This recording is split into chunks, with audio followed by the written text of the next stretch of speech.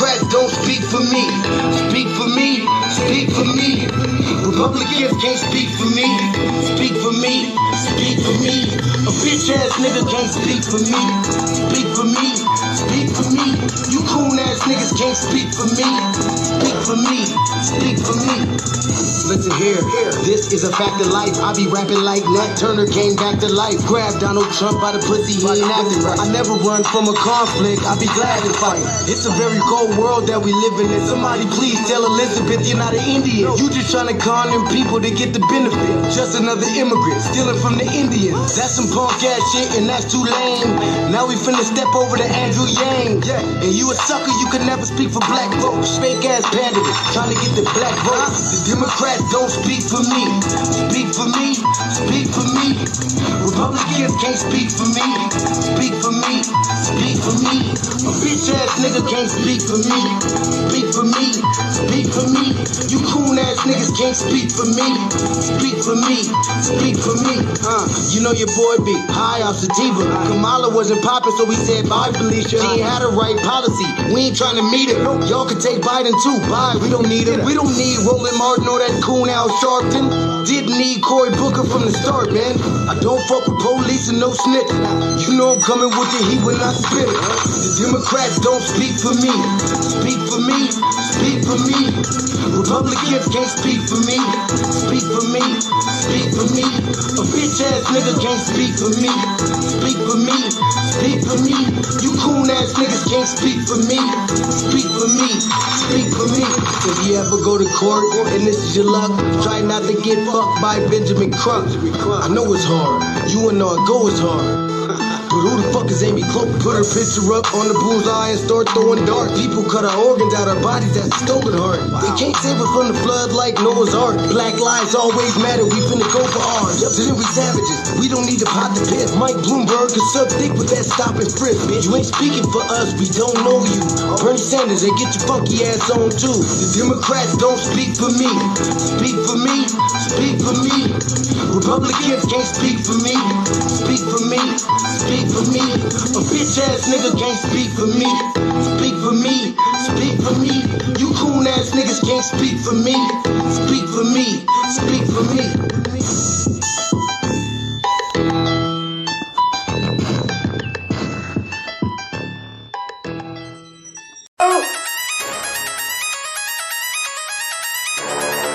I'm talking about shout it going crazy. People going crazy in them motherfuckers. Run that shit back, man. But it's nothing.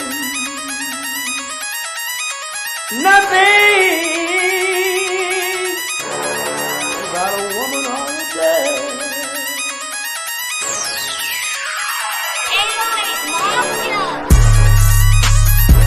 Man made the car.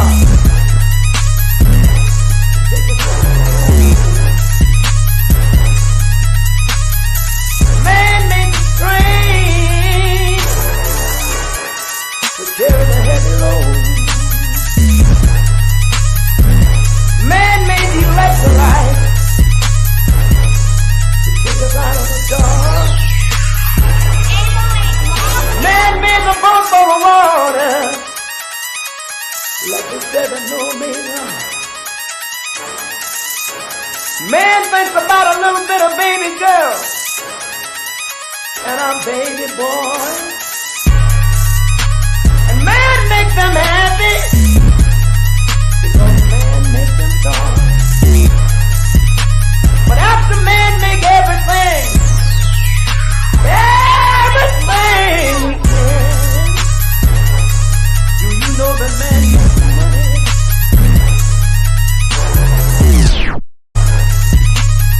To buy from other men.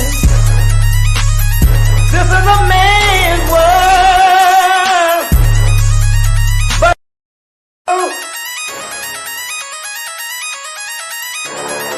I'm talking about shout it going crazy. People going crazy in them motherfuckers. Run that shit back, man. But it's nothing. Nothing. Got a woman all day.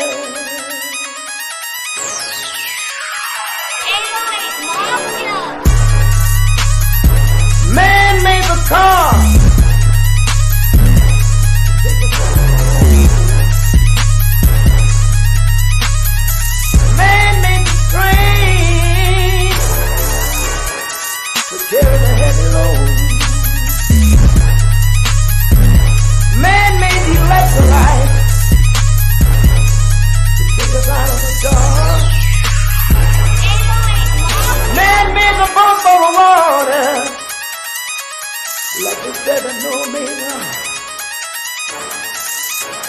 Man thinks about a little bit of baby girl and a baby boy.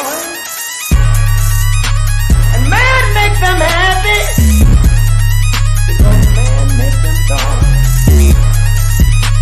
But after man make everything we can, do you know that man makes money?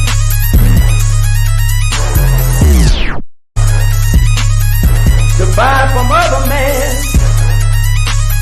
This is a man's world. But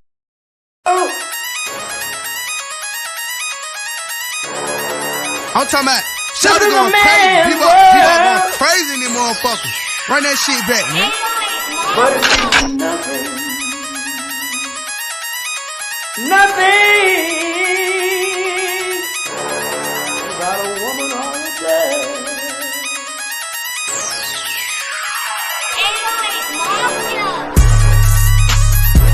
Man made the car.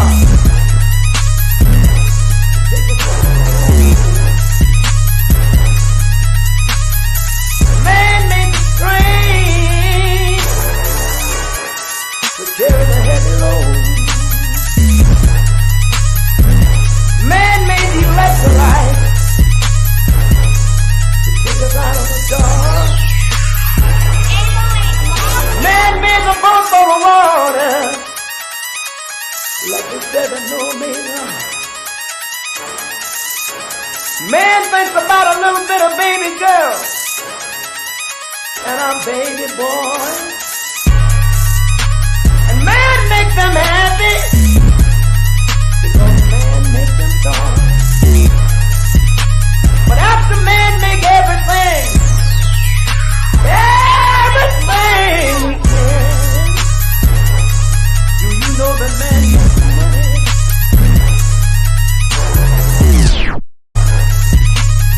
To buy from other men.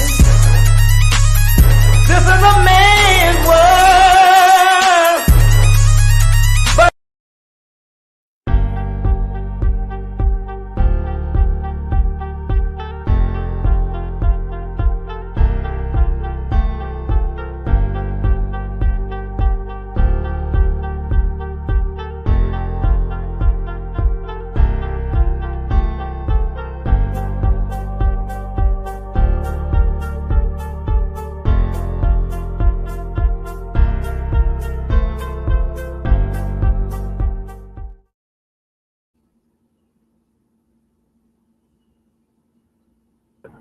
Greetings, Black family. Greetings. Thank y'all for tuning in to another episode of the Frontline Black News.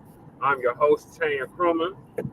We are joined with Lady Chase in the background, and we got some correspondent for Black Experience Enhancement, which I'm the co-executive producer and co-host. Greetings, Shabaka from the Mile High Income City. Hey, what's going on? Greetings from Sin City.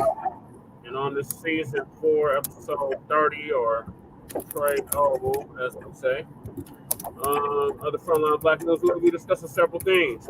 The first thing is tangibles. This is the year and the decade of tangibles, as Twin Pyramid so eloquently stated on in the chat. Tangibles 2024, all the way up to tangibles 2100. Continue to master the tangible for your vote. Then we got Black people in America, Shabaka. Thousands of years before that stinking, raping slave trader Christopher Columbus arrived in the Caribbean. Then we got self-respecting Black men left the Democratic Party after years of disrespect. Great news. VP Kamala Harris's campaign had to admit their plan for Black men was a finesse, as we told y'all it was going to be a finesse. Right. For votes. Then we got Black women aren't rocking with VP Kamala Harris. Are or are not? Aren't. Okay, as in are not. Aren't. Are not rocking with Kamala Harris. Like the Democratic Shills think sisters are. Right. Then forcing Blacc back into American politics. Then we has the untethering of Blacc leadership begun. And then North Carolina Lieutenant Governor Mark Robinson files claim against CNN and former store employee. Then our sister Tracy Carson out of West Virginia interviews Dr. Cornel West, who is our candidate for president, and he will be here tomorrow in Denver, Colorado at Shorter AME at 2 p.m. We hope to see y'all there. So those are the topics tonight. Shabaka, you know, tuning in. I see you, Mac 285. Salute. Yeah, salute Mac 285. Salute. Also, too, I want to make the announcement. What's going on?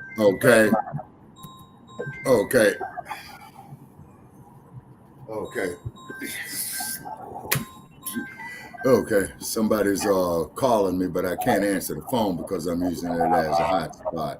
Also, too, October the 22nd, we will be, October the 22nd on Shabacc's Black Experience Enhanced, we will be discussing the Rumble in the Jungle, the significance on Black Pride. Oh, man, the Rumble is shit. On Black Pride, the significance of how Mr. Ali was hated and white America was praying that George would shut him down. And Ali had stated that he had wanted to win a crown in front of his people. Now, this here is before, I'm going to call this here the pre-tethering era, And also, too, that is Tuesday, October the 22nd, and this will be a no-nonsense show. Already got look, I already got the information up. I was just putting it in the chat room. October 22nd, 6 p.m. Pacific, and to keep it simple, 9 Eastern, and everybody else. Blog Talk Radio don't mess up again, Shabaka, because we've been having issues with Blog Talk Radio. I know. They gave us next month free, whatever would that mean, because they've done that there too, and the damn thing it still went on.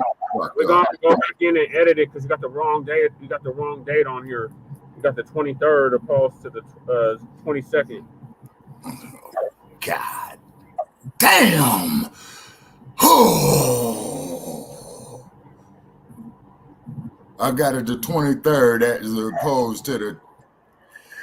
Woo! Shit, this job ain't easy. All right. And that's another fuck up that I didn't need. All righty. And it's not like the show is tonight or something. We got time to correct it. Right. All righty. And yeah. So please join us on Tuesday for the Rumble in the Jungle, Shabacc's Black Experience Enhanced, at 7 p.m. Mountain Standard Time, 6 p.m. Pacific, 8 p.m. Central, and 9 p.m. in the East. Right. So we be the 50th anniversary of the Rumble in the Jungle in Kinshasa, Zaire, as it was known then. Okay, wait a minute, Brother Che. Hold on a second. No, the 22nd is the right day, sir. That is Tuesday. No, but it has to is Tuesday. Shabbat, It has what? It has the 23rd on the link. Look at the screen. Okay, that's what I'm doing. Okay, let me see here. Going in the studio.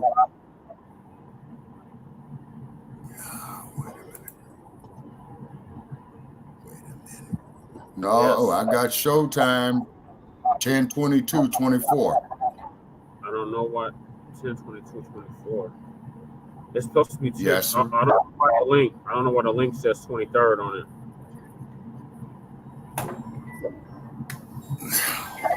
God damn. Why is it every time I get on here, man, the damn phone got a ring? I don't know. Okay. It's like they know that we live and they just want to call. I don't know why people do that. Yeah. They know that we live Okay. and they want to. Okay, you said okay. Hold it. Let me There's something up with the link. reshare the link. We'll get this Okay. together. Like we got days to get it together, Shabaka. It's not like we're doing the show tomorrow or we're doing it tonight. Right. So we got time to fix it. Right. So there's no need to stress out about it. But I got to get to the first topic of the show, Shabaka, because we don't.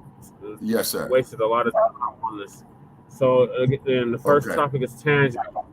Continue to demand tangibles for your votes. So it's election season. The Democrats are drafting for straws. We were at a summit earlier where the K-high was in full effect, and I shut that ish all the way down. And my competition was right there too, and I shut her down immediately. So these people are news. These Democrats, Jeff Fart was there, all his whole little crew was there. I shut all that stuff down. And then they had the audacity to want me and Lady Che to stay for this damn rally they was having for Kamala Harris. Hell to the no. As y'all can see, yeah. I mean, we are unity party. We are independent. We are not beholden to the Democrats or the Republicans at all. And we are Team Cornel West. And like I said, Cornel West is going to be here tomorrow. So me and Lady Che will definitely be there and full attendance. Yeah. So that's what we are. Okay. All right. So I'm going to read this. Feel free to put that there. For the past 4 years, first damn tangibles, Shabaka, and those tapping in. So I'm gonna read this like I've been reading since day one of the Frontline Black News. Tangibles. Mm-hmm. So nothing has changed except the year. Everything else remains the same. So we got tangibles 2020 now. I think it was 2024, but everything else remains the same.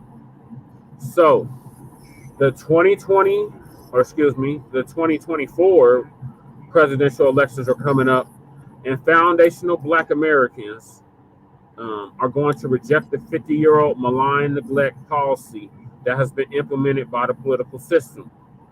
This malign neglect policy mandates that Black Americans should be ignored and only mentioned in vague and non-specific terms, lumping foundational Black Americans in the groups with minorities, immigrants, people of color, BIPOC, downtrodden, marginalized, underserved, underprivileged, displaced.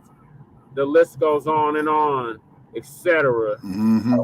Only hindered the progress of Black Americans as a group by providing tangible benefits for other groups. In this election cycle, meaning the 2024 election cycle, Black Americans are going to insist that our needs are specifically met by politicians who are seeking our vote. Foundational Black Americans want tangible benefits, specifically for us. We do not want trickle down, secondary benefits that are provided to every group. Every group has not been systematically marginalized and disenfranchised in every area of society as foundational Black Americans. So we refuse to be lumped in with groups so often assist in the exploitation and disenfranchisement of Black Americans. So politicians must offer tangibles, specifically the foundational Black Americans, or we simply will not vote for them. Be sure to spread this message far and wide on social media using the hashtag tangibles2020. And we've been doing that exact thing for the past 4 years. Tangibles. All the way up to 2100, Black family. Continue to man something tangible for your vote. The days are over of the Democrats using us for our vote, using us for our numerical value, and then abandoning us during our time of need. Right. And we're not beholden to any of these parties. We don't owe any of these parties any loyalty or any respect. Exactly. If I give you my vote, I want something in return. Period. Point blank. That's period. right. And we want to make that perfectly clear. Some land, some capital. Well, Shabaka, the land thing is iffy because I don't trust them to give us land. I really don't. Well, you see what they did with the $5 in. I don't trust them to give us no land. $5 Indians. Okay, but however, though, brother Che, just to give you some more fodder for your position on that, they'll probably give us marginalized land, contaminated land, land that's perhaps an environmental hazard. I don't put nothing past these sons of bitches, in the least. Right. Also, too, probably land with a bunch of damn GMO residues in it. It's because, you see, you got to understand something, man. The white man is a diabolical motherfucker. Okay? He's diabolical. Like, if he's not the devil, he'll do until the real one shows up. Well, pretty much, yeah, without a doubt. So this is why all these Yasa bosses who get out there and say, well, we're all the same guy and all that. Okay, you're confused. You know my position on it. You've been hearing me for the last, 7 to 8 years on social media talking about it. So I'm not going to discuss my position on that anymore. It's because I made it perfectly clear. Now, the dump, as in human shit, okay? He had a couple, And we also want to make that perfectly clear. Yes, sir, absolutely. Perfectly clear. Oh, absolutely, absolutely. Now, he had a couple of coons up there, man, campaigning for him tonight. Public figures, I put it up there on my wall, you know what I'm saying? And it was disgusting. It was really disgusting. But, however. Anybody in particular we should be taking note of? Okay, you can go to my wall, Brother Che, and you can look at it. It was the post that I made, say about 2.5 hours ago when I was watching it on the Idiot Box. And then I saw this man, and I just couldn't believe it. I couldn't believe it, but then I believed it. Yes, say just like how you pointed out, man, our own black political party. Because as long as we're going around here with dogs chasing our own fucking tails for both of these no good ass parties, man, we will continue to be stagnated. Educationally, financially, mentally. You see what I'm saying? All this crap about. You know what, Shabak? I'm going to play the clip. You just reminded me. Let me play that clip because I went smooth the hell off on these mugs earlier. Let me see if I can pull that up. Because I'll let you know if it's it. They had a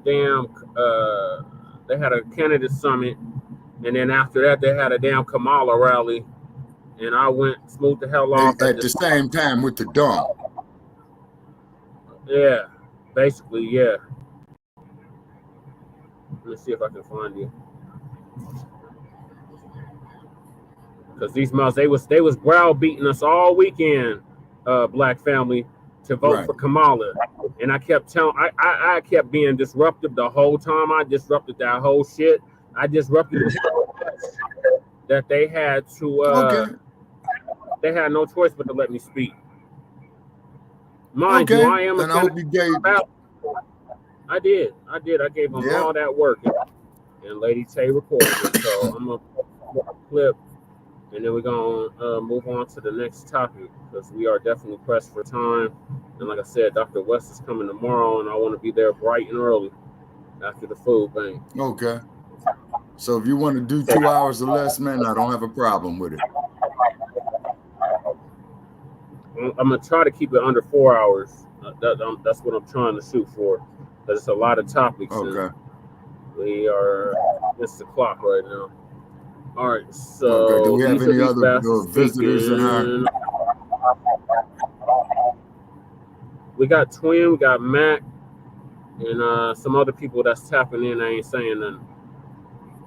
Okay, all righty. Okay, hey, Twin, hey, Mac 285, greetings to you, brothers. Oh, by the way, our temperature here in Sin City is 64 fucking degrees. I had to put on a jacket for the first time, man.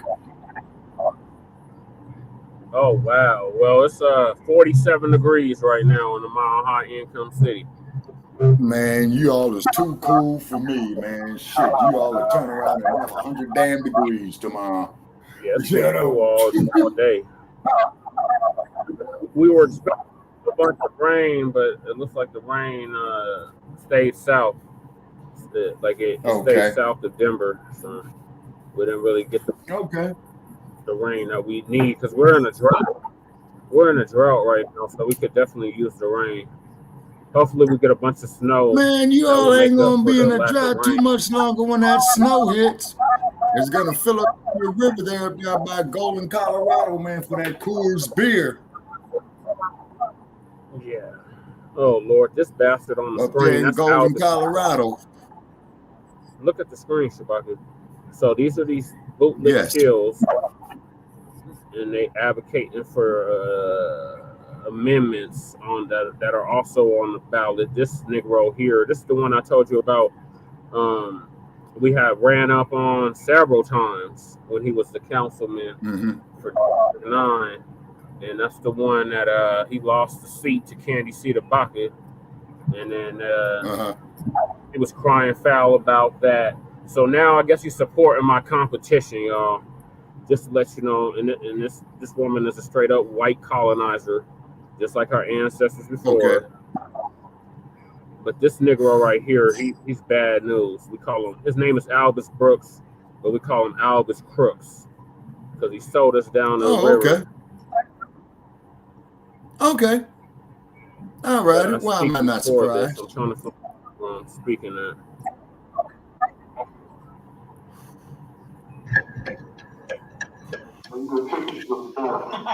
And then also to Brother Paris.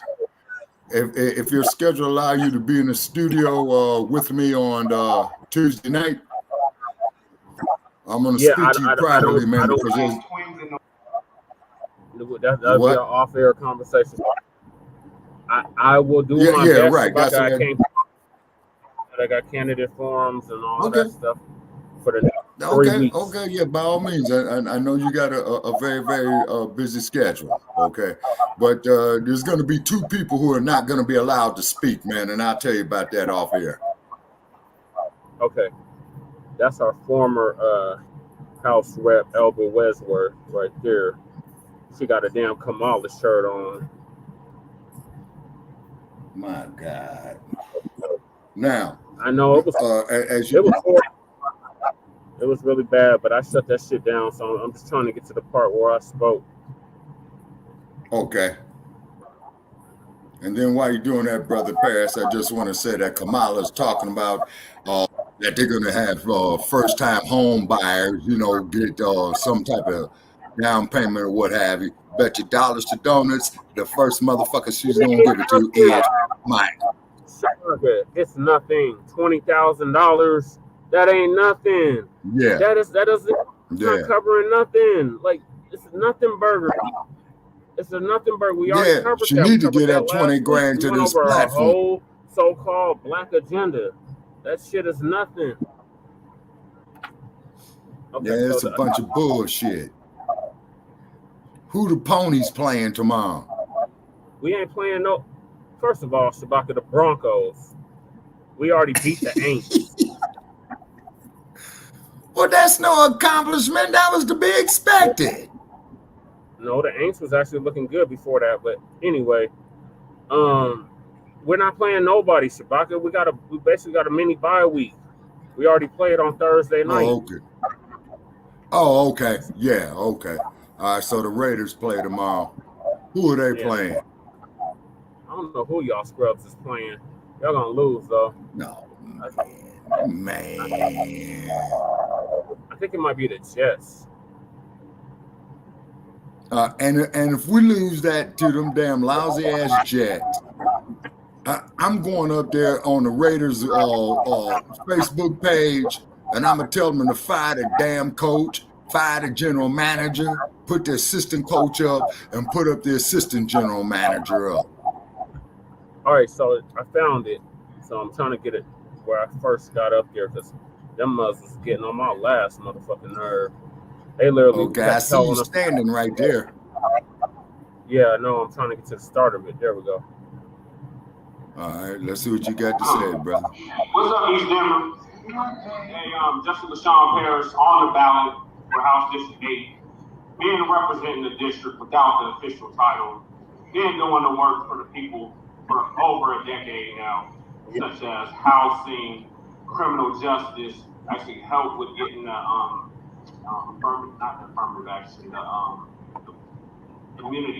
police immunity off the qualified immunity. Also worked getting slavery off the books because slavery was still on the Constitution here in the state of Colorado. We have to run a bill twice and one a second time. Honestly, I'm not here to fear monitor you or browbeat you or talk to you like you're 5 years old. I'm literally telling you. Yeah, he bought a minority stock. Is at hand. This is the last of Black Denver. The Black Denver that I call home is no longer. And if we want to preserve what we have, then we need to elect somebody that actually understands the needs and wants of our community and has actively been doing the work for over a decade now. So I am here. I'm definitely accessible. I've been present all 3 days. I have not seen my competition here until today. So that just lets you know where I stand. And no, I am not a Democrat. I am not a Republican. I am independent. I have my own party here in the state of Colorado, and YouTube as well, called the Unity Party. And we have elected Dr. Cornel West, a real Black candidate, a real Black ticket, with no question, onto the ballot here in the state of Colorado. So if you want me to continue doing the work I've already been doing, I'm not telling you what I want to do, I'm telling you what I've been doing. Yeah, Cornel will be proud of Jesse. Seniors, I provide food to the seniors over here at the Dodge Sport Senior Park. I've been doing it for 8 years. I've been actively attending city council meetings for the past 8 years, speaking on behalf of our community, because our community has no voice. And it's a shame that we have the elders that are sitting here trying to browbeat us and shame us into voting blue no matter who. And you keep saying we keep doing the same thing, expecting different results. Well, we've been voting blue no matter who for the past 60 years, and we ain't been getting nothing out of it. So if you're tired of not getting nothing for your vote and having your vote taken for granted, then you would support Jesse Paris, Jesse Sean Paris, Thank you, Jesse. Mic drop. Okay, Lady Tay want to chime in. It's gonna be real hard to hear you because I got the fan on. Okay. I tried to talk loud. Oh man. I thought when as soon as I walked in, I thought he was just gonna act up as soon as I get there. And it was his first, I got to just time. And I was so happy because like, man, that bitch was shook. She was shook. Hold on, I gotta turn the fan off because y'all can't hear her. Yeah, I was talking shit about the Can you hear her, Shabaka? Can you hear me? Barely. Okay, hold on. Okay. Barely. It's because I hurt my knee. I hurt my knee really bad. I hurt my knee really bad, and so I gotta lay down. Okay, can you hear her now? Can you hear me now? Yes. Okay, so with Jesse, so when I got there, I just thought Jesse was gonna act out like he always does. Mac is shouting you out. Oh, thank you. And like my voice is all back to normal and shit. So I was super excited, and I was in there talking shit, prior to Jesse going up. I was like, this bitch is a colonizer, like straight up. because you know, she says it in her speech. She says in her speech, spend time in Africa and all this shit, right? And I don't dig it. So you know, I was like making that known. That when I walk in the room, I just be making shit known. You know, and I was so proud of Jesse when he went up there. I mean, like I like the love's been in the house for like the last couple of days. You know, but I was so proud of him because he walked past her like he was gonna push her out the way. Yeah. And that bitch is looking shit like a motherfucker because she got because you know when you're a Democrat and you got Democrat money, you pretty much bought your way in. Mm-hmm. And this motherfucker having a 3-day summit where he's been taking butter biscuits and pats on the head. Yeah. But he's been talking down to everybody like Yeah. when they're like 5 years old and browbeating and shit. Very condescending. He wouldn't let Jesse or me talk. Like the first day I left early because he kept disrespecting me, and so he kept like making it known he was disrespecting me. And before I really acted out, I decided to leave. Yeah. And I went home, and then the next day I didn't go, and I had to go because Jesse was gonna talk. And if they were gonna let just this bitch talk, there was gonna be a real problem. There's gonna be a real problem. So I showed up, and Jesse did so good. I was so proud of him. I was like, yay, you know, like because we were the only two in there. Mm-hmm. It's like a crowd of motherfucking Democrats. It's like what hell would look like, Democratic style. Mm-hmm. And everybody forgets they're black. Yeah. They all forgot they're black. Mm-hmm. They chose party over race. Like, yeah, it was horrible. Party over race. Party over identity. Yes, that's right, Mac 285. Everything. Vote me. And Jesse gave that speech. Nobody else did a speech like Jesse. Nope.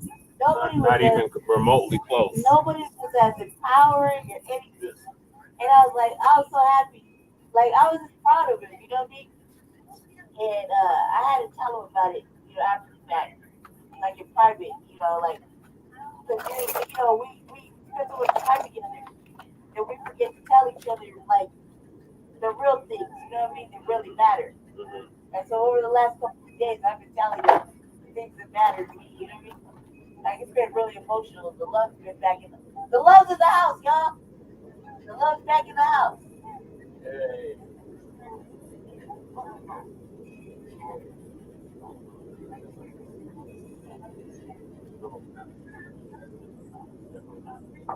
All right, yeah. So as y'all can see, I shut that shit all the way down. That was all the way down, and everybody was looking at him too. Him and his pretty black self. He was like, okay, let me ask you this question. Yeah, go ahead, Shabbat. Was the press there? Yeah, they were, but they came for the press conference. They were doing a press conference for the damn Kamala rally. We got the hell out of there. To hell with the goddamn K-Hive. We don't give a damn about the K-Hive. They know we ain't give a damn. And I asked punk ass Jeff straight to his face if I could come on his show. And he said, oh, we're going to be doing, we're campaigning for the next 18 days for Kamala. Well, fuck them, man. Fuck them. Fuck them.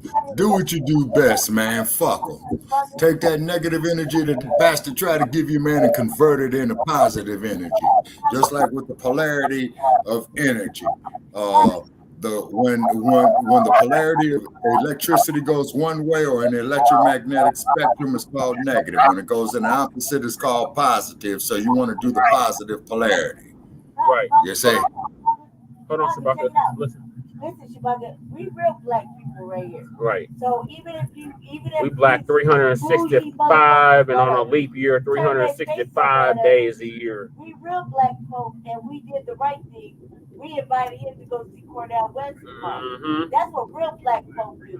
Real black folk don't act bougie. We turn around and invite you to our event regardless. Right. You know what I mean? Because that's what real black folk do. Real black folk do real black folk things. Right. You know what I mean? I would have said it the other way. Like I was known to say it. Like real niggas do real nigga shit. And that's just the way it is. So we invited him over there. We made it known that Cornel West was they was trying to talk shit about Dr. West. Talking about why is he running and all of this. We're gonna show tomorrow. We're gonna show tomorrow because I you know me, man. I right now the love. And I shut that shit down. I said I thought this was a democracy. Yeah. He should have every right to run. Right. Right. Right. But not only that, but Dr. Cornel West will put all the way he talks. Not only that, but that's a real brother. Like, right, no question. You don't have to worry about his vice president being Black adjacent. Right. She's a sister for real. That's a right. real Black woman. Yeah, shout out to Dr. Melina Abdullah. We're gonna see her tomorrow. We don't have to worry about that. There's no question about it. That lady is a sister or not. She's right. a real Black woman. Right. And if it was about the Black thing, they get behind a real there was all biggity Black all the past 3 days. Talking about Black this, Black that, but y'all ain't supporting Black candidates. The organization that y'all bigging up ain't supporting Black candidates. So what we really talking about over here? Right. Chris. I don't like that tokenizing shit, man. I hate that shit. But as y'all can see, I dropped the mic on their ass. I was so heated. I was cussing them out. I was about to start cussing and everything. Like, that shit was really pissing me off. Yeah. Well, Jesse spent 3 days around motherfucking Democrats. So you know he was irate. And I gave him hell all 3 days. All 3 days. We're not gonna sit up here. They sitting up here wagging their finger at us. Yeah, I need to do this. Yeah, I need to know the fuck we don't. Man, the motherfucker better need to go fuck himself, man. That there reminds me with Obama with his bullshit. Exactly. That's exactly what I said too. Man, fuck Obama. I'm talking about, okay, you know, if I may say, the reason why I say fuck Obama, and I want to make that perfectly clear, because motherfucker, you was the president, and you did not do shit about these damn police killings of unarmed Black people. These same people that was all in for old Sambo is all in for Kamala. They had okay. You know, like how we got for Cornel West, they got it said Black Joy. And I said, man, you officially, I was saying out loud. I said, you officially ruined Black Joy. Okay, look. Joy ain't gonna pay the goddamn bills. It's not what West said. He's not talking about pretend joviality. You know? This is something like, put some tape on it. You know what I mean? Like, he tainted it. It made it ugly. Now, like, how nobody supports this problem. When I was talking to one of my friends earlier today, he said, I think the race one. I said, Kamala should lose. Yeah, she should easily lose. For a whole bunch of reasons. But it's not just because of the woman thing or because she's cosplaying, but because she did some offensive shit. Oh, yeah, she upset the whites. The whites are very upset with Kamala.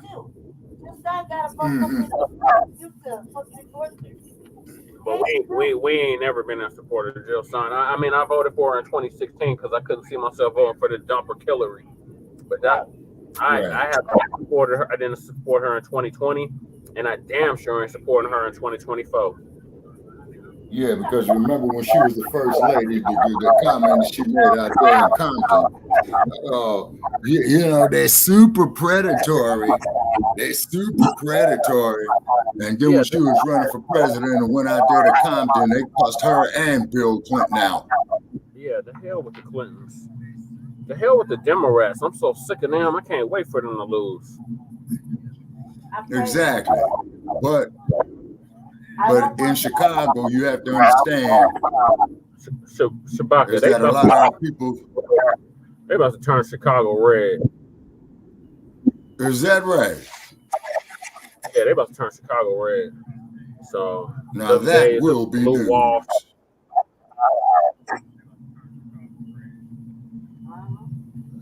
Yeah, I can't believe it either. I can't believe Biden let Kamala announce when Israel killed the Hamas leader. Oh yeah, Mac 285, yeah. And I got a report about Hamas. Now, I don't know if this report is confirmed or not, but I heard on mainstream news. Yeah, we've been neutral. Okay, you're getting feet. We don't consider it. We've been neutral on the whole thing.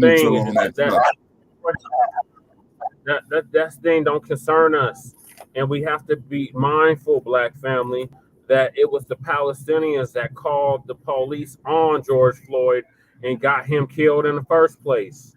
So there is no camaraderie Okay. there. There is no allyship. Okay.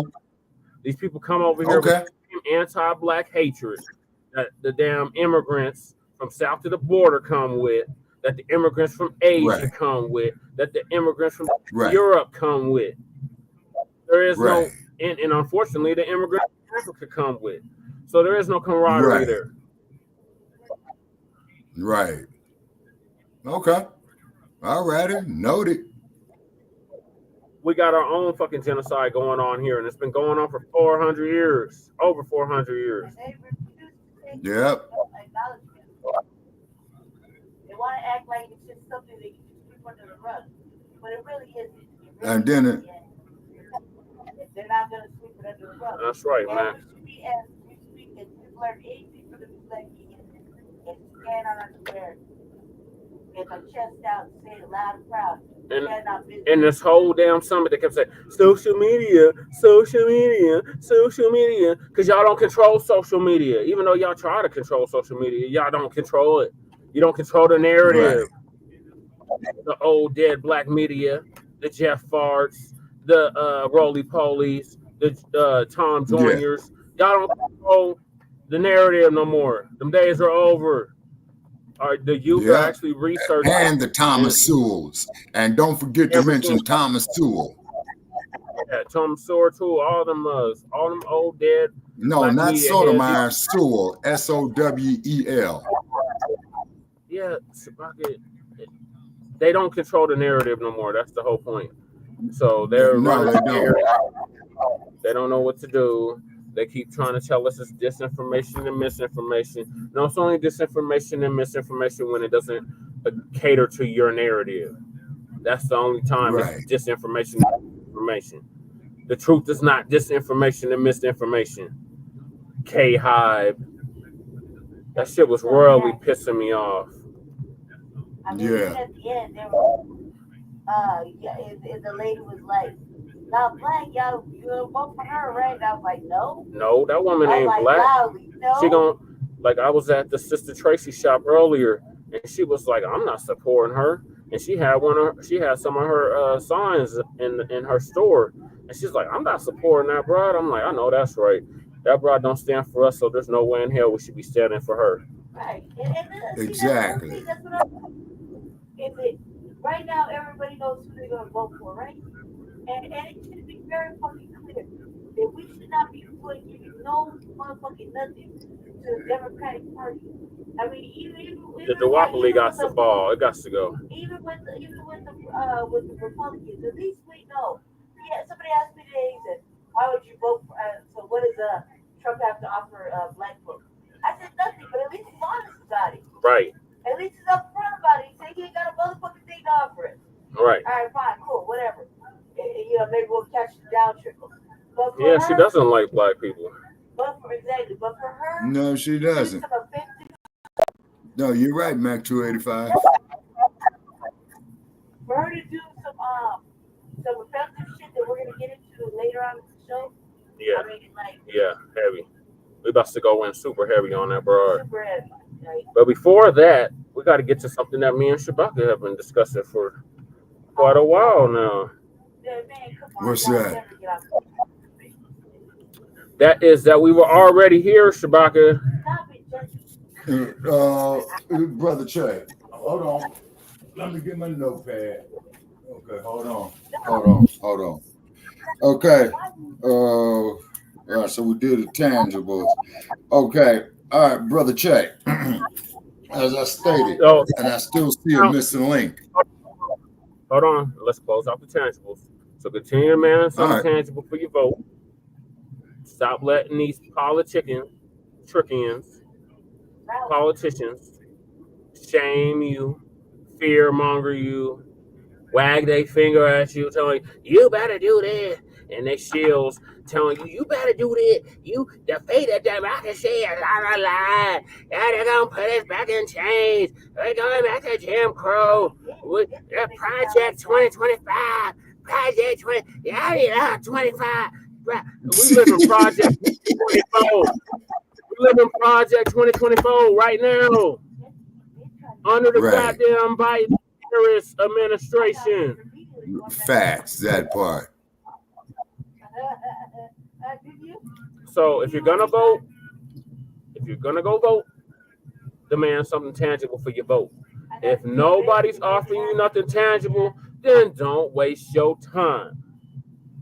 Yep. And focus more on what's happening at your local and state level. Stop going for these damn presidential elections and then neglecting what's happening at your local and state level. That's what's going to affect you on your day to day, not who the damn president is. Right. All right. So with that, we're going to move to the next topic, Shabaki. All right. And that is Black people in America. Thousands, I repeat, thousands of years before Columbus. Okay, well, first place, Brother Paris, I want to make something perfectly clear. Columbus was a goddamn drunk, okay? So anything that drunk ass motherfucker got to say because the son of a bitch thought he was going east when he was going west. Now, another thing here on my premise of it is I'm looking at climate, okay? There's only one, two, okay, all right, okay. There's only, I saw an Indian and man with vote Kamala stickers on his car.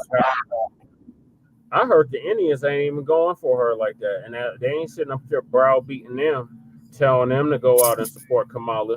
I seen an article recently about the Latinos. They ain't supporting that broad either. They ain't sitting up there wagging their finger at them, telling them to get their booties to the polls. They only do that shit. Right. And that shit has got to stop. Oh, and then they keep talking about, but what did it?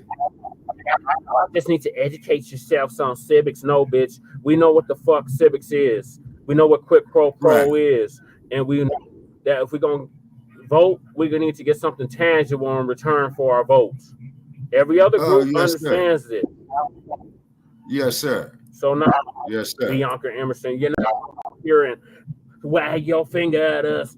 John Bailey telling us, oh, y'all need to do that. Y'all need to do that. All the rest of man, you Shills. Fuck all that. We know what the fuck we need to do, man. Shit, we know what the fuck we need to do. Right.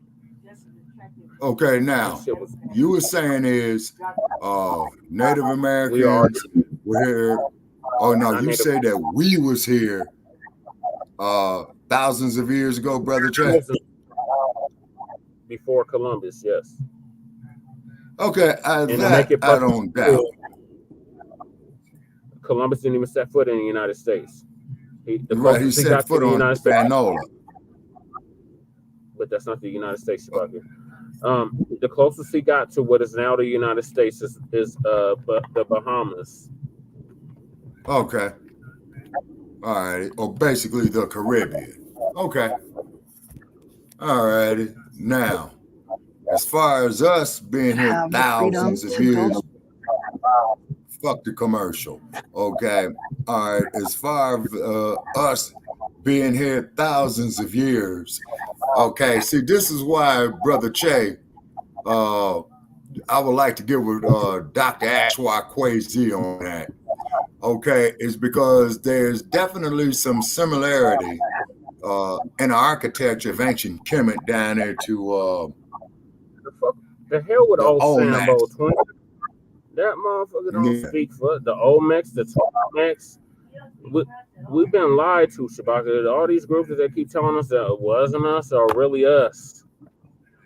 Okay, that's but what I'm just saying, though, too, Brother Che, all right, is that I'm looking at the climatic factor of it.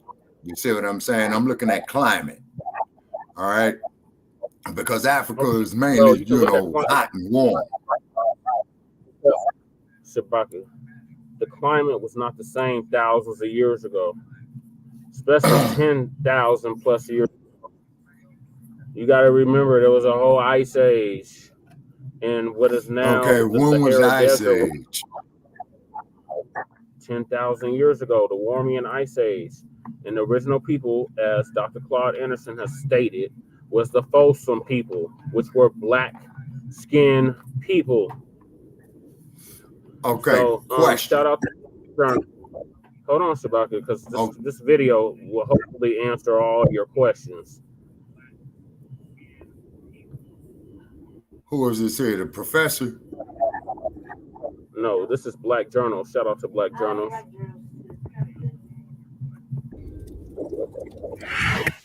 Christopher Columbus did not discover America.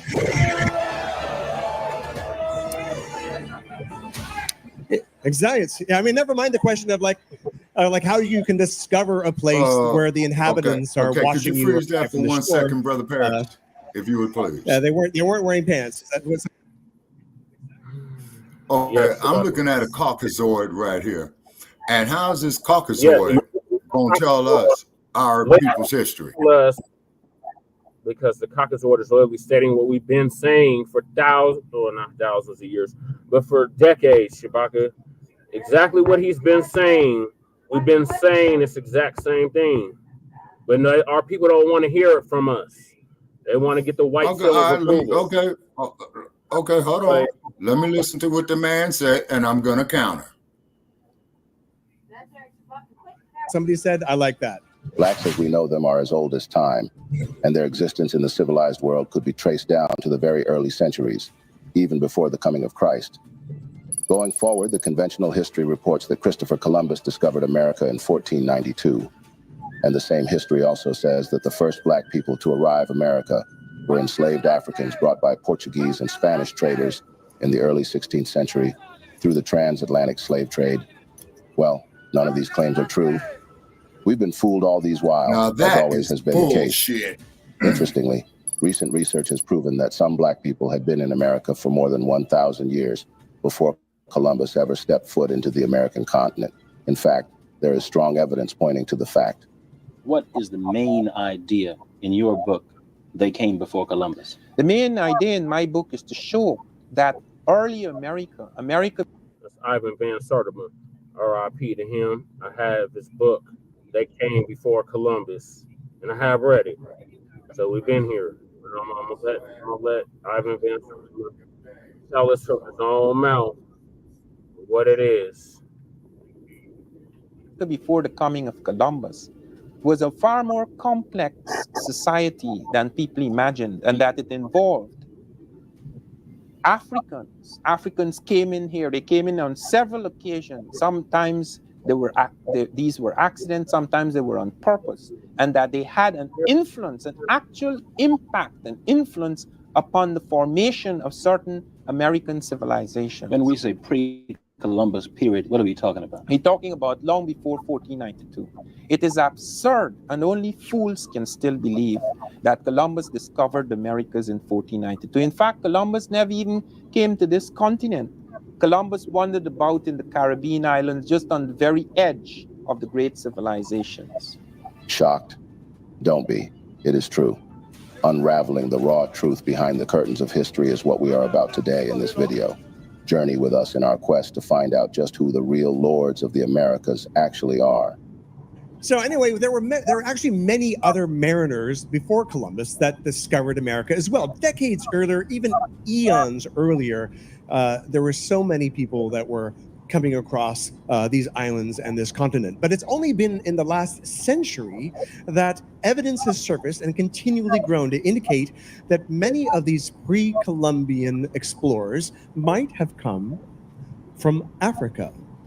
The facts point out that Black people actually it was who were in America thousands of years before Columbus. Before we go on, do not forget to support our efforts by hitting the like button before you. Share with your friends and family. Dear Caraveo is lying. She's not working with Republicans. The hell with this commercial.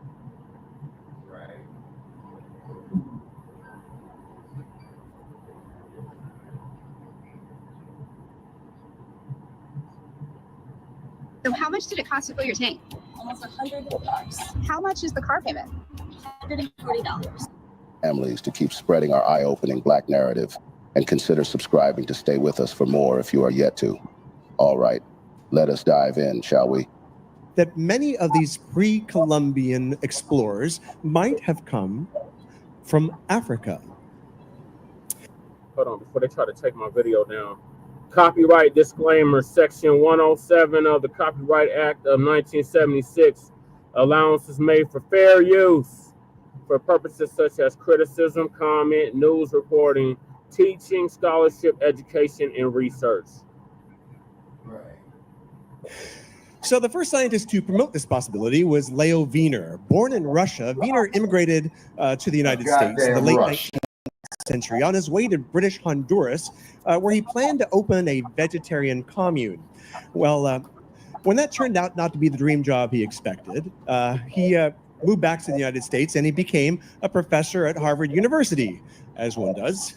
And but in his time in Mesoamerica, he started noticing things. There are lots of things that led him to encounter certain discoveries that made him consider that possibly if the origins of American civilization might actually be in Africa. So he observed so many linguistic and botanical and other similarities that between 1920 and 1922, he published an extensive 3-volume piece called Africa and the Discovery of America.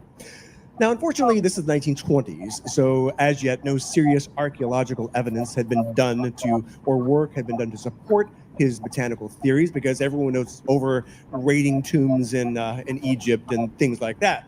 Nod to Howard Carter. So he didn't have a whole lot of other stuff than the names to support him. However, he knew that other clues must exist.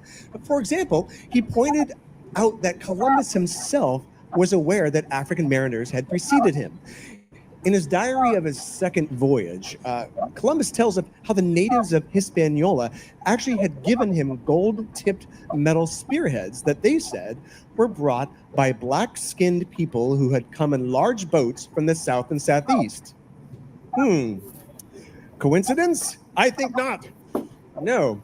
So what's interesting about that, so upon returning to Spain, is that he actually took the spearheads and he sent them away, and they had them assayed, and it turned out to be that they the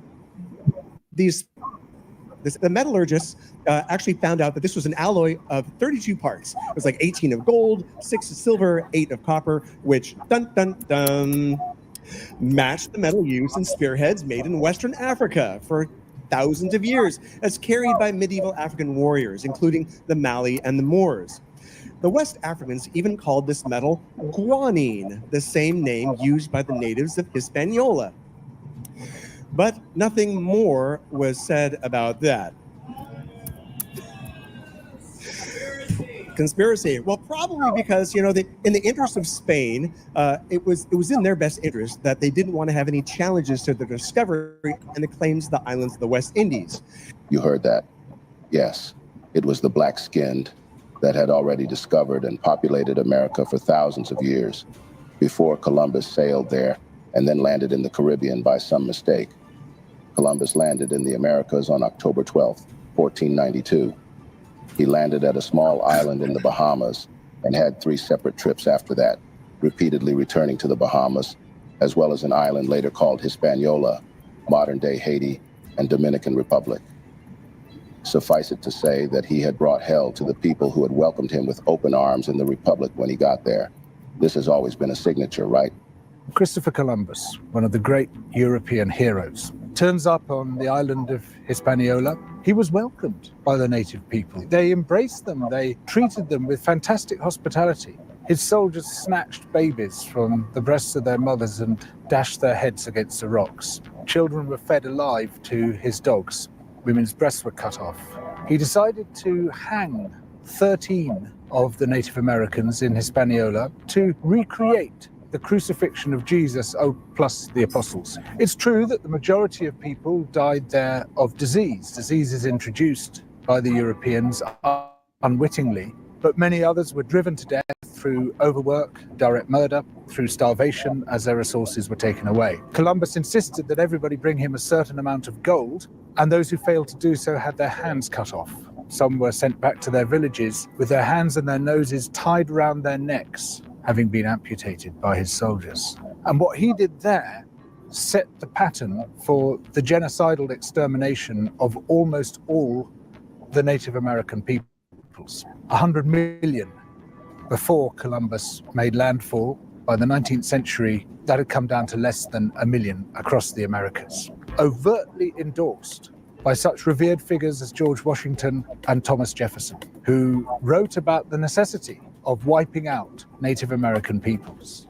Let us not veer too far away, however, from the actual subject of discourse going forward here.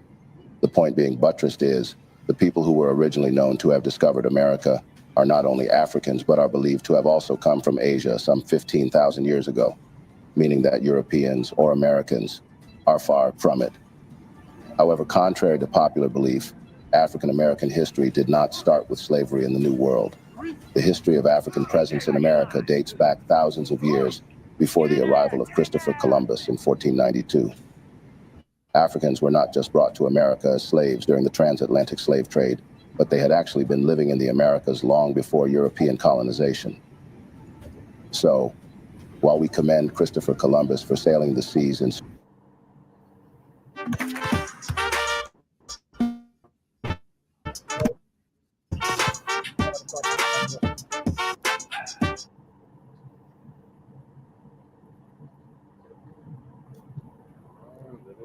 search of new land on Europe's behalf, it should be recalled that he was not the first to make that journey, as widely untaught evidence exists, suggesting that Africans made it to the Americas after the first Americans arrived on the continent, centuries before Columbus ever did. As the poem goes, or it should anyway, in 1493, Columbus stole all he could see. Yeah, so on his second voyage, which was 10 times larger than the first, Columbus went on a frantic but unsuccessful island hopping trip to find gold and spices. He carried along several natives from his newly discovered San Salvador, which the inhabitants called Guanahanvi.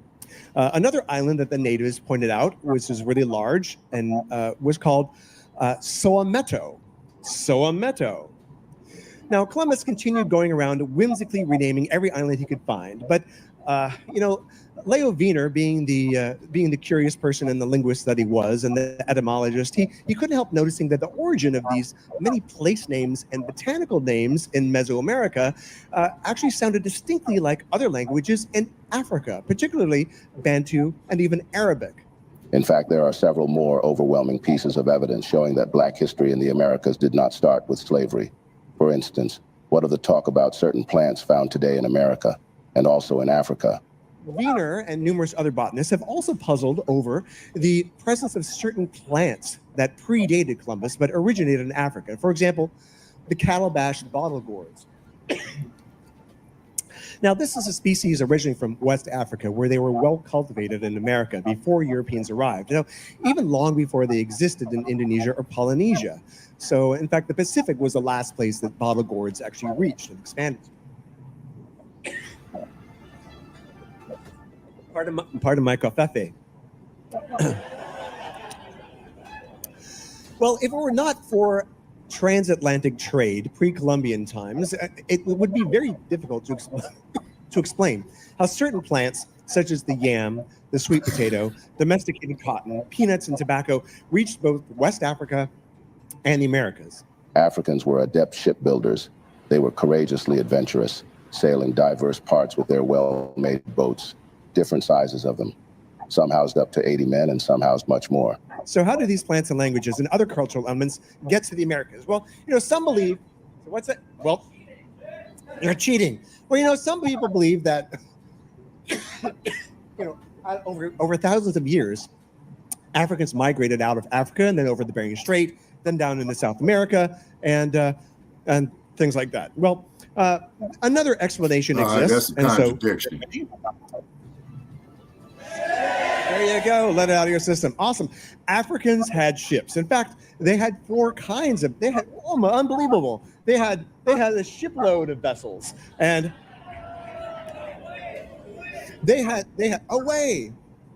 The anchors weigh.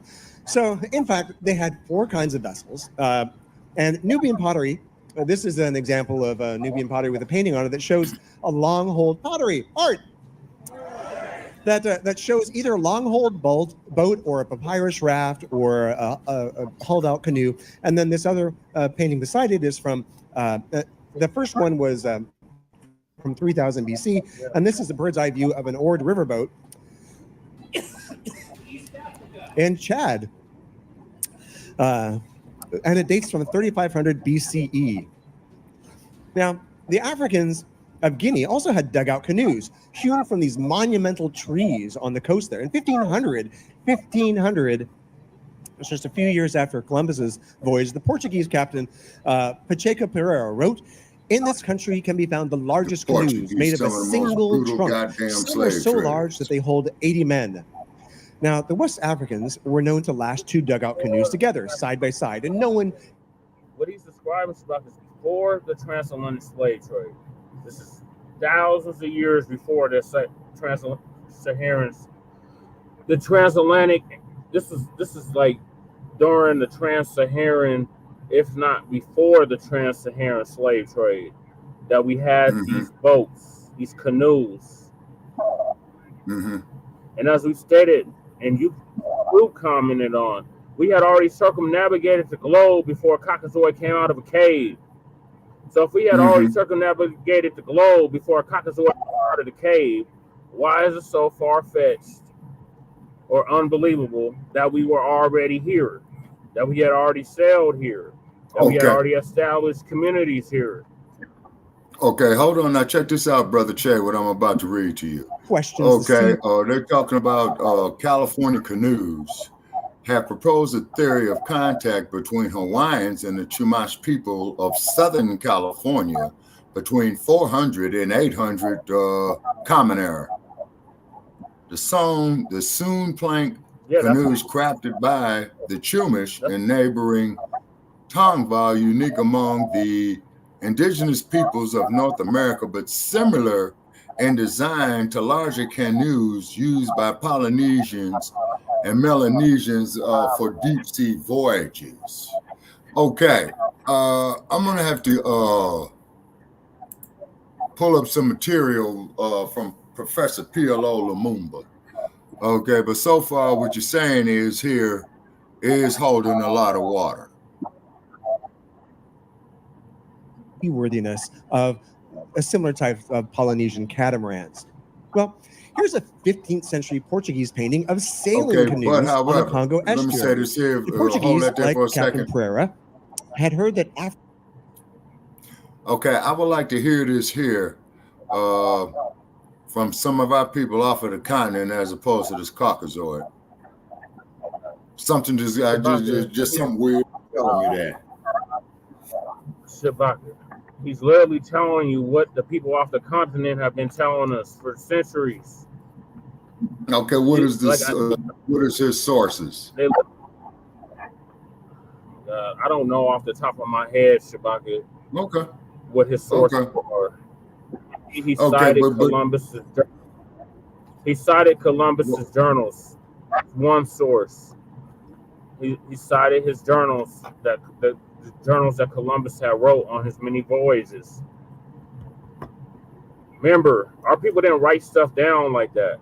So I don't know what source you're expecting to see because our people didn't write stuff down like that.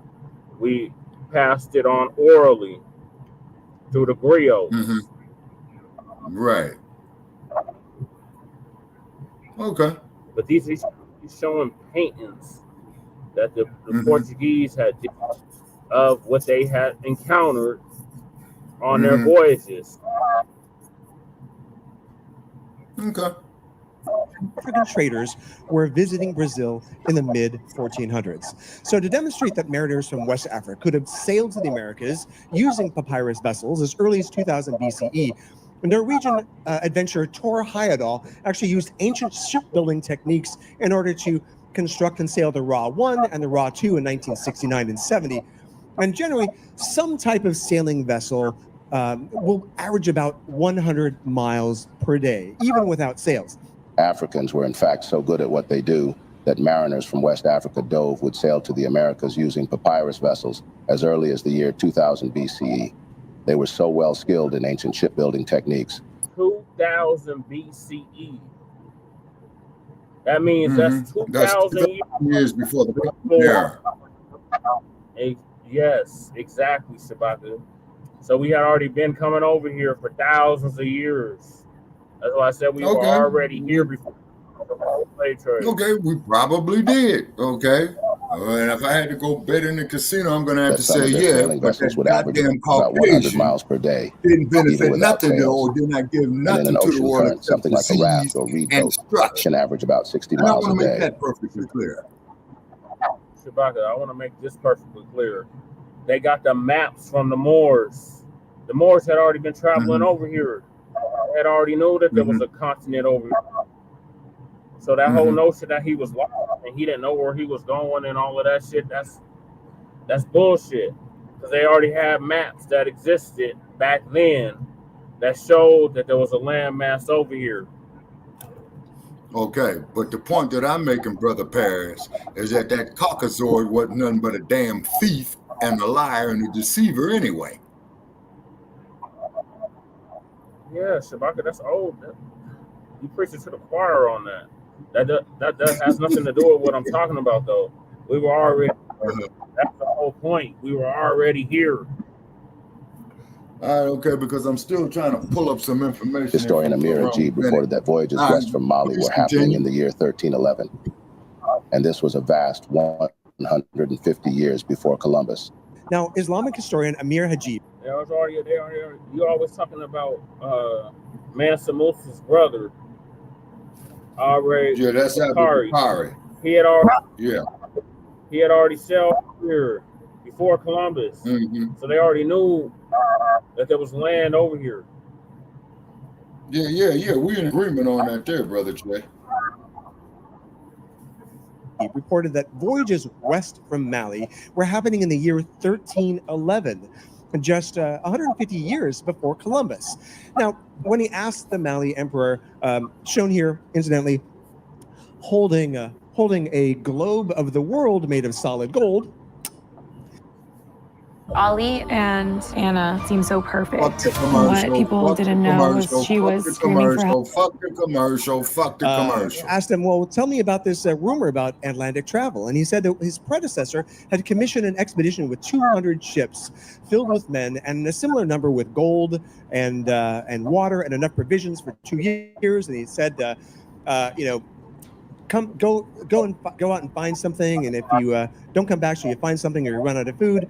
And unfortunately, only one ship returned, and the captains told the emperor that we sailed for a very long time until we met with what seemed like a river with a strong current flowing in the open sea. I was the last ship, and I turned where I was and did not enter the current. The others disappeared. I do not know what became of them. Overwhelming pieces of evidence. Okay, the strongest evidence of African presence in America before Columbus comes from the pen of Columbus himself. According to an American historian and linguist, Leo Weiner of Harvard University, one of the strongest pieces of evidence to support the fact that Africans sailed to America before Christopher Columbus was a journal entry from Columbus himself. In 1920, Leo Weiner, in his book, Africa and the Discovery of America, explained how Columbus noted in his journal that Native Americans had confirmed that black-skinned people had come from the southeast in boats trading in gold-tipped spears. It was found also that the ratio of properties of gold, copper, and silver alloy were identical to the spears then being forged in African Guinea. It is said that the inhabitants of Hispaniola were the ones to confirm this to Columbus, as he wrote in his journal of the second voyage. Other explorers like Vasco Núñez de Balboa, a Spanish explorer who was best known for crossing the Isthmus of Panama to the Pacific Ocean in 1513, also reported sighting black people off Panama. There were dark-skinned people in the Caribbean long before the Atlantic slave trade and long before the arrival of Columbus. But there are some historians that say Columbus was misinterpreted. He simply said there were people that painted their skins black, which might suggest that Native Americans were the ones with the painted faces he was referencing. One of the first documented instances of Africans sailing and settling in the Americas were black Egyptians, led by King Ramses III during the 19th dynasty in 1870-12. Right. The Kemites had already traveled over here. That's what we've been saying. Like, that's why there's a direct connection. And that's why you'll hear people say Egypt is in the United States. Because we had already traveled over here. They had already traveled over here. during the dynasty, the 19th dynasty of Kemet. They had already been over here. Mm-hmm. This is and this is before the Common Era. Yeah, this is 1,300 years before the Common Era, or before Christ. Okay. Yeah, right. Mm-hmm. Okay. 92 BC. In fact, in 445 BC, the Greek historian Herodotus wrote of the ancient Egyptian pharaoh's great seafaring and navigational skills. Further concrete evidence noted by an Egyptian chancellor to the King Djoser, Dr. Imhotep. Yep, Dr. Imhotep, the father of medicine. Yeah, the father of modern medicine. And largely ignored by Eurocentric archaeologists, includes Egyptian artifacts found across North America, from the Algonquin writings on the East Coast. Algonquin. The Algonquin is the indigenous people of the Northeast of the United States. They had already been trading with the. They had already been trading with the. Oh Lord! Don't ask me what the Missalinki is again, Shabaka. We've already been over this. It's the Dows. No, Brother Teo, I was going to say, how did they protect themselves against the cold with them coming from a warm climate? How did they protect themselves? They covered themselves with buffalo skin, with fur. That's how they protected themselves.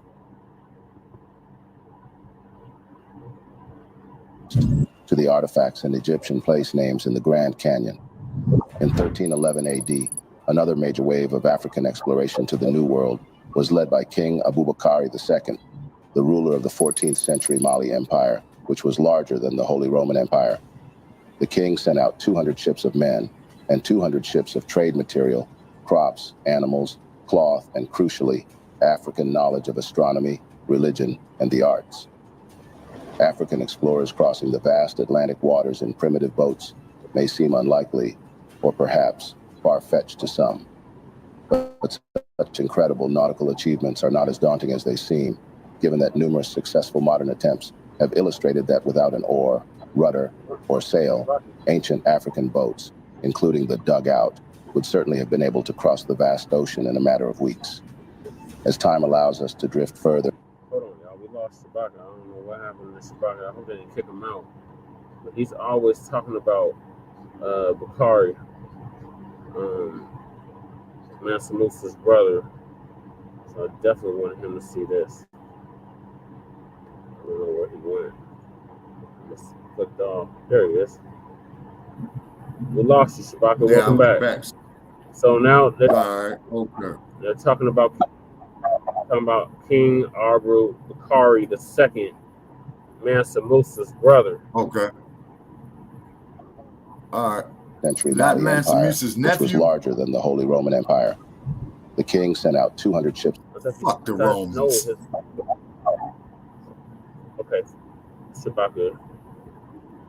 I understand where you're coming from with that, but what they're talking about is the Mali Empire was bigger than the Holy Roman Empire. That's why they have Holy Roman Empire. That's why they're referencing them. Of men and 200 ships.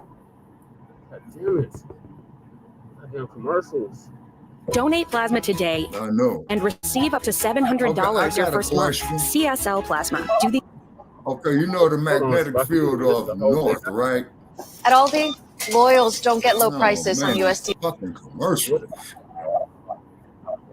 I know, Shabaka. What is your question? Okay, about the conferences of magnetic north. What about it, Shabaka? Okay, because I believe the committees had developed the concept of the compass. Well, and the concept of mathematics as well, too. Yes, that's what they just said. Like, you got to listen, not to respond, but to actually learn. Just listen. Please, just listen. Crops, animals, cloth, and crucially, African knowledge of astronomy, religion, and the arts. African explorers crossing the vast Atlantic waters in primitive boats may seem unlikely, or perhaps far-fetched to some. But such incredible nautical achievements are not as daunting as they seem, given that numerous successful modern attempts have illustrated that without an oar, rudder, or sail, ancient African boats, including the dugout, would certainly have been able to cross the vast ocean in a matter of weeks. As time allows us to drift further and further away from the European age of exploration, and we move beyond an age of racial intellectual prejudice, historians are beginning to recognize that Africans were skilled navigators long before Europeans, contrary to popular belief. And we've been saying that. We've been saying it falls on deaf ears when we say it, but when the Caucasoid says it, then it's got the seal of approval. It's actual fact. Yeah, it's exactly. actual truth. Yeah. Okay. Of course, some Western historians continue to refute this fact because consciously or unconsciously, they are still hanging on to the 19th century notion that seafaring was a European monopoly. After all, history will tell you that seafaring is the quintessential European achievement, the single endeavor of which Europeans are awfully proud of. Seafaring allowed Europe to conquer the world. So the notion that Black Africans braved the roaring waters of the Atlantic Ocean and beat Europeans to the New World threatens a historically white sense of ownership over the seas. Also, when most people think about ancient Mexico, the first civilizations that come to mind are the Incas, Aztecs, and the Maya. However, during the early 1940s, archaeologists uncovered a civilization known as the Olmecs of 1200 BCE, which predated any other advanced civilization in the Americas. The Olmec civilization was one of the most well-known examples of early African presence in America. The civilization, which was of African origin and dominated by Africans, was the first significant civilization in Mesoamerica and considered the mother culture of Mexico by many historians. This civilization existed between 1200 to 400 BCE in the areas that are known today as the states of Veracruz and Tabasco. One of the main things this civilization is known for is the gigantic stone head carving of their leaders. The carvings clearly depict African faces. This civilization was also responsible for introducing written language, arts, and mathematics to Mesoamerica civilization. The first of these gigantic stone heads were discovered by explorer Jose Melgar in Veracruz in 1862. He wrote, "What astonished me was the Ethiopic type which it represents. I reflected that there had undoubtedly been blacks in this country." At this point, the Olmec people were known for their advanced agricultural practices, monumental stone sculptures, and complex social structures. Many historians and archaeologists believe that the Olmec civilization was influenced by African cultures, as evidenced by the similarities in their art and religious practices. Enormous Olmec head statues with African facial characteristics found throughout Central and South America support that Africans had settled in America long before its apparent discovery.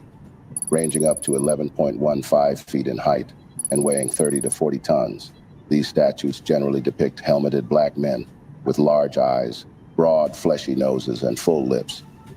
An ancient African historian, Professor Van Sertima, has also illustrated how Olmecs were the first Mesoamerican civilization to use a written language, sophisticated astronomy, arts, and mathematics, and they built the first cities in Mexico, all of which greatly influenced the Mayans and subsequent civilizations in the Americas.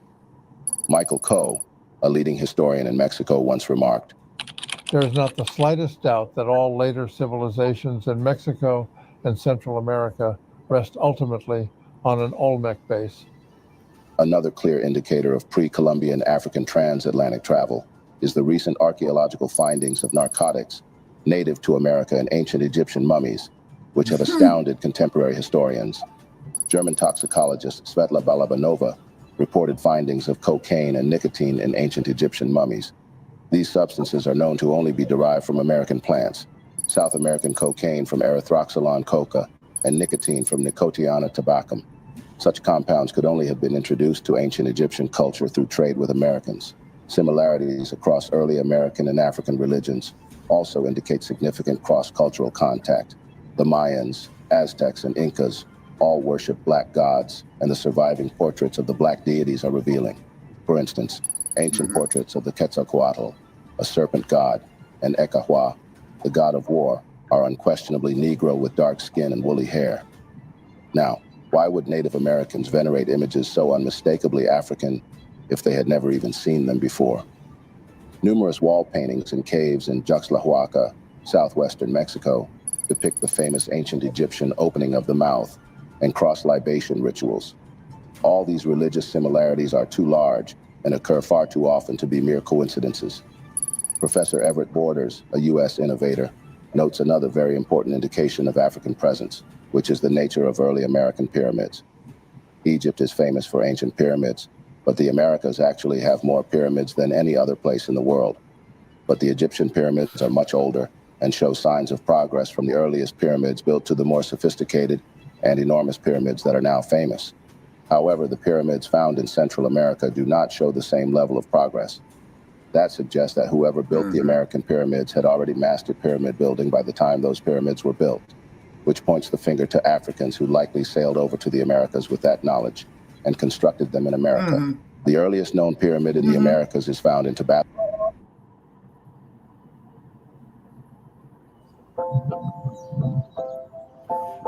When I'm hit, I always get up. Mexico, and was built by the Olmecs, the same civilization known for the gigantic stone heads. Therefore, the great ancient civilizations of Egypt and West Africa traveled to the Americas, contributing immensely to early American civilization by importing the art of pyramid building, political systems, and religious practices, as well as mathematics, writing, and a sophisticated calendar. Furthermore, archaeologists have discovered ancient skulls and skeletons that they believe belonged to people of African descent.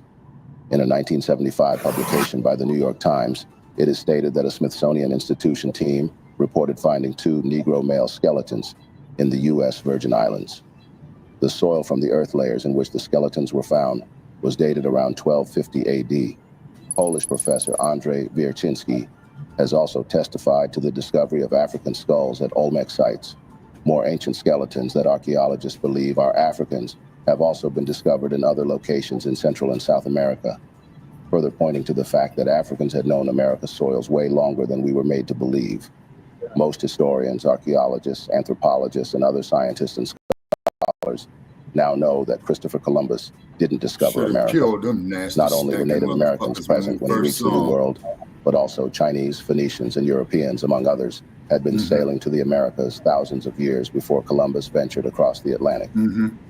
Adding to these facts is a recent book, The First Americans Were Africans, Documented Evidence, written by a brilliant African-American scholar, David Imhotep. Imhotep's thesis is by far the most revolutionary viewpoint ever published on this subject. Unlike his predecessors, he does not claim that Africans simply sailed to the Americas before Columbus and influenced the Native Americans who resided in the New World. No, he states instead that the Native Americans themselves were Black Africans who first reached the New World at least 56,000 years ago. How come that woman don't have no curvature? Again, Shabaka, we keep telling you that, and it just keeps going right over your head. The Dow's Commission, that's why they don't have that curvature. They're not Native Americans. They're not actual natives. The actual natives look like me and you. Well, Dr. Imhotep. The only thing I can say about that is this, is that the X-Man in one of his speeches, man, what's that feedback coming from? That's probably the video I'm playing on the phone. Okay. Okay. We've been saying this. Even the X-Men was saying it. But our people at the time didn't want to hear it. So here we are 60 years later, and our people still don't want to hear it. But it's the facts. It's the truth. It's been proven. Okay, but hold on, Brother Che. Okay, now hold on, Brother Che. Now let me ask you this question. Could that be one of the reasons why the Caucasoids hated us so much with raping our women and castrations and all that shit? Yeah, it plays into all of that, Shabaki. Okay. We've already been here. Like it said 56,000 years ago.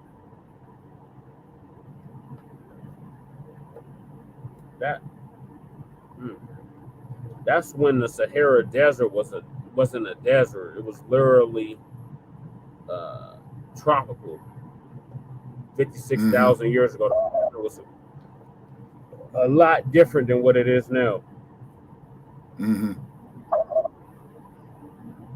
The Sahara. Text shows that there were two major groups that populated ancient America. The first were Black Africans who had begun sailing to the New World tens of thousands of years ago. They were short people who appeared to have been the ancestors of modern pygmies. According to Dr. Imhotep, the second group to reach the Americas in ancient times were the Mongolians, who first arrived about 3000 BC. They traveled from Asia across the Bering Strait down through Canada and into North America. There they met Africans who had preceded them. Some Mongolians mixed with the indigenous African, others conquered or exterminated the Black people. The Black and Mongolian mixture resulted in what we know today as the Red Indian, in other words, the Indian on the original American nickel. The Indian of our school textbooks and the Indian of Hollywood fame do not represent the original Native American. They were indeed early Americans, but they were descendants of indigenous Africans, that is, the first Americans and invading Mongolians. The earliest and most pervasive evidence of their presence are the strange structures called Native American mounds. Built by Black Africans, these structures still survive in 41 states of North America. Yep, and one of them is Monk's Mound, which is just outside of Cairo, Illinois. And then what about one such mound, the Cahokia? Hold on, Shabak, I'm about to give you the history on it. So this is the one I was talking about right here. Okay. Of Illinois is almost as large as the Great Pyramids of Egypt. Additionally, when you consider all the evidence so far mentioned, with the fact that ancient Africans were masters at shipbuilding, it is no brainer that they more than likely made it to the Americas from West and North Africa long before Columbus did. Shipbuilding and sailing have a history of over 20,000 years in the Sahara. There are cave walls. Exactly. That's why I brought up the Sahara, because the Sahara was not always a desert. And well, the 20,000 years was always okay, but Brother Jay, can I tell the Sahara wasn't always a desert. It wasn't always a desert. So 56,000 years ago, the Sahara was not a desert. It was all tropical. It was underwater. So no, it wasn't underwater, Shabaka. It wasn't underwater. It was tropical. It wasn't underwater. The Sahara wasn't always a desert. That's why I keep telling you the climate wasn't the same. They keep asking about the climate and how could they deal with the climate. The climate wasn't the same as what it is today. And then what you're not factoring in is also the pole shifts. Okay. The poles I only have had one course in astronomy. Okay, Shabaka, the poles have shifted within that time. So what you consider north wasn't always north. What you consider south. And then now also too, Brother Che, in astronomy that I did learn is that the Earth, you heard about the Earth on its wobble every 26,000 years? It's called the tilt. The Earth tilts at 27 and a half degrees. Yes. Yeah, and it wobbles. Okay. All righty. Please continue. It wobbles because it's on the tilt. That's why it wobbles. The reason for the wobble is because it got hit during the formation of the Earth. It got hit with a planet-sized body that caused the Earth to have a tilt. Because before that, the Earth didn't always have a tilt. The Earth didn't always have a tilt. The planet wasn't always like we see it today. Putting it mild. Okay. All paintings of ancient ships documenting this tradition. Ancient Egyptians were pioneers in shipbuilding. One example of this is the ancient Egyptian king Khufu's ship, which is a vessel that is 44 meters long and was buried at the foot of the Khufu's Great Pyramid in Giza. Around 2500 BC, Ty was discovered with its structure still intact in 1954. Furthermore, ancient transatlantic similarities in botany, religion, and pyramid building constitute but a fraction of the signs of African influence in ancient America. Historically, The African people have been exceptional explorers and purveyors of culture across the world. Throughout all of these travels, African explorers have not had a history of starting devastating wars on the people they met. The greatest threat towards Africa having a glorious future is her people's ignorance of Africa's glorious past. Pre-Columbian civilization in the Americas had its foundation built by Africans and developed by the ingenuity of Native Americans. Sadly, America, in post-Columbus times, was founded on the mass killing of the indigenous Americans, built on the backs of African slaves, and continues to run on the exploitation of workers at home and abroad. Sad also is the fact that despite this evidence of early African presence in America, the history of African contributions to the development of the Americas has often been overlooked or marginalized. The legacy of slavery and racism has obscured the true extent of African influence on American culture, society, and history. In truth, Africans began coming to the Americas thousands of years before Columbus, and the evidence of their presence, though systematically ignored by mainstream and K-12 education curriculum, is overwhelming and undeniable. Even early Mexican scholars were convinced that the impact of the Black explorers on the New World was profound and enduring. One author, J. Villacorta, would write, "Any way you view it, Mexican civilization had its origin in Africa." Indian scholar Rafiq Jairasboy would appear to have been right when he also wrote, "The Black began his career in America not as slave, but as master." Clearly, Africans helped civilize America a great deal before Europeans discovered America, and well before Europeans claimed to have civilized Africa. The growing body of evidence is now becoming simply too loud to ignore. Hence, it's about time education policymakers re-examine their school curriculums to adjust for America's long pre-Columbian history. To close this, the history of Blacks in America extends far beyond the arrival of Columbus in 1492. Glaring evidence suggests that African people were present in the Americas thousands of years before European colonization, challenging traditional narratives of American history. By acknowledging and exploring this rich and complex history, we can gain a deeper understanding of the diverse and interconnected roots of American society. It is crucial to continue researching and sharing these untold stories to honor the contributions and resilience of Black communities throughout history. That brings us to the end of yet another interesting video segment. And if you enjoyed it, then you may kindly support our works by hitting. Yeah, and if you enjoyed this, make sure you like and subscribe to Frontline Black News. So there you have it, Shabaka. We've been here. Okay, well, Brother Parrish, there you have it. As I stated before, Exactly, twin. we had circumnavigated. What do you mean, pay attention, Shabaka, twin? I already know that, twin. If you stated before, then continue. If we already circumnavigated the globe thousands of years before the Caucasoid came out the cave, then that we were already. Brother Parrish, I don't doubt what you're saying, sir. My point is this, is that these goddamn public indoctrination centers, okay, don't teach us this. And this is like what the X-Man said, that only a goddamn fool would send his child to his oppressor to be educated. And that there proved that premise right there. You understand that part, twin pyramid? Twin say pay attention, Shabaka. And twin also understands this part. Malcolm X said, y'all are the Aboriginal people of America, but y'all don't want to have that discussion. Y'all don't want to talk about that. So we're just going to talk about When did the X-Man say this, Brother Che? It was one of his last speeches that he did, Shabaka.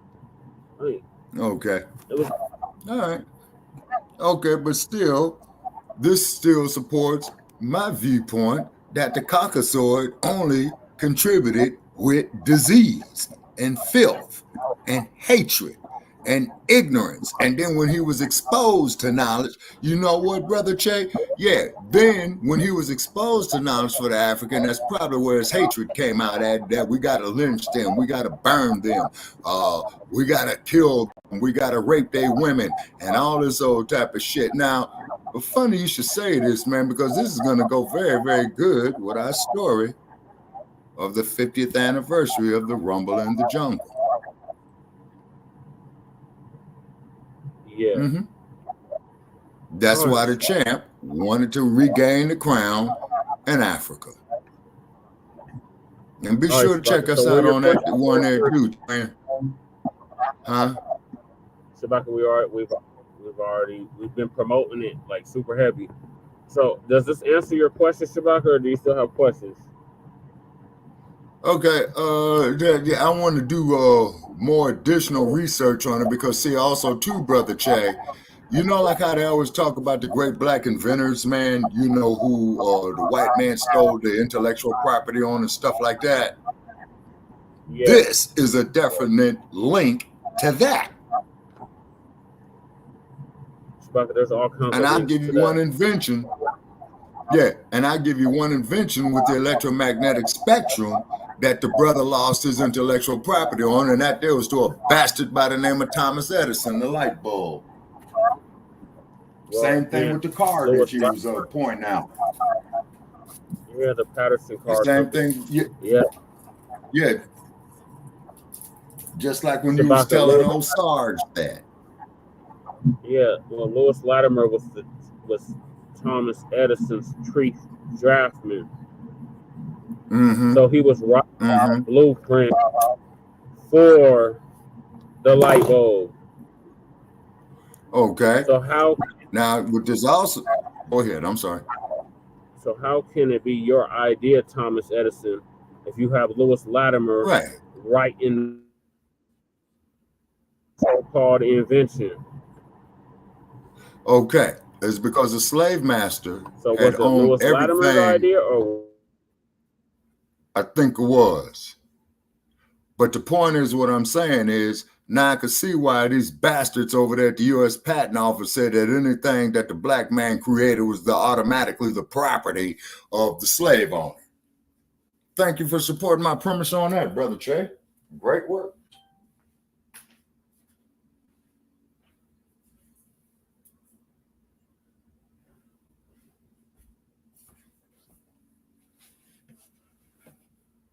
Brother Che? Okay. All right, ladies and gentlemen. Okay, all right, waiting for Brother Che to reconnect back onto the StreamYard. And it's very interesting, people, that anytime that we come up here on this sensitive knowledge, that's what I'm going to start calling it, we start having these fuck-ups. Very, very interesting.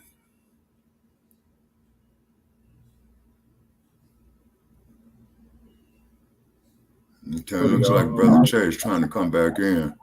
Okay, Brother Che, welcome back. Yeah, they kicked me off. Can't wait for Shabaka's Black Experience Enhanced Rumble in the Jungle. Yeah, go ahead, Brother Che. Yeah. Oh yeah, twin. Yeah, please call in, man. Yeah, please call in. Okay. Yeah, so as I was saying, Brother Che. Yeah, and also too, Brother Che, there's also gives credence to how Benjamin Bacc had the knowledge that he did when he did the urban planning for Washington, D.C. Huh? Yeah. Am I saying his name right? Banneker. The same one who came up, Banneker. Okay, the same one that came out with the Almanac for the farmers. Yes. Okay. So once again, like as you said about him, Brother Che, these damn cultures is what the fuck they is. Yeah, because they got caught up in that ice age, Shabaka. Before that, they were not like that. Caught up in that ice age, and that worldly messed them up. Mentally, okay, now riddle me this here, Brother Che, if you can. Okay, I'm gonna ask Mac 285 for this one. Okay, but Mac 285, why didn't the Caucasoid believe in not washing his funky ass, and he thought it was a sin? I've already been over this with you, because the Roman Catholic Church made it a sin.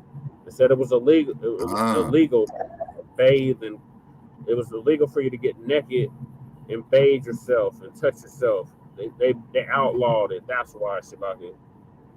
Damn. Roman Catholic. All right, so okay, so then that there, well, I'm not gonna say that, man, because I don't want to get the plug pulled on us. But I'll tell you that in a private conversation, Brother Jay. Yeah, under Emperor in regard to the bathing. Huh? Yeah, so like I said, it was outlawed under Emperor Constantine. You got to remember, Sabaka, the Catholic Church was a military force, and everywhere they conquered, they forced that shit on everybody they came in contact with, which were mainly Black, Aboriginal, indigenous people. Exactly. We were here, Twin Pyramid. Actually, Twin, I would go so far as to say we were on this whole fucking planet first.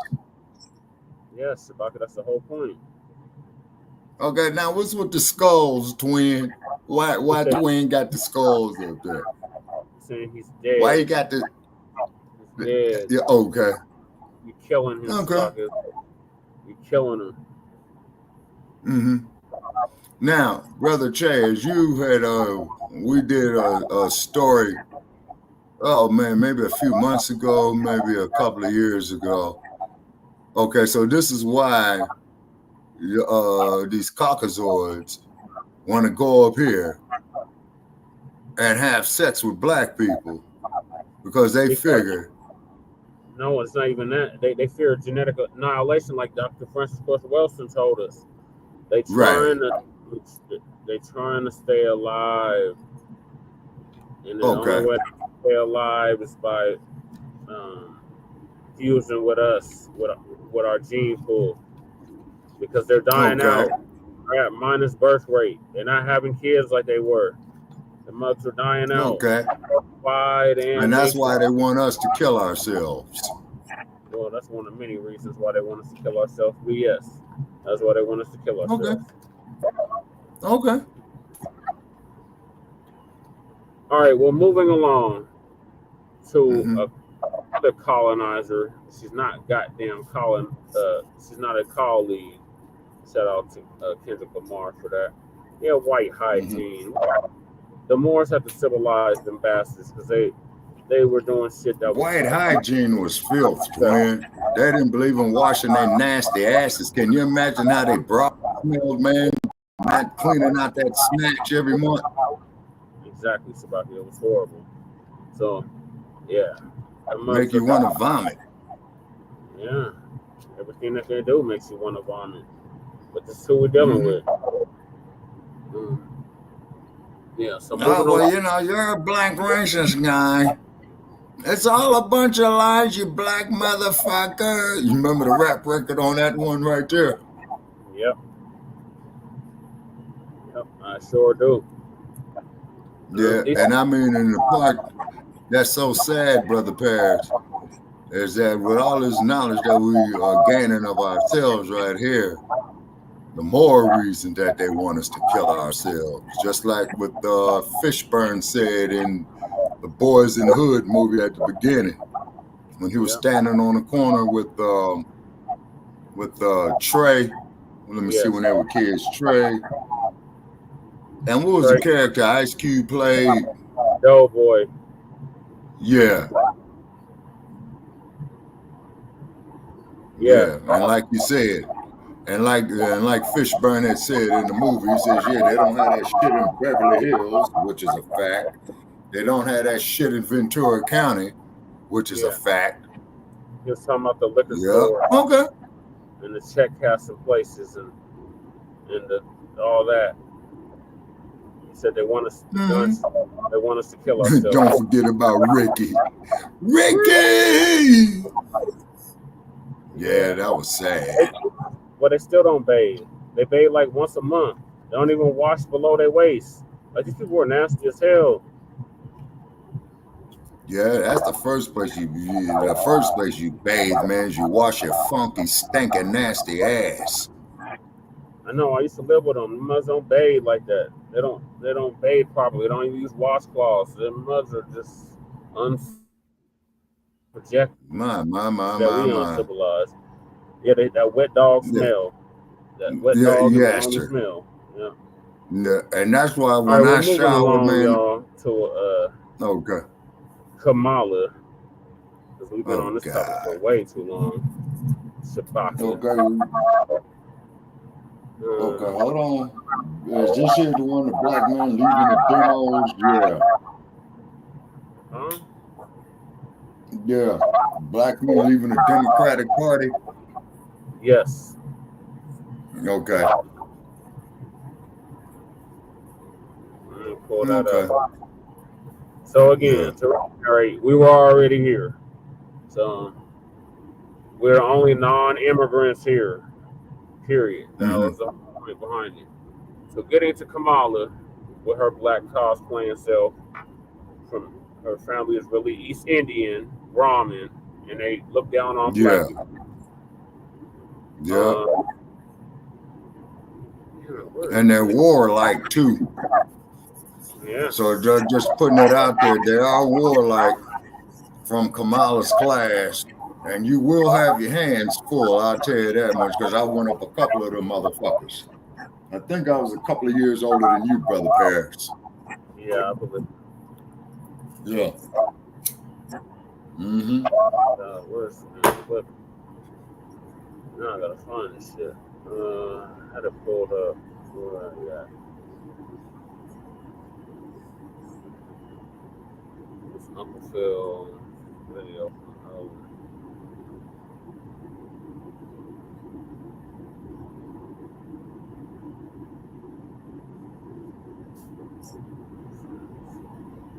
Well, you supported my premise that I am a diasporic African. Shabaka, this is before the diaspora. When you bring up the diaspora, you're talking about the transatlantic slave trade. This is before any of that. Right.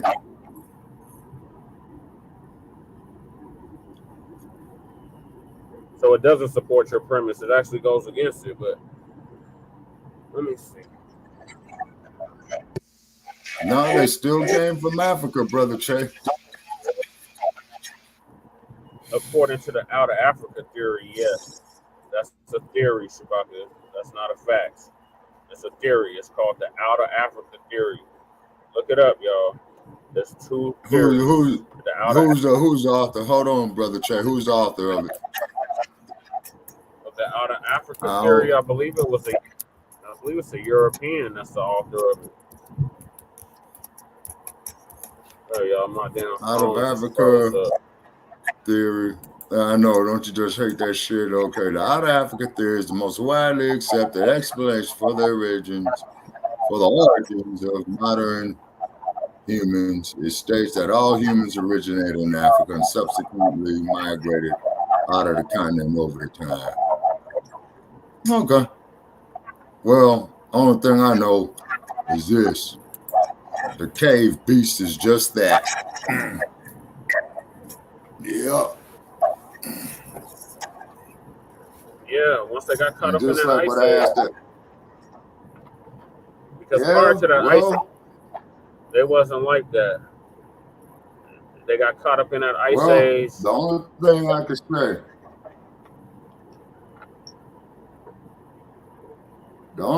say, about that, Brother Jay, it was like, well, old Sarge, man, well, we call Sarge in a fucking lie, and I meant to bring that there to your attention, right? Yeah. You remember when Sarge and I, man, was going back and forth, and I said if a Ku Klux Klansman was laying there with a suit on and needed a blood transfusion, and Sarge said he'll give it to him, then you know he tried to reverse himself on that, right? We're at the 2-hour mark. Yeah. We gotta try to get through these topics. So moving along, no self-respecting black men, left lead the Democratic Party after years of disrespect. Great news, great news, great freaking news. So Uncle Phil's gonna give us a head on that. Fast forward as he does all these introductions. Oh, he hop right into it. Okay.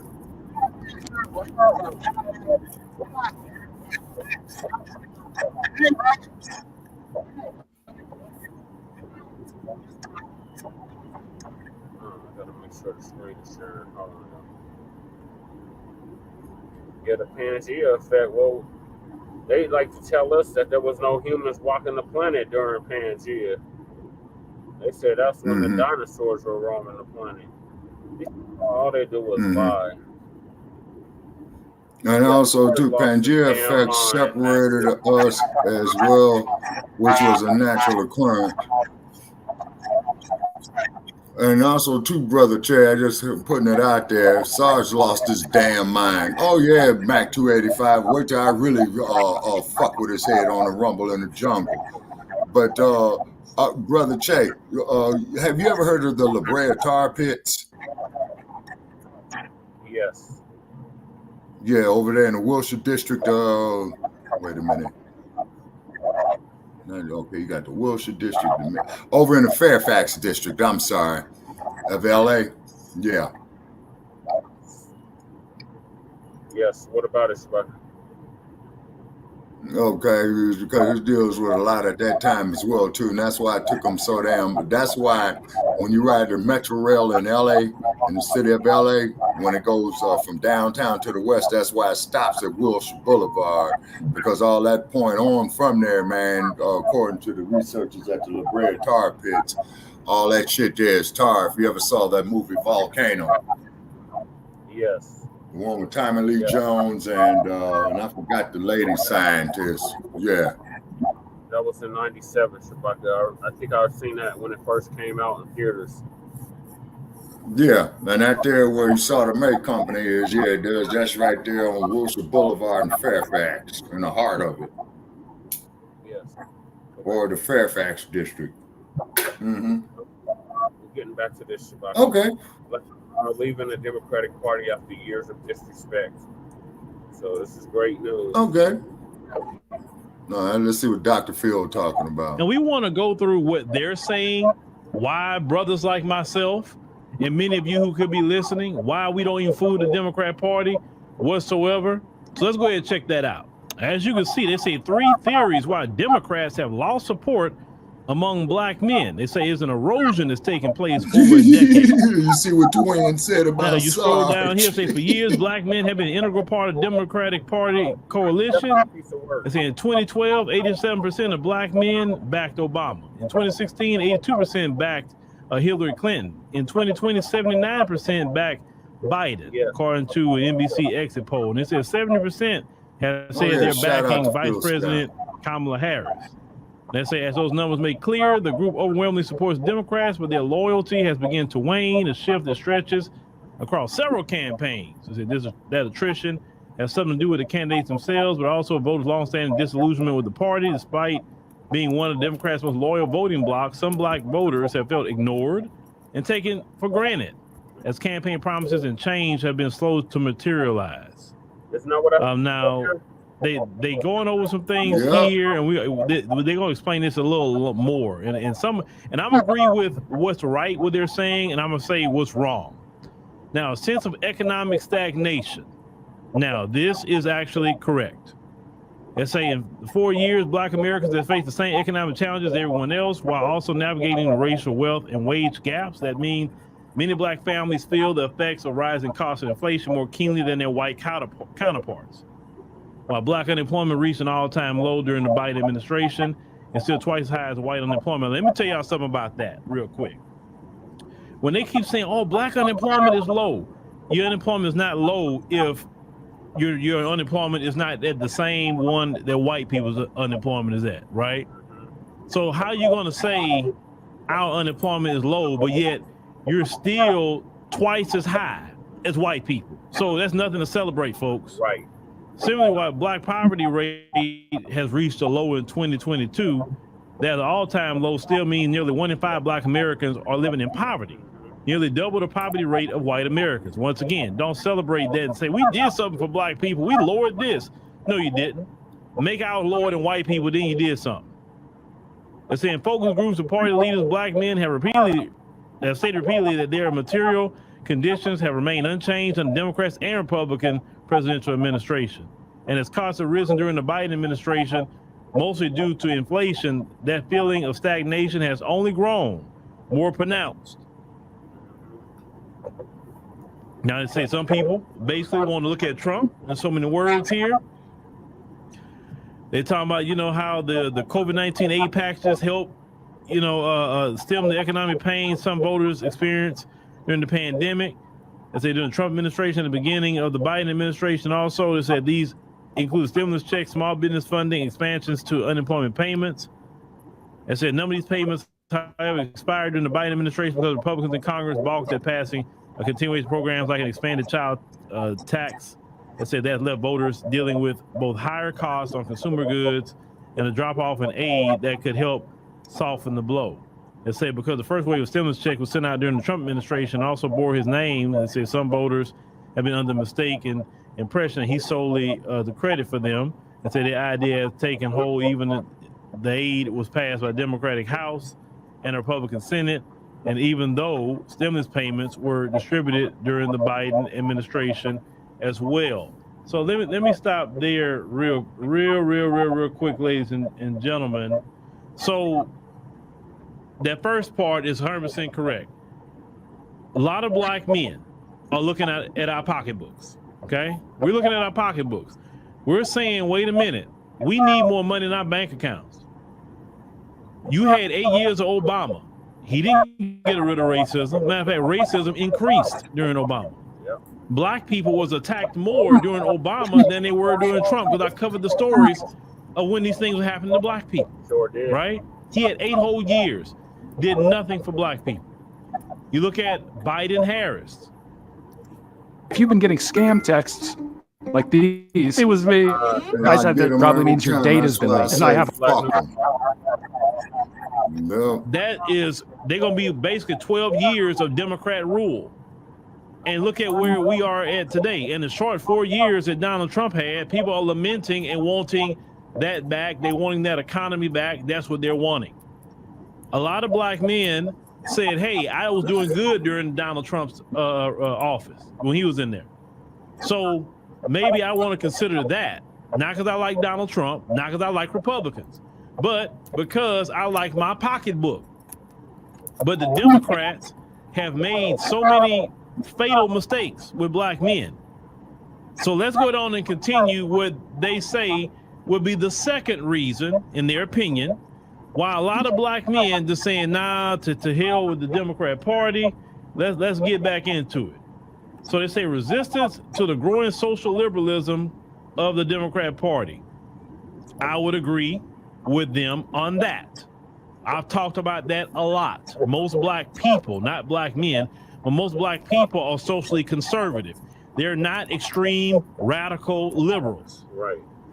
Let's say another dynamic at play is the more conservative attitudes, is say among some black voters on social issues. In particular, the Democrats have shifted leftward on LGBTQ rights.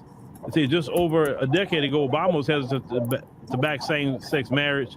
Some of these voters have chaffed at the party's current stance. They say this cycle, Republicans have ramped up attacks on LGBTQ rights, particularly those targeting trans people, and that may be resonating with certain voters, including black men. And one attack ad that say on Harris that played during football games, the Trump campaign have gone after her support for funding gender-affirming surgeries for trans inmates. Say something that should be noted that prisons also offered under Trump. That Kamala is for they, them, President Trump is for you. Well, I never heard Trump say, because what's on the books is on the books. I never heard him say, hey guys, we were paying for that. This is what we're gonna do. I never heard them, but she was on video supporting that. And they say Charlemagne, they said an the influential media personality and one of the hosts of the syndicated radio show, The Breakfast Club, has described the ad as effective. They say other voters have spoken of Democrat support for gay rights as a problem. Yes. They said that's when I left the Democrats alone. One voter identified as Jay said knowing the legalization of gay marriage, a milestone made possible by the Supreme Court but celebrated by Democrats, was his tipping point away from the party. He said those socially conservative viewpoints can extend to gender as well. Say when it comes to Harris's candidacy, specifically, sexism might be a real issue for some voters, including black men. There are traditional values that come out of a lot of black homes that are still around, even though many black males are raised by a mother, by a matriarch. It said not every black man was raised by a woman. They were raised by their mom and their daddy. So there's still this notion that women have a certain place in society. And I will say this much about that. There are women that feel that way too. There are women that feel that way. Not just some men. There's some women that feel that way too. Because some women who say they know women, they don't want women in that kind of position dealing with war and all those other leaders. I'm just saying what some women say. And I say Cliff Albright, he's the executive director of the Black Voters Matter Fund. I say notes that he heard the sentiment from a small percentage of voters he's spoken to. He said you got some percentage that will come out and tell you, I said, like in your face, I don't think a woman should be president. And once again, ladies and gentlemen, that is a sentiment with some people, not just some black men. Now, on the second point about them going so far left, it's not just LGBT. Now, the framing of that is no, that's one part of it. Also, the abortion agenda, how they're just radical on that. They're radical with all this immigration. They're extremely radical with that. None of those topics or subjects benefit the black community. Black Americans don't benefit off of any of it. Once again, we're hurting economically, and they're taking all their time and resources and putting it into immigration, abortion, and LGBTQ. That's what they're doing. And they're prioritizing that over black Americans. So as a black man, we have no place in that party. None. That's why no self-respecting black man could be a part of the Democrat Party at this point. Now, you got some black men who don't respect themselves, and that's fine. That's their business. But I'm talking about those who do respect themselves. Now, let's go back and see what their last thing they're claiming here. They're saying election cycle rife with disinformation. You know the liberals love using that word. That's their favorite word. They say a problem only amplifies Democrat struggle is the rise of disinformation. The Childs notes that influencers on the right have seized on real concerns black men may have, like economic frustration, to advance false messages by Harris and Biden have accomplished anything to help members of this group. They haven't accomplished anything. Exactly. I mean, show me what have they done specifically to benefit black men that we can say, oh yeah, they did that and helped us out, right? And saying one example that Charlemagne the God cited during the town hall with Harris is when he referenced a viral clip of Harris' interview with the Griot that was taken out of context and say it has been cut. So it looks like she's saying she won't do anything specifically for black people. This clip here. So I'm not gonna sit here and say I'm gonna do something that's only gonna benefit black people. No. That's the one they're talking about right there, ladies and gentlemen. But let's look at her track record. Has she done anything specifically for black people since she's been in office? No, she hasn't. So let's continue. These claims often begin with pundits on the right or even Trump himself. The Attorney General of California or the Senator? Podcasts No. and other prominent personalities. As a single Janet Jackson, for instance, recently elevated lies that Trump had told questioning Harris's ethnicity. Multiple surveys, including the August NAACP poll, have found a stark generational divide among black men, with voters under 50 far less likely to support Harris than those over 50. As Albright believes that this points to the effect of disinformation on social media has had, as younger voters are more likely to get news from these sources. It's not disinformation, it's just the truth. Y'all call any kind of truth against y'all disinformation. Exactly. He says it's like a living organism. This disinformation, it grows from a cell, then it reaches the point where it takes a life of its own, and it just grows all kinds of tentacles. He's saying it's touching millions of black voters. Now, let's go on and really get through this. So no, the quote unquote, so because you have to understand, anytime you bring truth to black people and you're not telling people be on the Democrat plantation, that's misinformation, that's disinformation.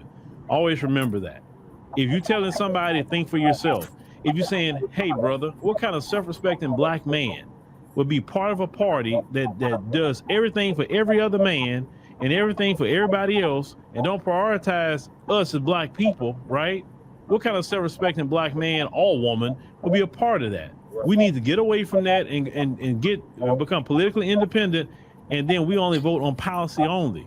Oh, that's misinformation. You trying to suppress the vote. How am I suppressing somebody's vote? I'm not telling somebody not to vote, but you telling them not to vote for Democrats, so that's suppressing the vote. No, it's not. No, it's not. You don't own the black vote. Exactly. Now, economic stagnation, taking money out of the back pockets of black people and giving it to migrants. That's part of economic stagnation, right? They also talked about how they so far to the left, but let me tell you something else they didn't talk about: the disrespect of black men. The Democrat Party has been very, very laser focused on the disrespect of black men. Yep. They have told black men, as Tiffany Cross said, the black men need to get in line with the black women. Black men have been told just to shut up and vote.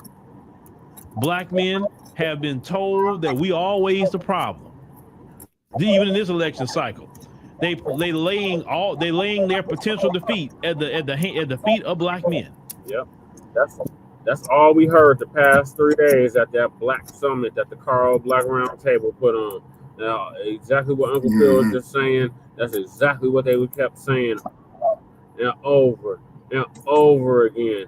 And they had the audacity to get mad when I was like, nope, hell no, hell to the no. We're not going for this shit. You're not going to be talking to us like this. No, no, no. When white men is not going to vote for her like that. Even this election cycle, she's still going to get, we're talking about Harris, she's still going to get the majority of black votes. She is. But it's not going to be enough. That's the problem. And as they admitted in this Box article, the support is eroding every election cycle. You understand? You can't disrespect black men and expect black men to show up and vote for you. Right. Look at all your Democrat shills, how they've been hella disrespectful to the black community, cussing us out, calling us names. Look at your shills like Plies. Look at your shills like D.L. Hughley. Look at how they talk to black men. And we supposed to sit up here as black men and go vote for a party and a candidate that has no respect for us. Then this candidate lies to black men. Yes, lie. You put out a plan and you said it was for black men, because you with black men, but then we caught the language in it that say black entrepreneurs and others, HBCUs and minority serving institutions. So that wasn't for us. You was trying to finesse us to vote. You lied. Yep. And you had to come out and admit that you was trying to finesse and you lied. So why should we, as black men, go vote for a candidate who lied and tried to finesse, a candidate who has shields that is extremely disrespectful? We haven't gotten nowhere as a black community economically, but yet they've been in office, right? A party that is so far to the left that you can't even see them no more, how far to the left they went. They're putting Planned Parenthood mobile clinics at the DNC convention. I don't hear black men calling for that. Yeah. So they can unalive children. I don't know no black man who's calling for that and wanting that. They're having all kind of trans and LGBT things at the White House. They're having these parades, and all these Democrats is in the middle of the pride parades. Most black people are not into that.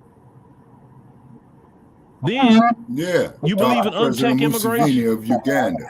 You believe in taking money out of the black men's back pocket, our tax dollars, and giving it to the men of other countries who just got here by choice. You got black men who can't even buy a home, but yet you got migrant men that's buying homes now. Yep. But yet black American men, black people can't get a home. Y'all giving them all kind of first-time home buyer loans, and y'all giving them business loans. Y'all doing all kinds of things with these people. But yet black Americans can't get it. You understand? Why should we, as black men, reward the Democrat Party with 4 more years to mess things up for us? Right. Why should we do that? Makes no logical sense. The disrespect of black men is really at the top of the list. Then the economics, then how far to the left you are, if you really want to go there. It scares me that couples like us could lose the freedom to marry. Everyone should have the freedom to build a life. Fuck the commercial. Fuck the commercial. Weird ass shit. Look, and they got a black child. You see that shit?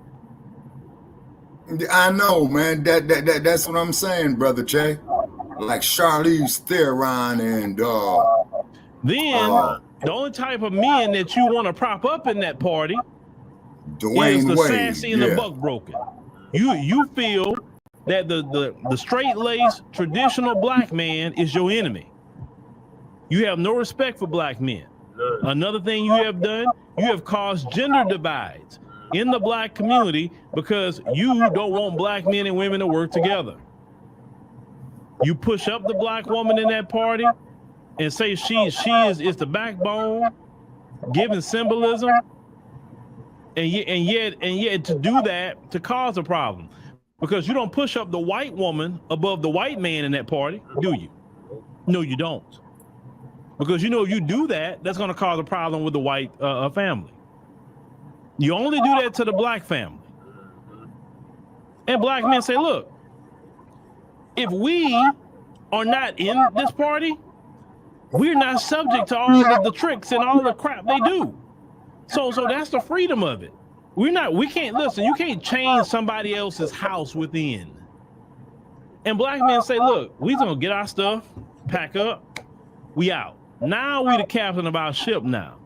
Now you gotta come to us now if you want something. You feel me? That's where the power lies. You come to us, not beg them, come to us. We don't need to be talking to any of you. You need to come talk to us. Right. And we'll make a decision what we want to do. I just got my paper right here in the mail about who's all on the ballot in my area, right? And I said, okay, that's all who's on the ballot. Okay, all right. So definitely for us here, Monday I will be voting on Monday. And I promise you, I'm looking at right here on the presidential ballot. You got Trump, Kamala Harris, Chase Oliver, and Jill Stein. Because you got Republican, Democrat, Libertarian, and Green Party. So right off the bat, you know I'm not voting for Harris. That ain't happening. So I got 3 candidates to choose from. It's just that simple, at least on the top of the ticket. But black men are just not putting up with the disrespect. Black men not putting up with any of it anymore. And I'm proud of black men. Brothers, I'm proud of you. You're finally getting it. You're finally saying no more to this treatment. In the mainstream media, we letting you know up front, leave us alone. If she loses the election, you know, then maybe the Democrats can go back to the drawing board. And I would tell the Democrats, get away from being extremely far left, go back to the center, drop all that stuff you're doing, get back to the center. That's what they would tell you. Because you even have white Democrats that say y'all went too far to the left. Y'all need to come back to the center. We're talking about white people. You have some Hispanic people who are Democrats that y'all went too far. You understand? The black men not playing with them, and that's good. That's why every other day they talk about us as black men. Black men, you are making a difference in America. And they basically saying the 2024 election is going to be basically on black men. If black men don't show up for her, she lose. And if black men show up for her, she win. So you think she would be, you know, doing what's right, but she's still playing the same games, finessing, lying, the Shills doing the most. I'm like, y'all won't get it until this woman loses election, huh? And if she lose, you better believe I'm downloading every video y'all Shills crashing out, because I will enjoy playing those crash out videos. Oh, I really want to see those crash out videos. I want to see the cuss outs. Oh my God, it will be comedy hour for me, ladies and gentlemen, because you know they're gonna crash out. like they did in 2016. But brothers, hold the line. Hold the line. Now you got the juice now, brothers. You got the juice. We got and now since you got it, it's time you gotta start making demands. You want our vote? We need an anti-black hate crime bill. We need reparations in the form of cash payments, just like you gave them migrants cash payments. And we don't want to see no lift-off programs, because we can't close the wealth gap with lift-off programs. No, reparations can end the wealth gap. And if you're not willing to do reparations, exactly, Uncle Phil.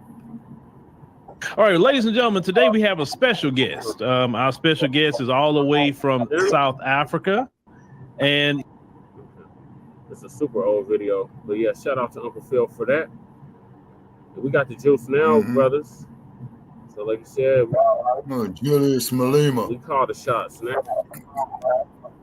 Yeah, we got to do something on Julius Malema in the future, brother Paris. Like I said, Shabaka can't be the only one on the continent that's doing something. Him and Tahori can't be the only ones. I know. I agree with you on that. So hopefully, man, that there might be a spark. You know what I mean? All right, but getting back to this, Long what are your thoughts on what Uncle Phil about? Everything he said was absolutely correct. You know, is that the former senator of California is up there just taking black men's votes for granted. But I'm not going to do nothing specifically for black people now. And then old Sambo with his finger wagging ass, man, he needed to go shove his own finger up his own ass. And his ass was the fucking president. And then when white supremacists are murdering unarmed black people, well, there's really nothing I could do. Motherfucker, you the damn president. You the chief executive. They got what they call executive orders. So you can't do nothing specifically for us? Fuck you, Barack Obama. The same ones that tell us, you don't know civics, Shabaka. You don't know how the Congress works, Shabaka. You don't know how the presidency works, motherfucker, Shabaka. and you was the president that did not do shit when Mike Brown got killed, when Sandra Bland got killed, when Little Toya Rice got killed, you know what I'm saying? When Trayvon Martin got killed, Trayvon reminds me of my son. Okay, if you felt that way on it, motherfucker, go ahead. Trayvon. He said if he had a son, Sambo, Hussein Obama, said if he had a son, he would look like Obama. No, because I had a shirt that rarely said that. Right. And which means is that he could not sign an executive order ordering the United States Attorney General and the head of the FBI to go pick that son of a bitch up. You know what I'm saying? And then what's even worse about old Sambo? Break it down.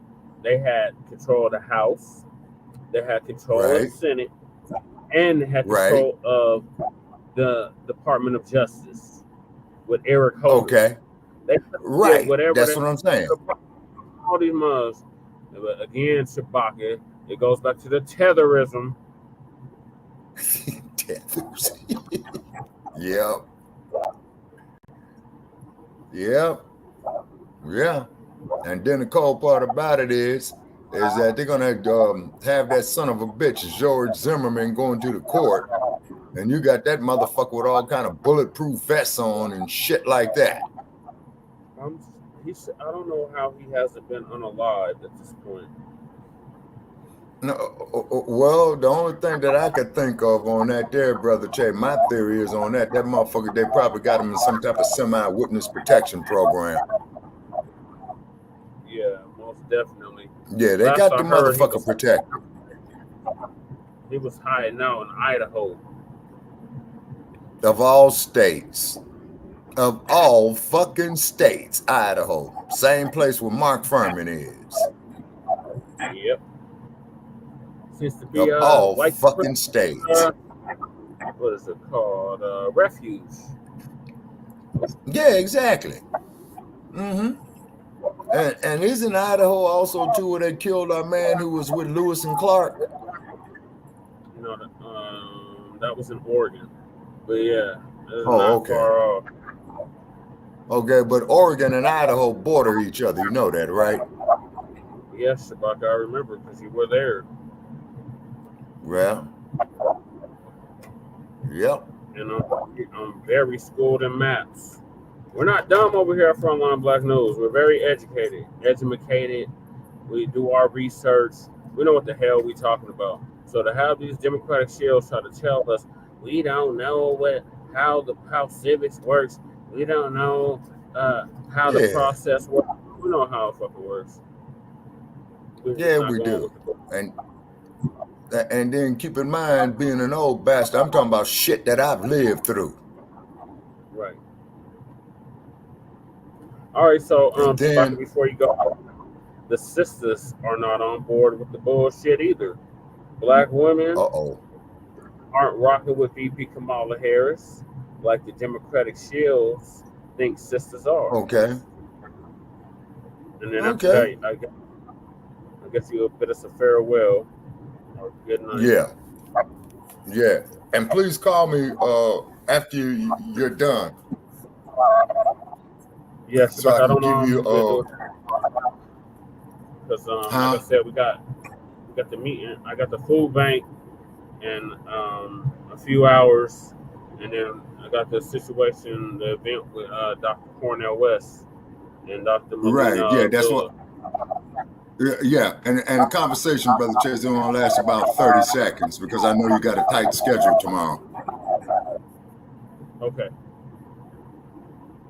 And gentlemen and comedians. You know, if you listen to the mainstream media, you would think that Vice President Kamala Harris just had a black men problem. And it was just those mean old black men. Oh, they're gonna ruin everything for our plans, those black men. And well, it it's is not a damn black shame, men. Now you're starting to see more and more black women come out and saying how they're not supporting Vice President Kamala Harris at all. Case in point, let's check this clip out. I wouldn't vote for Kamala Harris, even if she told me she was going to give me $1 million. You want to know why? Because I know she ain't going to do that. She really lying to y'all, like playing in your faces. And whoever really believes her, you lack discernment. Discernment is a gift from God. If you don't have discernment in this evil, wicked world, then you are far from God. Yeah. And that's just the truth. Well, according to the mainstream media, ladies and gentlemen, that kind of clip just doesn't exist. And there's so many clips out there of black women saying, hey, I don't support this lady. You know why? Because black men and black women see the same thing. We see that she has not prioritized black people. And anytime it's something for us, it has to be black people, black men, and others, right? HBCUs and minority serving institutions. It can never be something just for black people. And they have played games with black women for years, the Democrat Party. Oh, you're the backbone of the party. And they'll give you some symbolism positions, but the condition of black women don't change, just like the condition of black men don't change either. And black women see that. And you have black women have been waking up every day to the lies and deceit of the Democrat Party. And I know you Democrat shills, I know you don't like that truth being spoken, but it is what it is. Black women have not been prioritized. Black men have not been prioritized. Black people, black children have not been prioritized. See, y'all had a good thing going with the civil rights generation. They didn't want nothing from you. They got what they felt they needed, and they just wanted to maintain the status quo of that. But now the Democrat Party, you got a problem. And your problem is you going to have to do something for black people. And if you choose not to, you don't have to worry about it. We just not going to vote for you. We may vote for the couch. We may vote for whoever we want to vote for. But you won't be one of them. Mm-hmm. And you can browbeat. Right. You can try to shame. You can send Barack Hussein Obama out. It don't matter who you send out. You can send out Michelle. That's not going to make a difference either. It's just not going to make a difference because we are past listening to people who live in Martha's Vineyard with millions of dollars. when they're not suffering what we're suffering? You know what I'm saying? How you gonna come out of Martha's Vineyard wagging your finger at people who's poor compared to you is poor? You don't have the same problems. You understand? And even if he didn't have millions of dollars, he got that presidential salary for the rest of his life. Talking about President Obama. So he good. And he is good. Speaking in no Americans get no $400,000 a year. Just he had an 8-year job, and he gets paid for life, and Secret Service protection and all of that. And then most people don't get that kind of package. So you can't come wag your finger at somebody talking about why you won't vote for this one. What, vote for another person and get a job so they can get the $400 package, $100,000 package? Man, you must be crazy. At least if you're gonna wag your finger, at least say, hey, this person did this for black people. But they're gonna be surprised that she's not gonna get the support of black women like previous candidates. And the wrong thing that Barack Obama did was say it was some doggone, oh, y'all just don't like women. Well, what about the women that don't like her? What are you gonna say to them? They don't like women either when they are women? Right. Man, I'm so proud of black Americans. You are waking up every single day. I'm proud of you. You're waking up. You're seeing through the BS. You're seeing the policies. You're seeing how they prioritize. The Democrat Party has prioritized every other woman except the black woman. They make sure to prioritize the white woman. Then you got a bunch of migrant women that come across that border, and those migrant women are getting free shelter. They're getting free food stamps. They're getting free money. If a black woman wants Section 8, she's ridiculed. If a black woman wants food stamps, she's ridiculed, called lazy, ghetto, all that. But notice they ain't calling these migrants ghetto. They're not calling these migrant women lazy. These migrant women, a lot of them are single mothers coming across here. Black single mothers are demonized in this country. But these migrant single mothers, they can come across their border with their children and they automatically give them help. But let a black woman say she needs some help. Watch how she's treated, how she's ridiculed, how this media in this country will try to demonize her. You know what I'm saying? And don't even get me talking about the white woman. There's more white single mothers out there than there's black single mothers. But they're not labeled as the single mother problem. They get the most benefits out of everybody. Black women see that, and black women are tired of it. And black women know as long as they go along with this Democrat Party, they're going to continue to be demonized too. Because it's not like y'all praising black women and just going against black men. No, y'all been demonizing black women. And at the same time, with a lot of you, you demonize black women, but then you want to cosplay a black woman. Then when a black woman call you behind out for cosplaying her, then you want to say, oh, well, you know, I mean, it's just braids. It's just this. It's just that. I mean, come on. You're making a big deal out of anything. No, black women have a right to make a big deal out of it because nobody else can cosplay anybody else's culture. Right.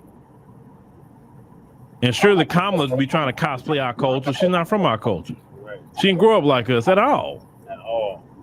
She has an East Indian upbringing, not a black American from the soil upbringing. So a lot of black women see that, and that's why a lot of black women not down with that. And shout out to the sisters.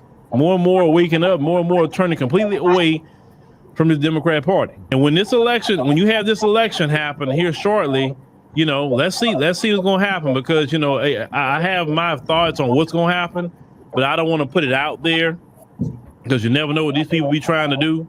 You know, it's a lot of finessing that went on in that last one. And I'm going to leave it at that because you know what platform we on. But black women see through the okie doke. Black women see how Kamala locked up all them black people. Black women see how Kamala put black women in jail. Talking about truancy, locking black women up. Okay? But she's supposed to be a ski-wee in a sorority. You understand? You're supposed to be locking black people up. But the funny part, the Boule supports that because the Boule and how they feel, well, shoot, that's them blacks. They ain't got nothing to do with us. We are the elite blacks. We the high and mighty blacks. And in this society, you ain't. That's what John Bailey said earlier about the talented 10th. Talking about, oh, we got the talented 10th from the talented 10th this weekend. Yeah, you all Boule ass Negroes on for us. No, they don't. And the cold part about it is, nothing.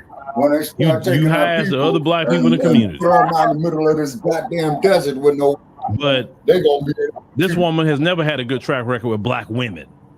What about Matrice Richardson?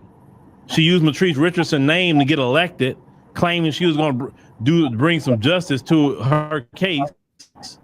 But then when she gets elected, I'll decide the police. You understand what I'm saying? She could use black people to get ahead, like Willie Brown and all them. She could use them to get ahead, but when she get ahead, what does she do? Go surround herself with them folks. That's what she gonna do. What sister girl does that? Right? Black women see this phony. Black women see it, and black people see it. We see it. And then that's why Obama's out there. That's why. I'm waiting to see if she's gonna send some black women out to go wag their finger at black women. I want to see who you gonna send out. Jasmine Crockett? Who you gonna send out? I'm curious about that. They was trying to send. I think the worst thing that they could have ever done was send Obama out there. If you wanted to get at black men. I heard Osambo was wagging his finger at people in Las Vegas earlier, Shabaka. Shit. Well, it's a good damn thing I wasn't there. And it's a way maybe you could have done it, but still wouldn't have worked. But you still maybe could have had a softer approach with it. But bringing him out there, the guy that always talked down on black people and black men in particular, man, Vice President Kamala Harris, that was one of the biggest mistakes you made with this much time to go in the election. Right. This is stupid. All right, Shabaka, what are your thoughts on this? Okay, yeah, Dr. Phil was right once again. His reasoning is is explicable. You know what I'm saying? It's impeccable. I'm sorry. Yeah, it was impeccable, and what have you. And then too, Brother Che, as soon as you finish, man, give me a call. I'm gonna have the phone right by me, man, so I can tell you who's excluded on Tuesday night. Okay. All right. Okay. All right. I'm out. Okay, I'll be waiting. Okay, I'll be waiting on. All right, you too, Brother Che. I'll be waiting on your call. All right. Okay. All right. Yeah, so Phil was dead on correct what he was saying. And shout out to the sisters for getting in line with the brothers and following our lead and leaving the goddamn Democratic Party. That was great news. Great news. That broad does not represent us. She's not for us. And she's not going to do nothing good for us. You can clearly see that by what she did in California, when, as Shabaka is always alluding, when she was the assistant district attorney of Alameda County, when she was the district attorney of San Francisco County, when she was the attorney general of the whole state of California, and when she was the senator of California. So, yeah, that broad is not like us at all. So, y'all damn Democratic Shills, K-High crashing out behind this broad is just idiotic at this point. It's just committing political suicide. You know, there's such thing as revolutionary suicide. She's creating political suicide. And I can't wait for the slow singing and flower bringing come November 6th. There's a whole lot of these mugs, especially these mugs that we've seen in this past 3 days, they're going to be in hiding, ducking, and dodging. And if they do show their face, they're going to have their heads down. They ain't going to be saying much of anything. Lady Che, what are your thoughts on this? I got to turn the fan off. It's going to be hard to hear. Yeah, shout out to Lisa Cabrera, yes. About what? About black women leaving the Democratic Party. They should back up the troops. The Democratic Party did shit for nobody. Right. Shit for nobody. Yeah. This latest antics that Kamala did with black men, we should just be standing by black men and just go. Try to hope. No, put that back on. No, because I can't hear you. It's hot. I can't hear you, guys. I'm melting. All right, real quick. Okay, real quick. The fans up, right? They should leave. They should leave. We should never come back. Burn that motherfucker down to the ground. Especially these antics she did lately with black men. That shit was bullshit. It was trash. We should just stay behind it. We should have the back of black men and go. Seriously.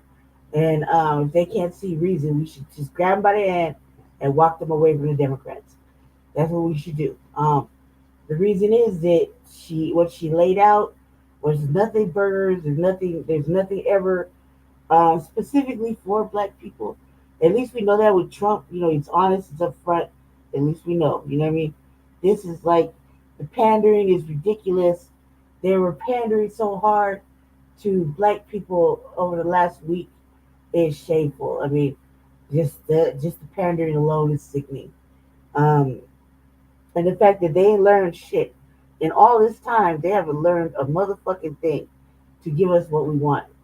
They're not hearing us. They're acting ignorant to it. So we should just leave. That's all I have to say about that. Can I please you? That's all I gotta say. Yeah. I did right? That's what you wanted, right? Yeah. Okay. Sorry, it really it's like 90,000 degrees. Yeah, they finally turned the heat back on. They sure did. Definitely kicking. All right. Next topic is Kamala again. And this time, oh God, we spent way too much time on that, but I have to get that out. Buck's always trying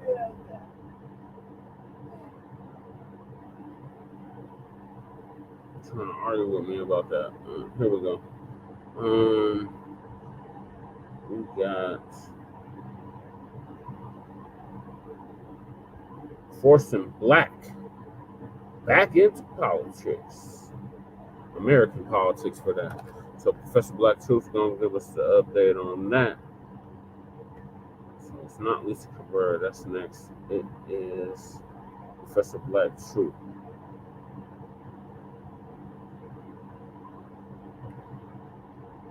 Shout out to Professor Blacc Truth. I've been listening to him just as long as Uncle Phil, if not longer.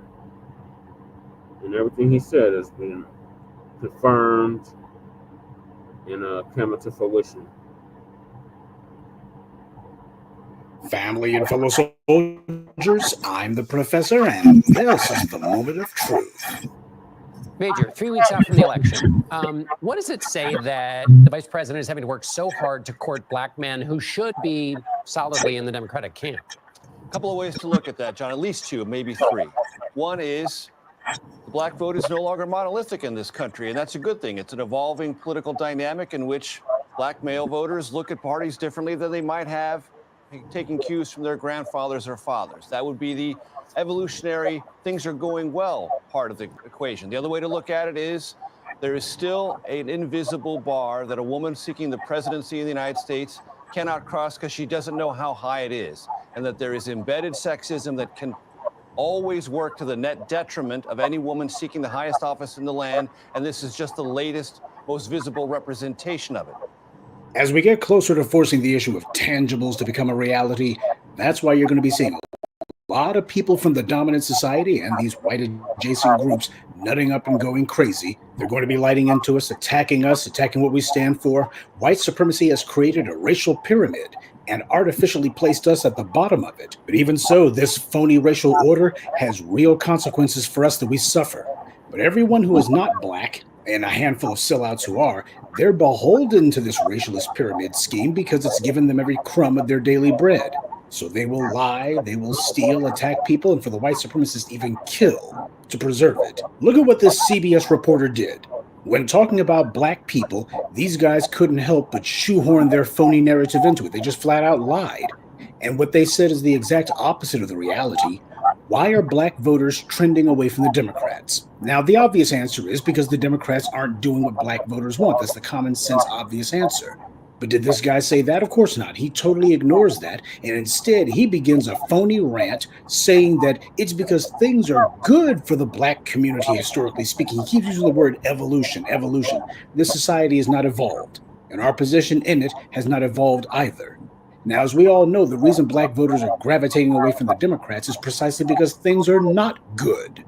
That's the most obvious reason for why any voting bloc breaks away from whatever party they traditionally supported, because clearly that party is not supporting them. Wouldn't that be the obvious answer? Now, why wouldn't he say that?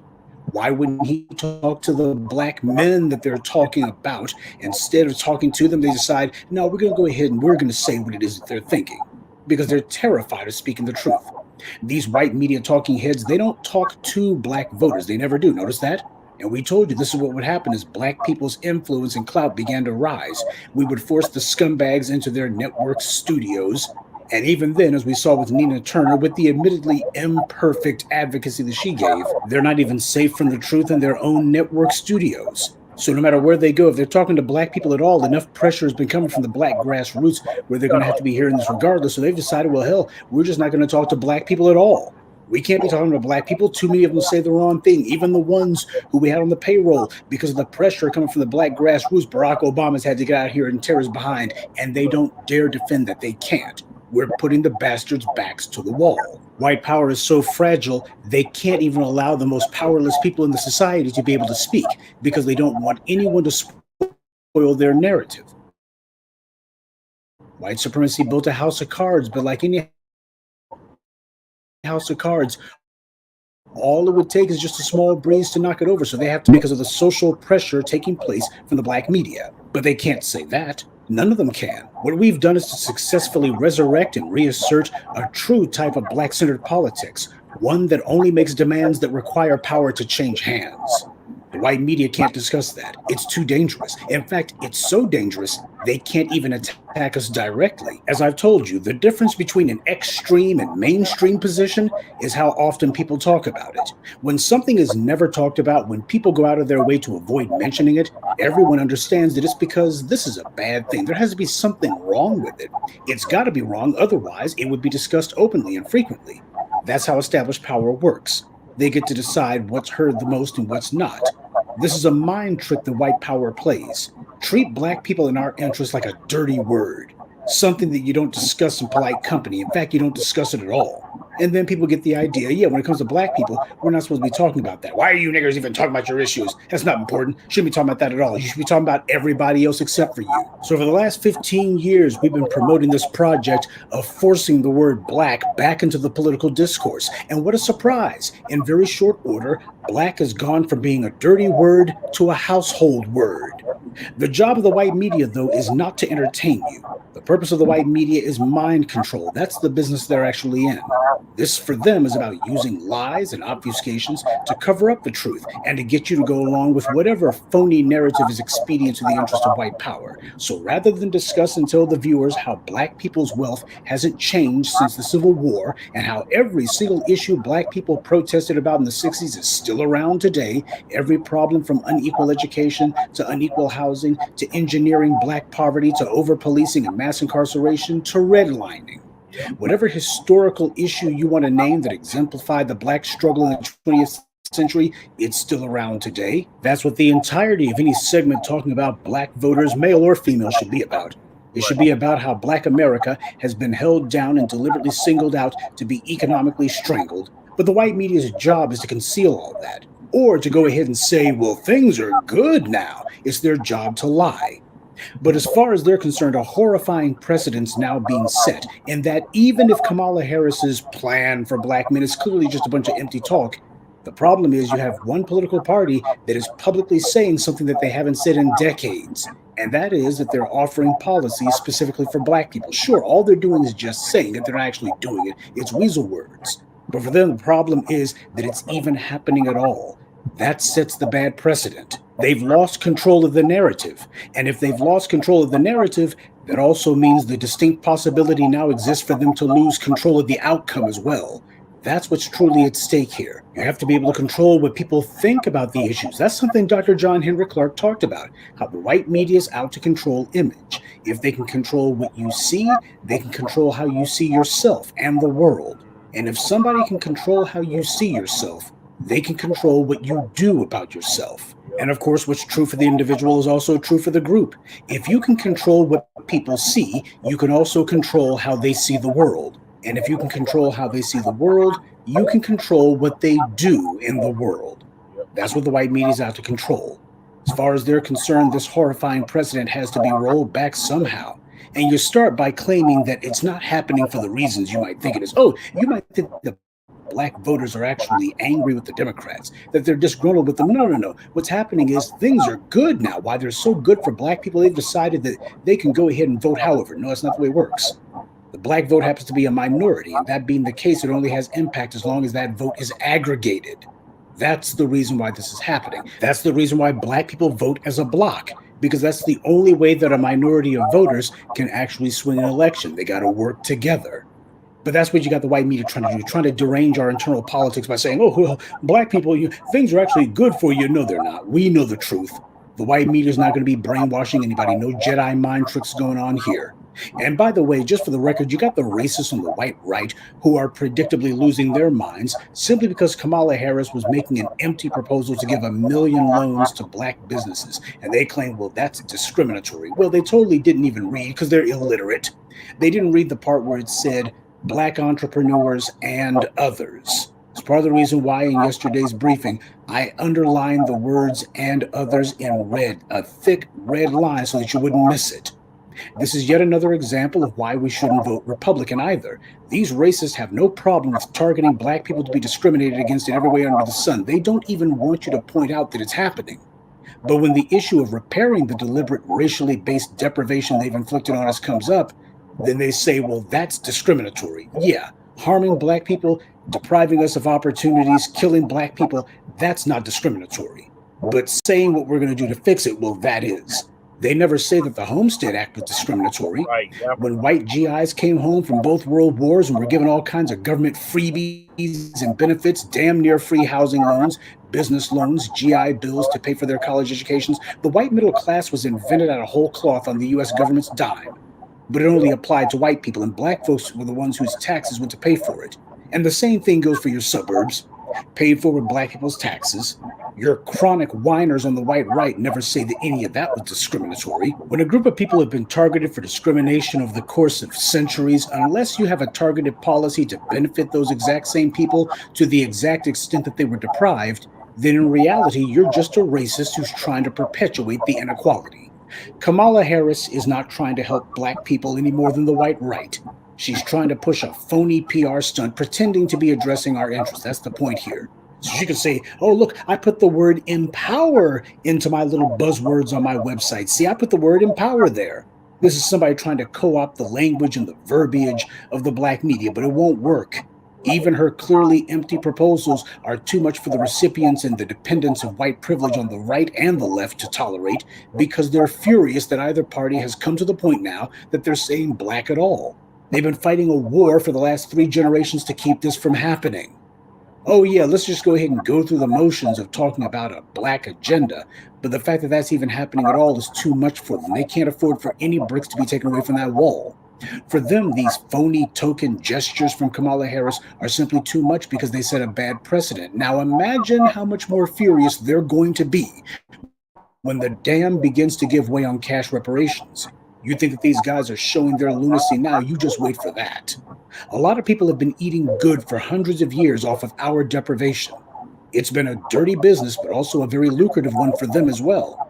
But this racial con only works as long as we can't put pressure on the system, and for the longest time, we didn't.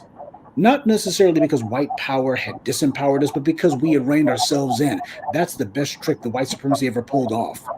To get the slaves to go ahead and stay their own hand, the black hand that can crush white supremacy, to get us to go ahead and say, well, we can't do that.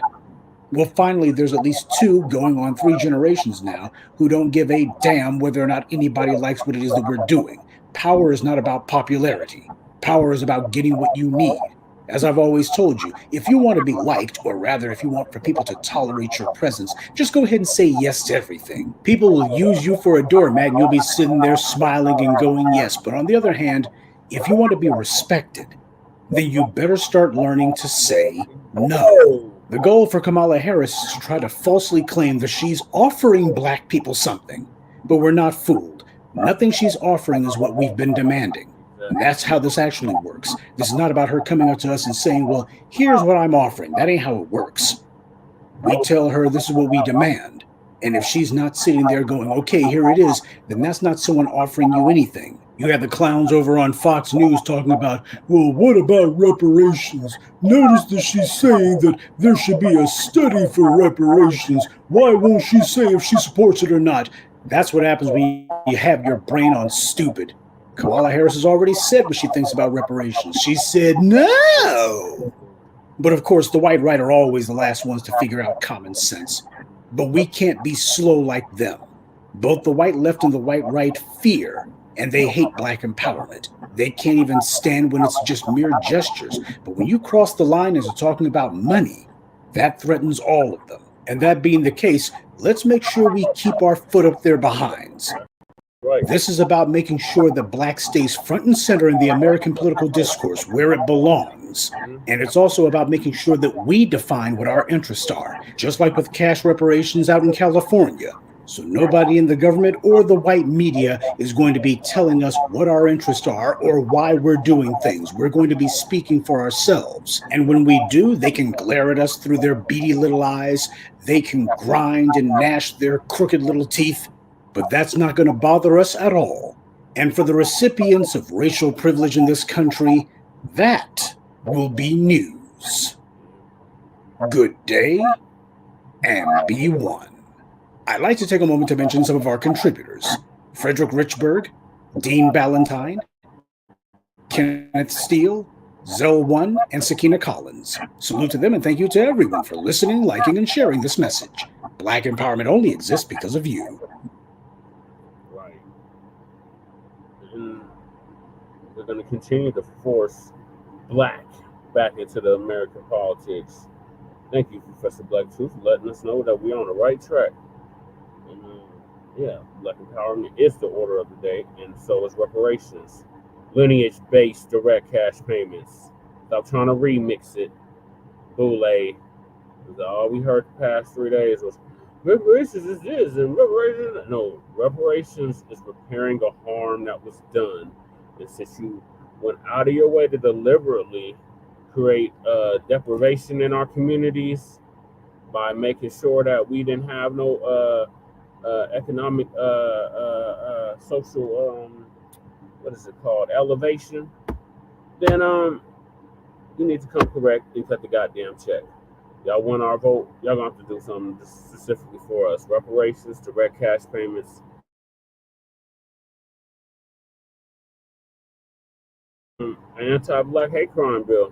Otherwise, Democrats keep on, get ready to keep on losing. If you think November 6th is going to be something, y'all ain't seen nothing yet. So y'all keep on ignoring our demands and our wants, and you're going to pay for it at the ballot box. And all the fear mongering, all the browbeating, all the shaming, all your wagging your finger at us, telling us that we stupid and we don't know how politics works and we don't know what civics is and all of that. Man, that's not going to get our souls to the polls.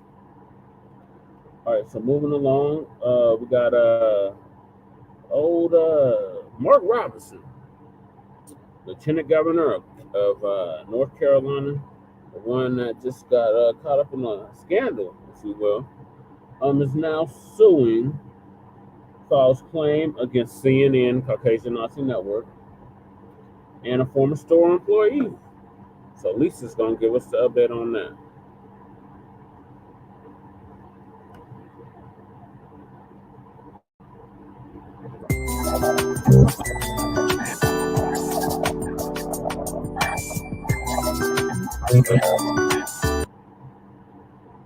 Mark Robinson is suing CNN and the corn shop worker that put out there that, he was doing certain things.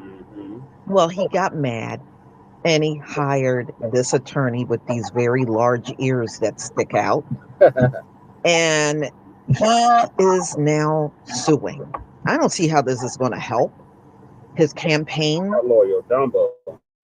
He's fallen apart, and people have abandoned him big time. Yep. So let's get into it. Former Corn clerk files motion to dismiss North Carolina Lieutenant Governor Mark Robinson's $50 million lawsuit. And you know what else Mark Robinson is doing? He is calling for the current governor that selected him as lieutenant governor to step down. So I guess those who have fallen out, nobody's going to listen to Mark Robinson. So the man who is being sued alongside CNN by North Carolina Lieutenant Governor Mark Robinson for what Robinson alleges is defamation.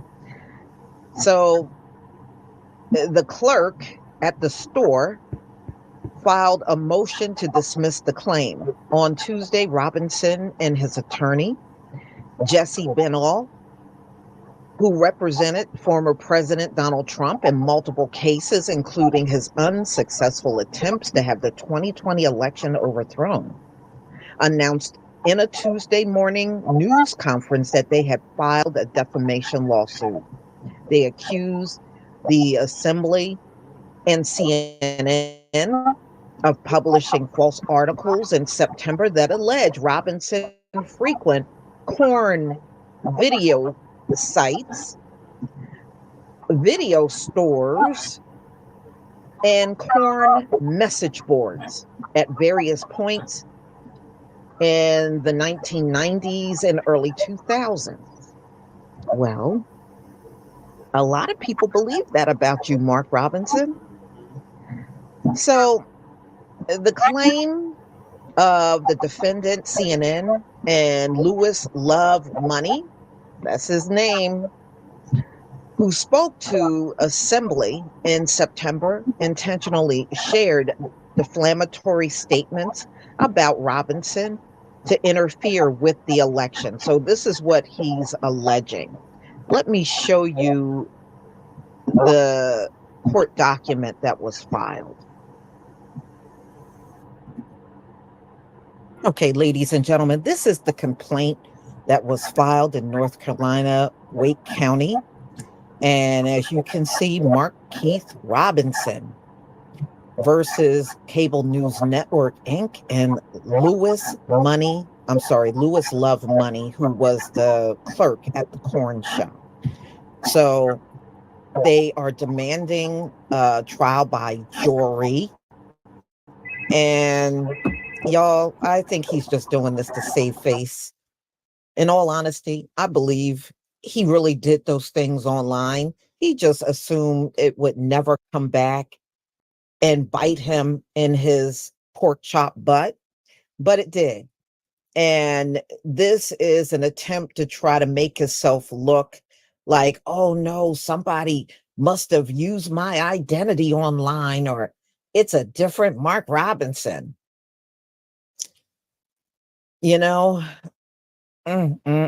This is a trip. He is a real trip. So the court document is online for anybody to look at. I'm not going to go through it, but you can look it up and read through it if you want. But as you can see, he is suing. Let's see if it actually will get somewhere, or they'll have more evidence, to prove that it really was him. This man is never going to win the governorship of North Carolina. I think even if this incident did not happen, I still don't believe he would have won. Even before this came out, he was already 15 points behind in the poll. Josh Stein is his opponent, and he's a Democrat, but He is right now light years ahead of Mark Robinson. So even this last ditch attempt to try to make himself look innocent and everything, I just don't think it's going to work. Right. It's going to amount to nothing, especially when it comes down to the election. But you can let me know what you think in the comment section. Please leave your comment and subscribe. Don't forget to hit on the... I agree with everything Lisa just laid out. Hell with you, Mark Robinson. You damn boot-looking shield for the public lands. And, dude, you have an issue. You need to get help. Get help with your porn addiction issue. How about that? And stop trying to run for freaking governor of North Carolina. And clean the skeletons out your closet, dude. Like, this dude is a complete hypocrite, like, to the fullest extent. This is the same dude that told us that we owe reparations to America. Just for context, and I feel nothing. I feel the lawsuit was a waste of freaking time. You're going to lose the lawsuit, Mark Robinson. So you just need to quit while you're ahead, or in this case, behind. Just stop. Stop already. Stop it and get some damn help. Now, moving along, because it's definitely pressed for time, and I'm already past the 3-hour mark. I was trying to keep this, under 4 hours. Our brother, not our brother, our sister, Tracy, Carson, sat down with our brother, Dr. Cornel West, who will be here tomorrow, or now it's today, because it's 2 a.m. in high-income city. So he'll be here in about 12 hours, as a matter of fact. So in 12 hours, Dr. Cornel West and Dr. Melina are going to be here at Shorter AME Church, and me and Lady Che will be in full attendance, and we will do our best to get as much footage of this event. But I wanted to play this interview that she recently did with Dr. Cornel West, who we got on the ballot here in the state of Colorado under the Unity Party of Colorado. When I had the camera on, y'all can see the banner in the background.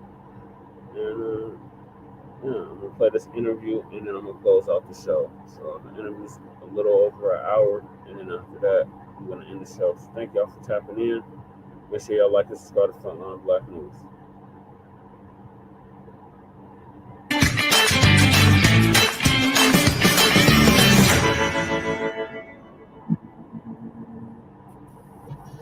Hello, everybody, and welcome to another episode of Congratulations to the 47th President, Dr. Cornel West.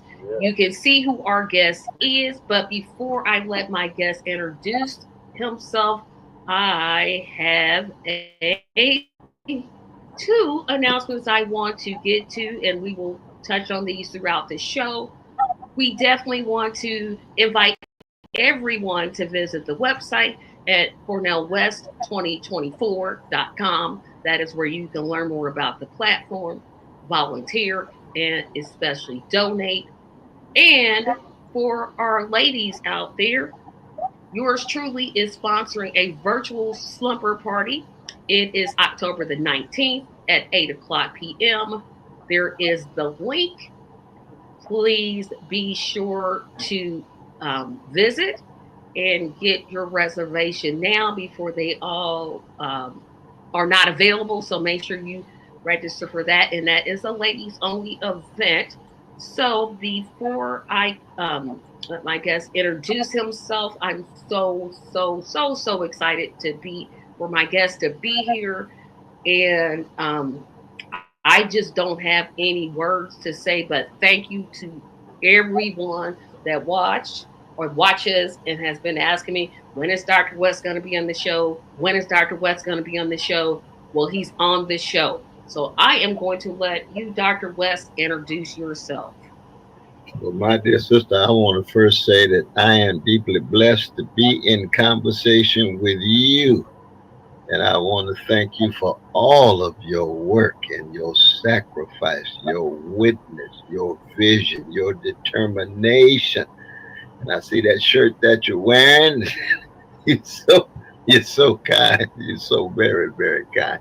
And for me, the good news always is we are in it together. Absolutely. That's the thing. I, like you, we are mama, child, our daddy's kids. We're trying to be a force for good. We're concerned about the plight and predicament of poor people and working people here and around the world. We believe in truth telling and justice seeking. And we believe in organizing and being in solidarity with those who are suffering and doing all that we can to speak to their situation, to bring to bear some kind of alleviation of their situation so that everyday people, in the language of the great Sly Stone, can live lives of decency and dignity. And that's what this campaign is all about. Ain't nothing but a moment in a movement of a great people that goes back hundreds and hundreds of years, straightening their backs up and trying to speak the truth. And condition of truth is to allow suffering to speak and to seek justice. And we know justice ain't nothing but what love looks like in public. Absolutely. I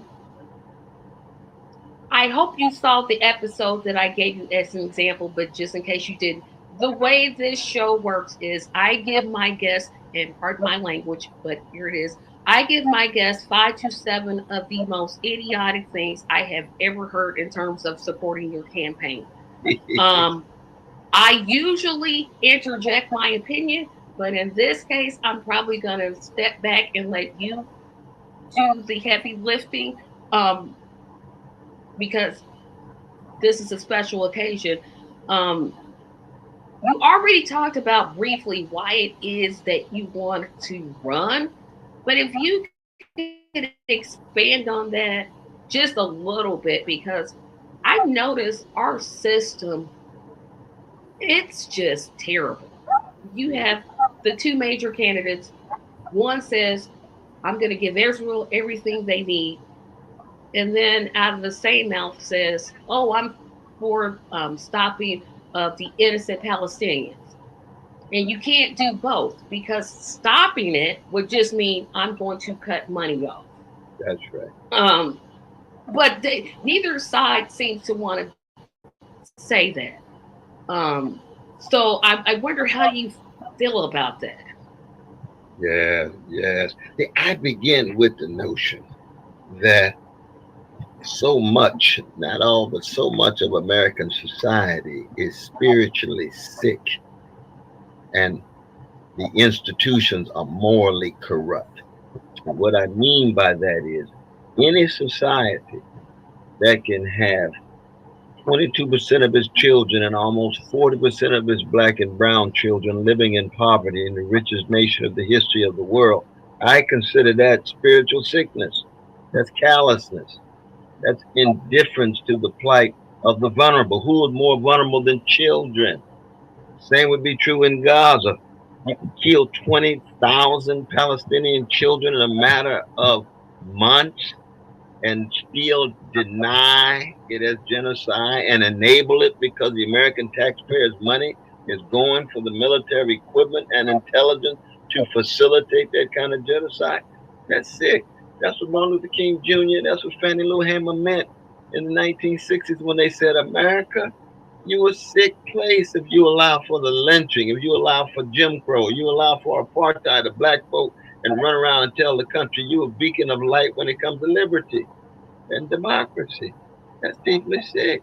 And the corruption has to do with the money, power, status, spectacle, image. Both parties deeply corrupt. They both tied to big money. They both tied to big military. They both tied to Silicon Valley and Wall Street and big tech. And what happened? They can't say a mumbling word about serious engagement with poverty, with mass incarceration, with dilapidated housing, with decrepit school systems in poor and working class communities, especially in hoods and barrios and on reservations. 62% of Americans live paycheck to paycheck, and 1% of the population own over 90% of the wealth, and 3 individuals have wealth equivalent to half the U.S. population. It's 160 million people have wealth equivalent to 3 people. That's worse than medieval Europe in terms of wealth inequality. So what does the Republican Party have today? Say, we're going to create more wealth inequality. What does the Democratic Party have to say? Well, we know it's a problem. We have a progressive wing of Bernie and others. But when it comes to policy, still hardly any movement at all. So I just begin with certain kind of premises and just test and see whether it's true. Spiritual sickness, moral decay, moral decadence, and how do we turn it around? How are we going to be countervailing examples of shattering the sickness, shattering the unbelievable indifference toward the vulnerable, and making sure that poor people and working people are at the center of our policy, at the center of our vision. I don't see that at all in the 2 dominant major parties. Yep, that is exactly. I agree with everything that you just said. So let's get this started. The number one thing I've heard as a person that collected petitions is this one. I'm sure you've heard it because I've heard you talk about this, and I've definitely heard Dr. Abdullah talk about this. A vote for you is a vote for Donald Trump.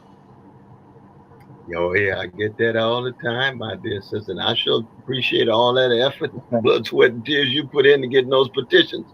It makes a difference. We're surprising the country and the world in terms of the number of states we're on. But no, 40%, 38.5, roughly 40% of our American citizens who can vote do not vote at all.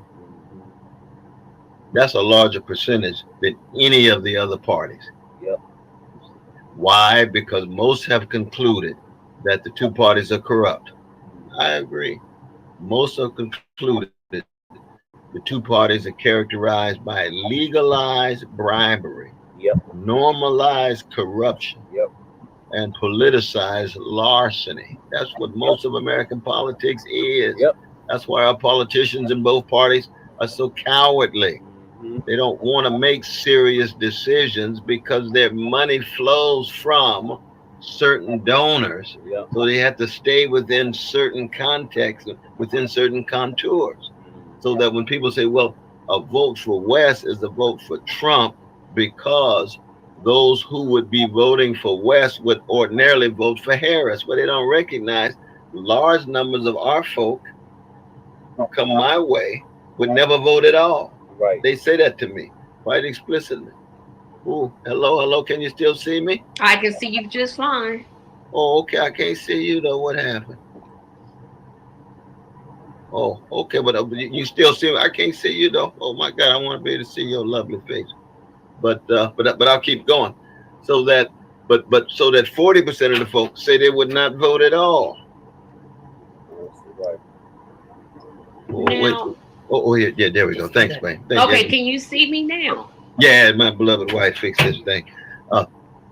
So that there might be some folk who are upset with Harris because of her support of genocide, because of her failure to talk about poverty, and then would vote for me. But that's not them saying they're forced to vote for Trump. People are thinking for themselves, thinking critically, and they're voting for candidates that they think agree with what they think. Now, how is that a pro-Trump vote? Well, it's only a pro-Trump vote if people figure politics is not about thinking. It's not about critical reflection. It's just a power game. And if it's just a power game, then you vote for Harris or Trump because the other candidates don't mean anything. And the only status that other candidates can ever have is a spoiler, period. That's how they view it. So the issues you raise about genocide, the issue you raise about poverty, we don't care about the issues West raises. We don't care about legacy of Martin Luther King, Fannie Lou Hamer. All that is just empty talk. Politics is only about the checkers, and the checkers on the board are power moves. It's all strategic, it's all tactical, and therefore all that talk about justice and truth, push all that stuff out. Everything is transactional. Everything is utilitarian. Everything is Machiavellian. It's like Machiavelli in The Prince. Politics is just about fear, manipulation, domination, period. Now, if one accepts that framework, then you can understand why somebody would say something like, well, a vote for West, a vote for Trump, because politics ain't nothing but about transaction and power anyway. We're not concerned about issues. If that's the only framework they have, and the only framework possible is only the two-party system, period, then you've already foreclosed, you already precluded, you've already assumed that anything I have to say is not worth listening to. And there's a good number of people out there who believe that, my dear son. Trump derangement syndrome is a real thing. Ooh. It's a very real thing. And you don't have to answer this question. It's just a thought that I had while you were speaking. So many times what happens is they will scare you with Trump. And I'm saying they, the Democrats, but they'll never tell you what it is they're going to do. That's true. And I have noticed, Harris keeps talking about the middle class, the middle class. What about the poor? What about the working poor?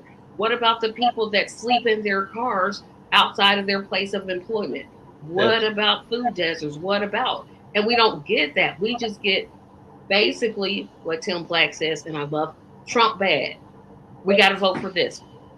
And as a voter, that's frustrating because people will literally tell me this is wrong. She needs to be against genocide, but they'll still vote for it as their vote isn't saying that they support those policies. And it's just a very frustrating thing to engage with people who think like that for me. Oh, I agree. And I'm glad you mentioned Brother Tim Black's name, because I love that brother. I respect that brother. And as you know, he's catching hell like the rest of us. And he's still swinging. He and Sister Sheila, his magnificent, marvelous wife, that they out there trying to hold on to some truth and justice and trying to hold us some love. I mean, how can you love black folk and not be concerned about their situation? How can you love black folk and not want to tell the truth about their plight? Now, it's also true, I think, that there's always going to be a slice of folk who would agree with you and I, and then figure out, okay, somehow I've got to drink a little cognac, maybe hold off on the crack cocaine, but just drink a little cognac and go in and vote because it's just an anti-Trump vote. You can't stand Harris and Trump's a gangster and you don't want him to take over. Now, I'm not convinced of that argument, but there's going to be some folk who do that. And they're going to be those same folk after the election who will recognize what we were saying was not only true, but we'll end up working with them over time. We understand that. But it's the problem with the pro-Harris vote is that people want to lie, or they want to lie to themselves. Yep. They want to act like Harris really has a concern about the Palestinians. If you had a concern, you pulled the plug, you defund the Israeli killing machine, and you make sure that the children and the innocent folk are no longer murdered. If you really could care about poor people, then you get an anti-poverty program in place across the board, whatever form it takes, basic income. If you're really concerned about the homeless, you make sure they got affordable housing and make sure they got whatever kind of services they need for mental health or whatever it is, whatever slice of that community we're talking about. You treat them with dignity. So it's the people who are pro-Harris who want to lie to the people. See, that's what's more upsetting to me. There's always going to be some folk who agree with you and I and still say, Brother West, we're going to go in with our mask on and still vote because we want to push Trump out. Oh, well, I think you ought to vote for me, but I understand. At least you're not lying to yourself. But it's the lies that hide the crimes that reinforce the callousness. That's what upsets me. And you see that among the, the elected officials, when you see even the progressives, Sister AOC, Brother Bernie, and talk about how great Biden was as a president. Quit lying. Right. How great the economy is because we got low statistics. Statistics don't measure the levels of poverty. They don't measure people who are not even looking for jobs. They don't measure the people who have 2 jobs and still living in poverty. So it looks like you got low unemployment, but the people are still suffering. We start with the people suffering, not the statistics. This is the best economy we can ever have. Have you gone through the hood and seen the levels of social misery? Right. What are we talking about here? That's the thing that we radically call into question across the board. And that's why we continue to be a threat. That's why we continue to be a thorn in their flesh. Yep. They don't want to hear the truth. Nope. No, they do not. I want to get to my second one. And I said, Tracy, don't ask this question, but I have to. You ask any question, like Tracy straight out of Indianapolis.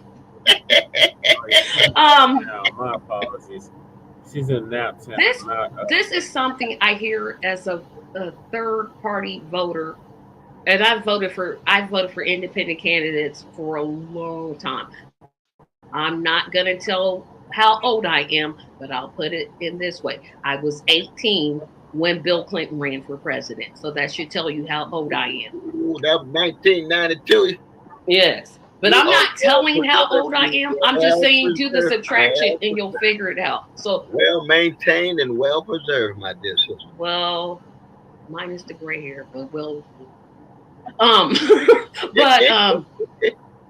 I've always noticed people will say this, and it really makes me angry. And sometimes I have to get off social media because I find myself getting angry with this. A vote for Dr. Cornel West is a wasted vote. Yeah, I get that all the time.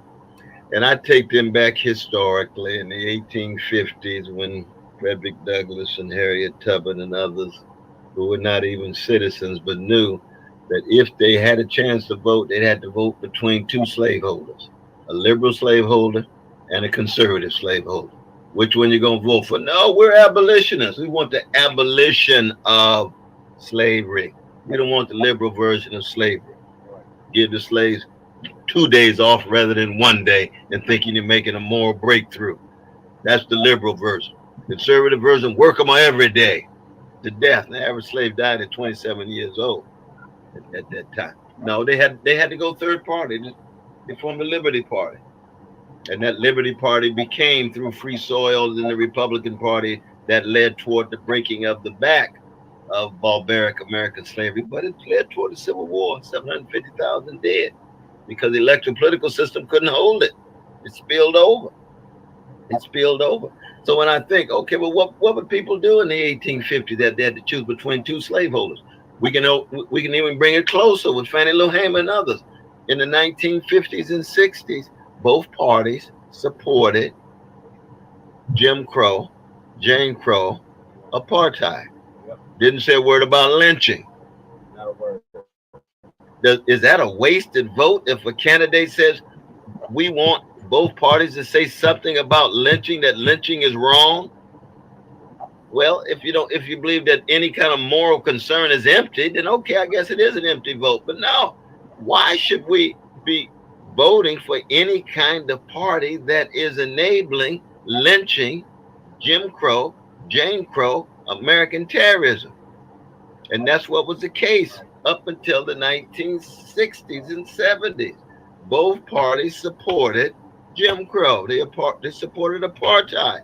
They had a liberal version of it. They had a conservative version of it. Well, it's still wrong. Absolutely. And I keep going back to the situation in Gaza, the Congo, the Sudan, because we don't want to forget about their experiencing genocide also under the military industrial complex. That's right. And I wonder, when is enough going to be enough? When are people going to just stand up and say, I've had enough of these 2 parties that literally don't care about me? They don't care about my issues. They don't care about the poor. What do you believe it's going to take? Well, that's a profound question. We just don't know. We just don't know. You got two parties that are still very much tied to the fossil fuel companies. Fossil fuel companies with their trillions and trillions of dollars of profit are shaping so much of the policy of both parties. And of course, that has to do with the end of the earth as we know it. That looks like people would rather be blinded and gaslighted, as it were, in terms of the future of the planet by the fossil fuel companies that are concerned with one thing: short-term profit, more money, more money. So you just wonder, what will it take for people to reach a point and say, we've got to have some alternative. The two-party system is a matter of national security. We are going under as a people, as a nation, as a species, with this organized greed, this predatory capitalism.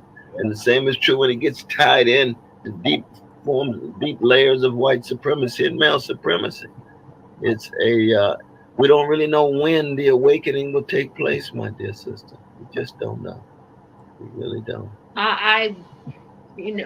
Well, I could say so much, and I'm just gonna stop because I'm gonna get to some comments very briefly. You don't have to comment on them, but I see a lot of people in the comment section, and keep the comments coming and share that we are live. Go to Facebook Facebook is all I go to. Twitter, wherever you can share this link at and let people know we are on. I'm just going to get to them very quickly and we'll move on. Parker, hello. Parker, you're excited for this. I am too.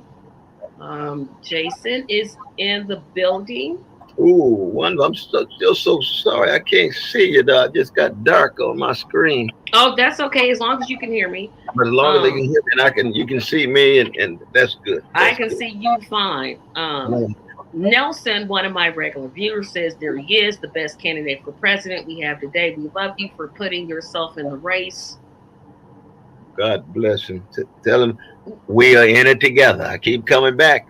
This is a mutual solidarity we got here. Yeah, I'm just making sure that all these comments get on here just to make sure. And I'll move on to my third one because this is the one that probably makes me the angriest. Well, not angry. I try not to get angry, but it makes me scratch my head. In terms of what people are actually saying. Oh, this next person, I do want you to address this. And I get, I know you know what the term troll is. And we have a person that says Trump 2024. Oh my God. Now, of course, they see the title. And I could say so much, but I want to keep it classy. So I will not say what I think. I will let you respond to it. No. I think that Trump represents the worst of the American empire in terms of organized greed and weaponized hatred. He's beneath mediocrity when it comes to both the things he has to say and how he says it. But he's a sign and a symptom of a sick society. So I don't really isolate him at all. And he is a human being, and as a Christian, I'm concerned about the humanity in each and every one of us, but he uses it in a gangster-like way. And he's a sign and symbol of an empire that is turning on itself, that tells itself to scapegoat the most vulnerable, be they immigrants, be they Black people, be they poor people and others. He acts as if he's speaking on behalf of poor people, but he's actually pursuing policies that's crushing poor people. And I think that he feels as if he is the only legitimate alternative to the Democratic Party when we are presenting ourselves as a visionary and courageous alternative to a Democratic Party. And yet he's got big money. What did they raise? $400 million last month. The Democrats raised $540 million. Can you imagine our campaign lucky to raise $1.2 million over the 15 months because they're tied into big money. We don't believe in PACs. We don't believe in corporate sponsorings. We don't believe in corporate donors. America. We have individual citizens who give. That's right. And so if they want to opt for Trump, they think that Trump is the best thing for the country. I think it's an act of self-destruction. I think that Trump is leading the country toward a civil war. The civil strife is already there.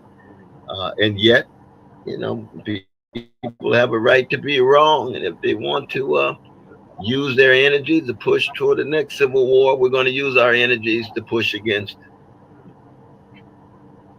Absolutely. Penny has a great comment, and I do want your thoughts on this. This is something I don't know enough about it to comment, but I've heard people say that they think big oil should be nationalized. I hate to say I don't know, but I don't know. I think I know what this one means, but I'm not understanding how it would exactly work. Well, one, the principle of nationalizing big oil is a very precious principle, which is oil should be in the interest of the public, not in the interest of just private sector that's obsessed with making money. Because once you have something as crucial and as fundamental as oil's like the Army. It's interesting that the U.S. Army is not under the private sector. U.S. Army is under public accountability tied to public interest. But oil and gold and coal and gas and so forth, they're all private. And what does that mean? That means that there's no significant public accountability of it. And so I believe in democratization. I believe in nationalization, but all that means is putting these very important industries under the aegis of common good and public interest, not private profit and corporate profit. Thank you, because I was like, I think they mean this, but I'm not. Okay, so when I'm not sure, it doesn't matter if people say, oh, she's so silly and dumb, she doesn't know. I'm just going to ask, because when I don't know, I ask. I didn't know what that meant. I'm no way dumb. I can testify to that right quick and right now. My next question, and this one, I was watching CNN, and you happened to appear on there. I don't remember the name of the reporter, but she was talking about, you know, the DNC is telling people, oh, well, his campaign, it doesn't mean much. He's a Russia bot. He's a tool of the Republican Party, but yet they offered you a cabinet position and money to get out of the race. Of course, they would never do that, but they offered you those two things. And the question was, would you get out of the race? You clearly said, no, I'm in this race. And then the reporter responds, well, you sound on the fence. Talk about how much the media is in the back pockets of the duopoly. Oh, yeah. No, indeed. I mean, the CNN and MSNBC is just outright state propaganda for the Democratic Party. There's no doubt about that. Oh, you mean MSDNC? That's what I call them. I don't call them NBC. I'm like, no, they're MSDNC now. No, but it's true. That's why they won't bring in any critical voices talking about the genocide in Gaza. You see that, you've never seen a sustained treatment of the Palestinian families who are undergoing the kind of genocide and ethnic cleansing and apartheid like. You'll see the Israeli hostage families there, and there's nothing wrong with that. Hostage families should be on TV. We're concerned about the suffering of everybody, but you've got an occupation, you've got a domination taking place, and you've got Israeli terrorism that is promoting a genocide against the Palestinians. You never get the Palestinian side, never get the sympathy for the Palestinian victims, never get any serious empathy for the Palestinian children on neither one of those networks. You see, that's just one example among others. And so when I was asked the question, I said no. They wanted to act like I was still equivocating. So I said, no, my dear sister Laura, I was pretty direct about that. You gave a very clear answer. I'm like, how does she interpret that? I just, and I rarely watch corporate mainstream media. I just don't, I can't take it. I'm just like, no. But I'm like, he clearly answered that question. How do you interpret that? But again, that's their job. They're doing what they were put in place to do. Exactly right. Here's the next one, and you may dip out on this one. I don't know, but I'm going to ask it. So there were a series of debates among third-party candidates, and you weren't a part of those. And I thought, well, where's Dr. West? Where's he at? Why isn't he debating? Yeah. I know that if you were on those debate stages, you would have just wiped the stage clean with the facts you bring and the passion you bring. For our viewers that believe that you should have been at the debate, can you kind of talk about what happened with those debates? Was it a scheduling conflict? Was it a, I don't want to be on the stage with this person? Well, the thing is, I mean, I can understand the arguments going in a number of different ways. Some people say you just debate anybody who comes along. Other people say, no, you don't want, you want to be able to debate the folks who are not just commanding the attention, but the folks who you're actually fighting very much against. That the candidates that they had there, folks who have such overlapping agreement on our policies and so forth, that it would easily lapse into something personal. And of course, I've always, I mean, for the last number of months, I've had some very ugly experiences with the Green Party and Jill Stein, and I just didn't want the debate to end up being that kind of fight between Jill Stein and myself, because it would almost inevitably lead in that direction, because we agree so much on policy, and yet, I view so much of what she has done as generating a lack of trust for me, and lost a lot of respect, so much dishonesty and disrespect. And you probably know of some of the recent vicious attacks of the campaign manager on my wife, on Anahita. You see, I'm a black man who has no patience whatsoever for anybody attacking my family. And so it would just unavoidably spill over into something like that. And people don't need to see that. We got to focus on suffering and resistance of oppressed people. We don't need to focus on levels of dishonesty and disrespect coming from one party vis-a-vis another party, or one candidate vis-a-vis another candidate. So those are the two main reasons why I held off any kinds of debate. I thank you so much for answering that question.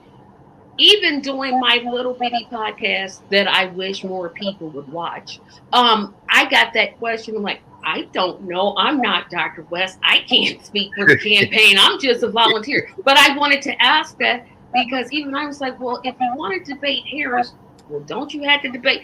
That makes perfect sense to me. So back to the list. This is one.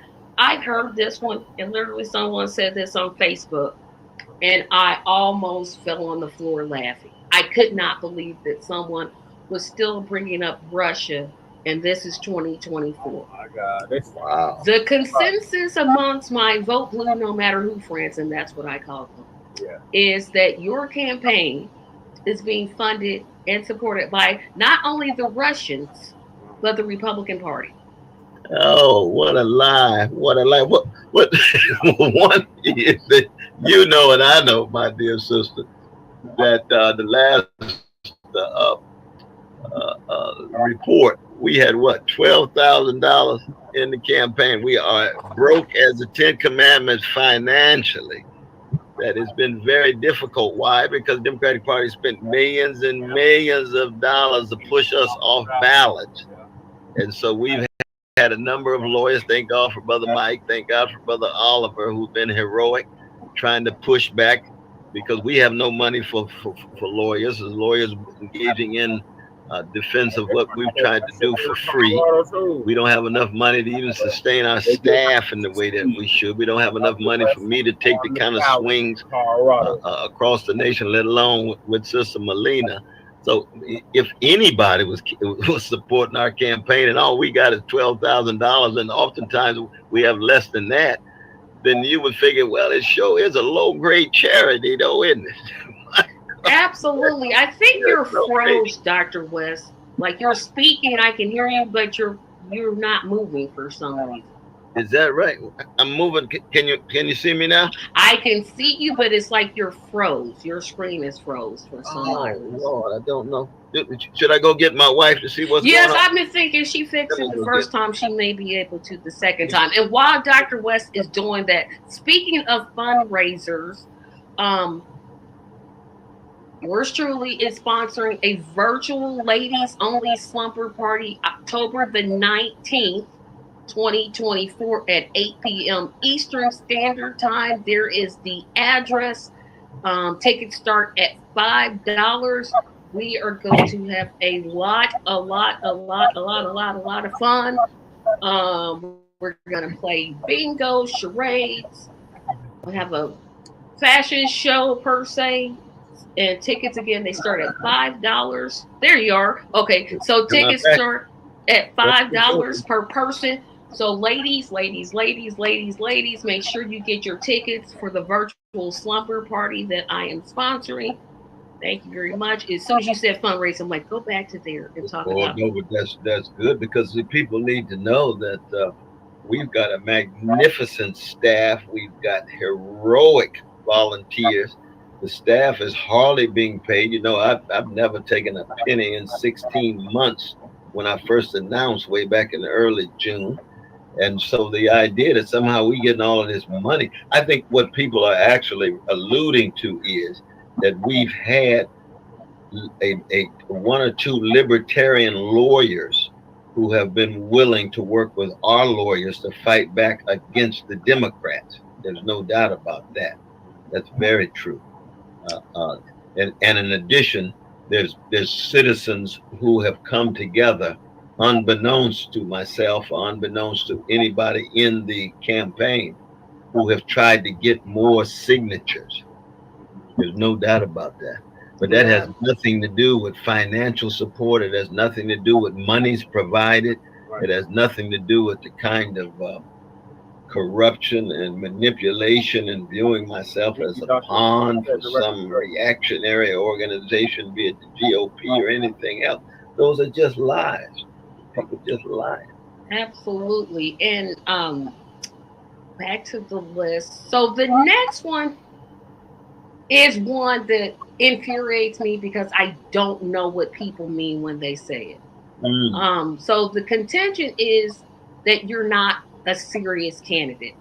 And my problem with that statement is, one, they never define what they mean by serious candidate. They never do. But yet again, I keep hearing this over and over again. You're not serious. You're not serious. You speak to those people who say that you're not a serious candidate.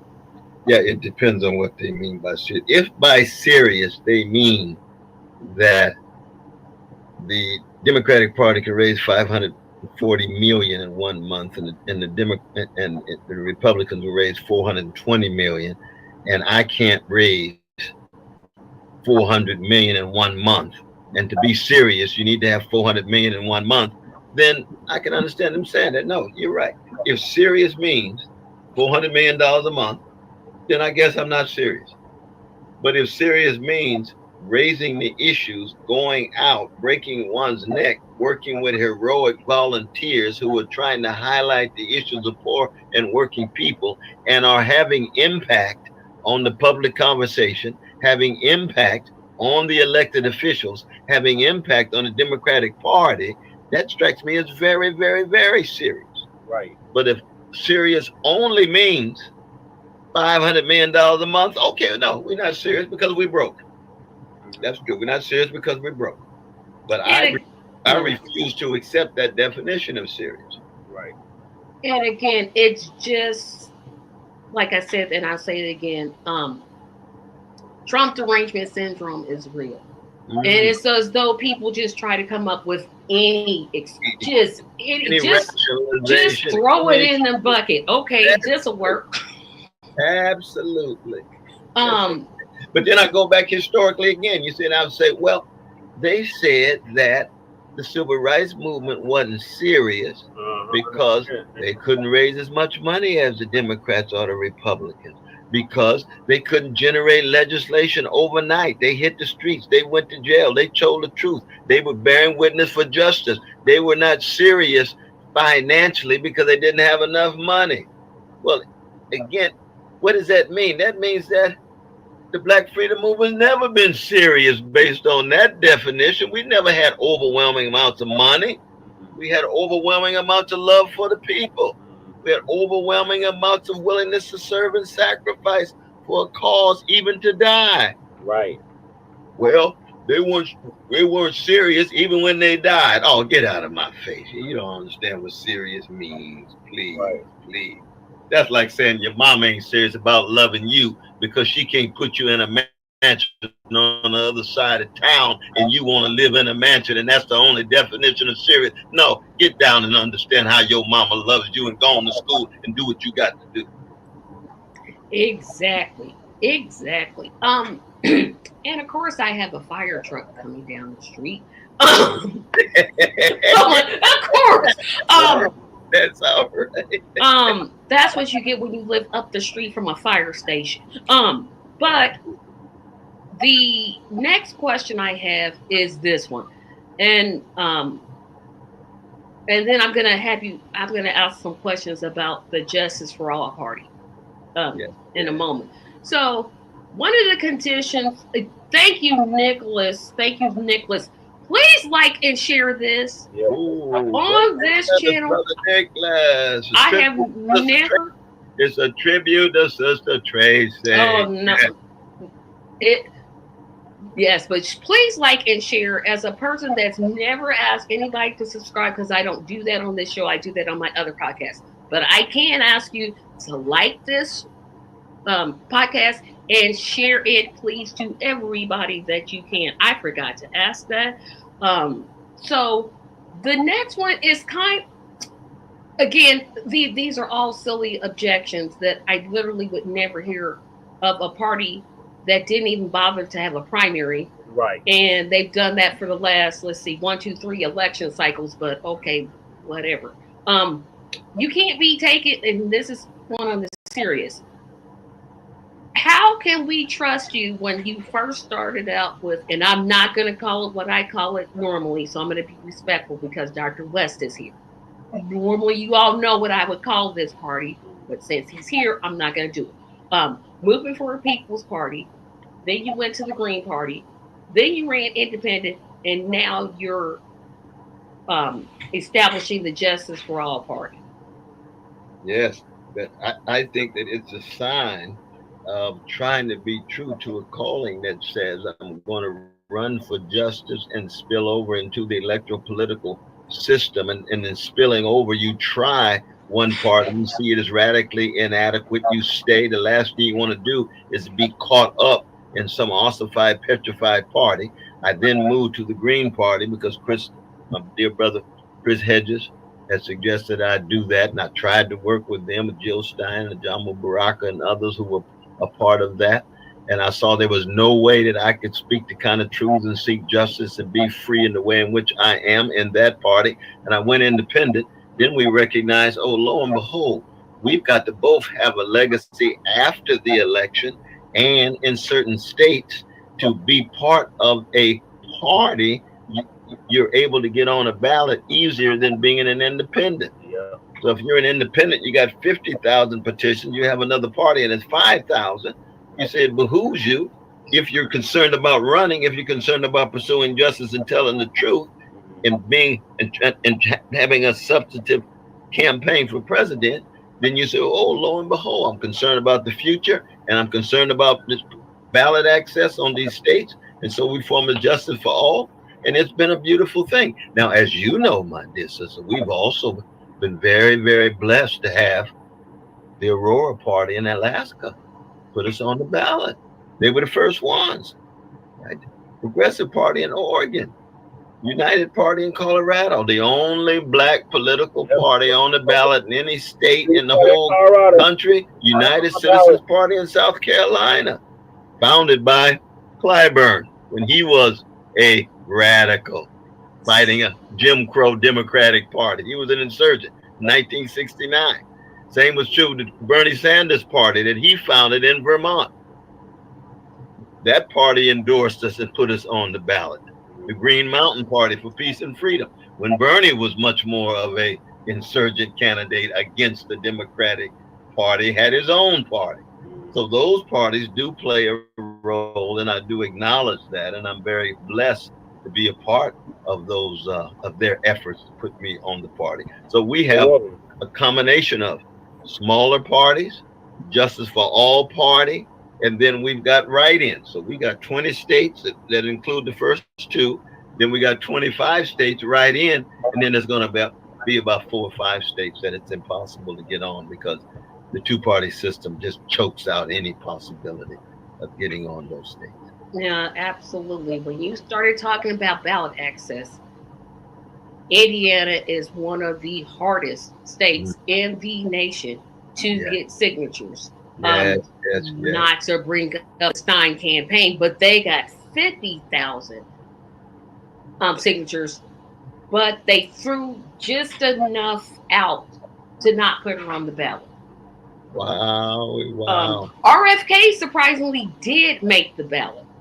I don't know how that happens, but of course, you know, we didn't. We're one of the write-in states, but right. That's right. Again, Indiana's a hard state. I always just want to say we definitely were out there, but just wanted to make that point. But I salute your tremendous efforts and all of those who worked alongside of you. Because one of the things that upsets me about these folks talking about Russians and Republicans, volunteers like you have just brought joy to my heart because all of us are working for free in order to do all that we can. And when people come along and say, oh, you got all this big money, oh, you got all of this help, are you going to downplay the role of these volunteers like Sister Tracy and others? Please. I'll go to my grave defending Sister Tracy and the volunteers who have played such a crucial role in all of these month after month after month trying to get on the ballot, getting the word out, making sure the signs are available, making sure the message is heard. Absolutely. Thank you for that.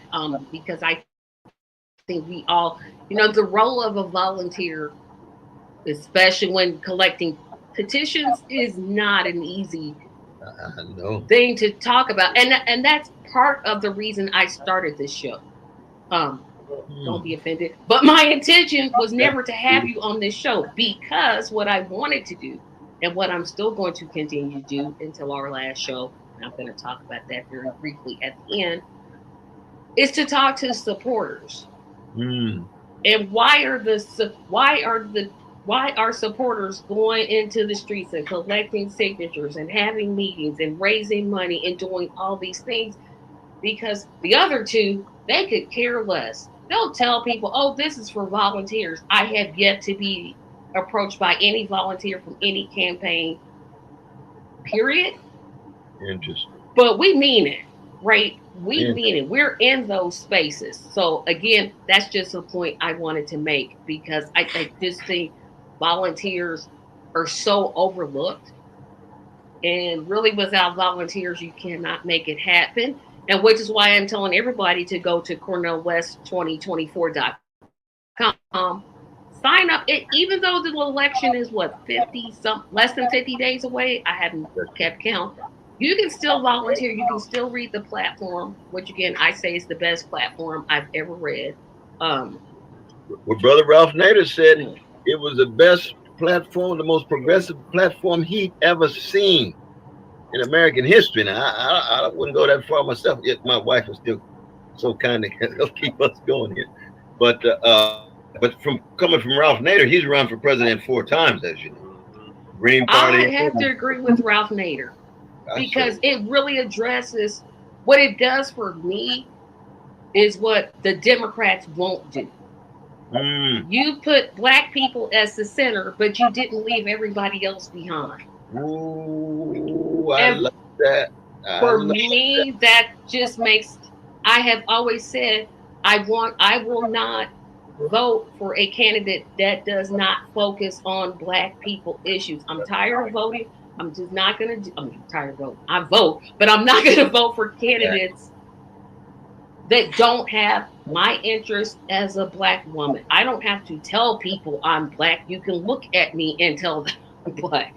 So I'm always going to ride with my people.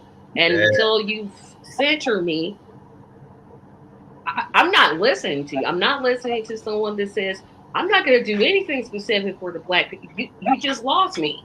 You literally lost me. You lost me. Like, okay, I don't need to hear anything else that you say. That is so very, very true. My God. So that's what I think is important, is that you centered Black people, but you didn't forget about anybody else. All the others. All the others. That's what I think is so missing from leftist politics, is they just leave Black people behind. It infuriates me to the uttermost. Oh, I'm with you 100%. And as you know, I mean, Black music to me is one of the great frameworks and models. And can you imagine Aretha Franklin, Curtis Mayfield, John Coltrane, and Sarah Vaughan not centering Black creativity, but the creativity is for everybody, and the sounds and the music affects everybody's soul, but it's coming from inside of you. And what has been poured into you? Well, it's your mama, your daddy, it's your church, it's your mosque, it's your synagogue, it's your own tradition. And that's true for any people. But when it comes to Black folk, oh no, we're supposed to be conservative, everybody but us. Hey, that's been part of the problem. That's what the white supremacy is. These people don't count. These Black people don't matter. And that's why when Brother Israel and Sister Kiana say, Brother West, Sister Tracy has got a podcast that is magnificent, and it's gonna be a wonderful thing that you'd be on. I said, you ain't lying, and I'm blessed to be on your podcast. Thank you so much. You don't know how much I appreciate that. I really do. I try my best to do what I think I can do. The last one, before I have you talk about the after the election, I'm kind of setting this question up. So many of the people that have said Tracy, when is Dr. West going to be on the show? That's who I want to talk to first. So after this podcast, I don't want you all to ever ask me again when Dr. West is going to be on the podcast. See, he's right there. So you don't have to keep asking, and don't ask, when is he coming back? Don't do that. Don't do that. Oh, you know I'd come back now.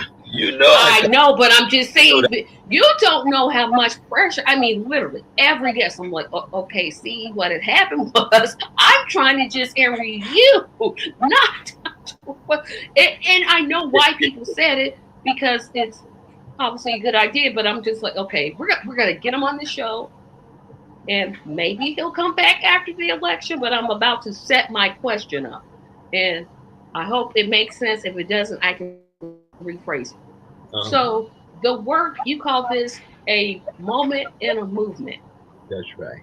Which means to me, there's work after the election that needs to be done. That's right. Talk about why it is that you want justice for all to be the center of that work. Well, I would put it this way, my dear sister. When brother, there's a wonderful brother, Deruba, who was in the Black Panther Party many, many years ago, went to jail 19 years. He came out. He's living now in Accra, Ghana, but he's been a freedom fighter for almost 40 years, just turned 80, really 60 years, just turned 80. And he called for a united front, an anti-fascist united front of different groups, parties, pre-parties, institutions to come together to make sure we keep track of all the anti-fascist elements of whoever wins, because you see the censorship, the violation of civil liberties. We see it with Yoruba 3 under the Democrats. You're going to get that more and more under Trump. You see it with the Palestinian students on campus. I was blessed to be faculty advisor for the students for Palestine at Harvard. And we could hardly oftentimes even get a room because of the discrimination against the Palestinian students. I was also faculty advisor for the Ebony Ensemble. Oh no, what was the name of it? It was it was the Black Gospel Group, and we were able to get a room because we've been around for 50-some years.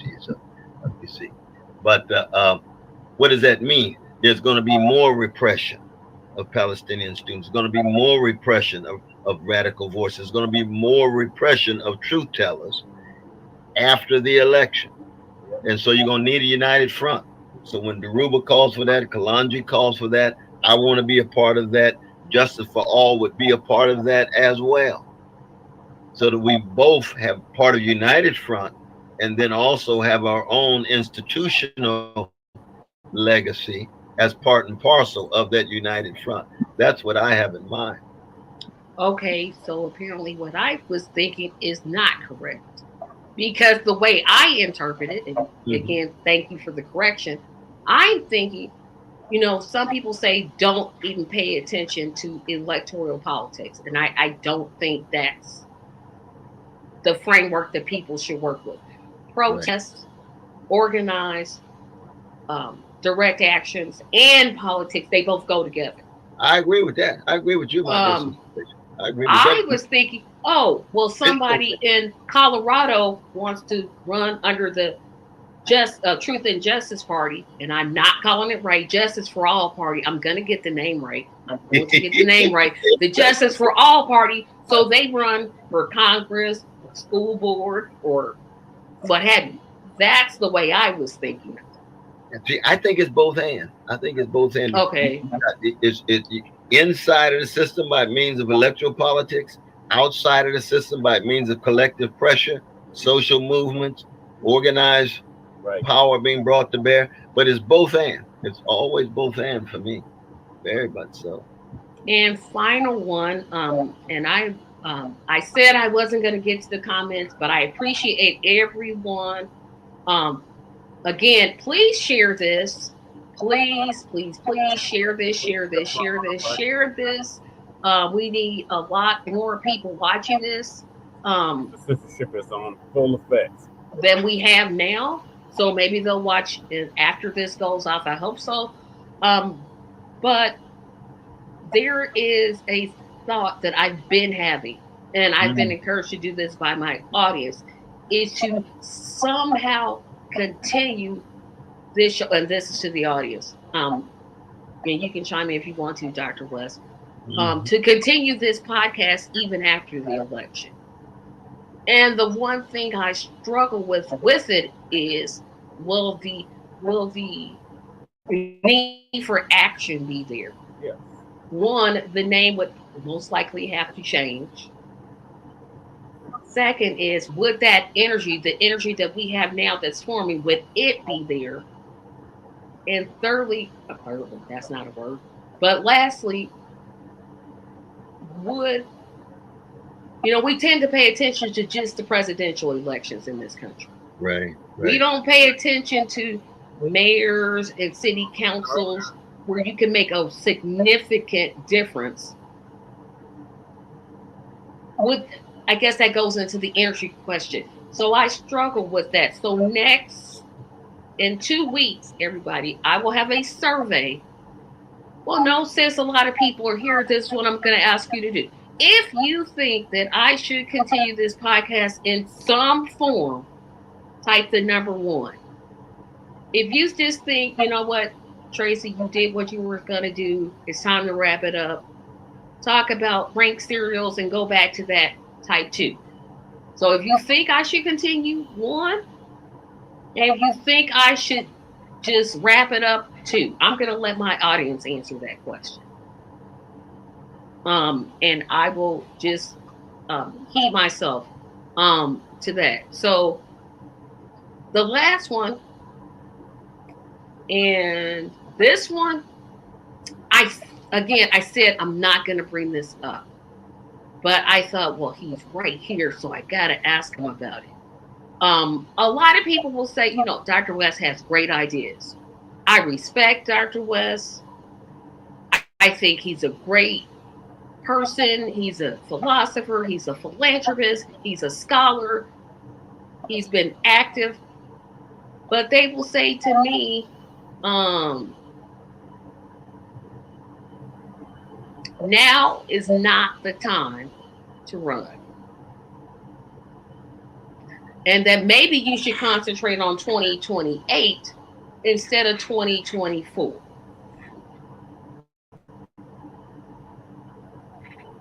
Yeah, but then you raise the question, when is the time, you know? Oh, I'm so glad you said that. I'm so glad you said that. I tell it, dude. When is the time?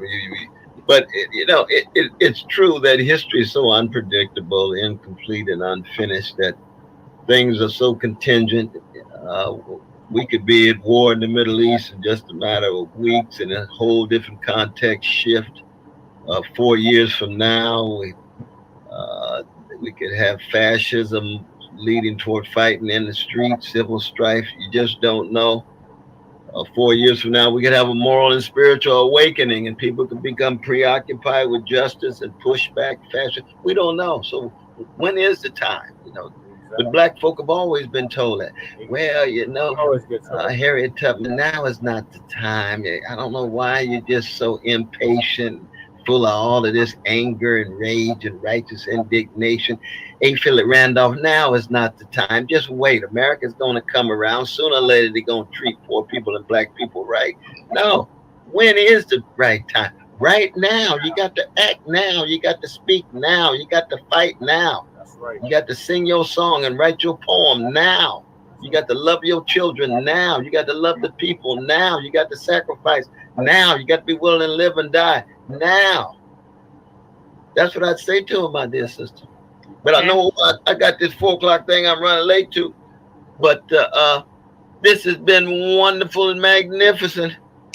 Thank you so much. I had already told my audience, don't expect him to stay, but you stayed way longer than I thought.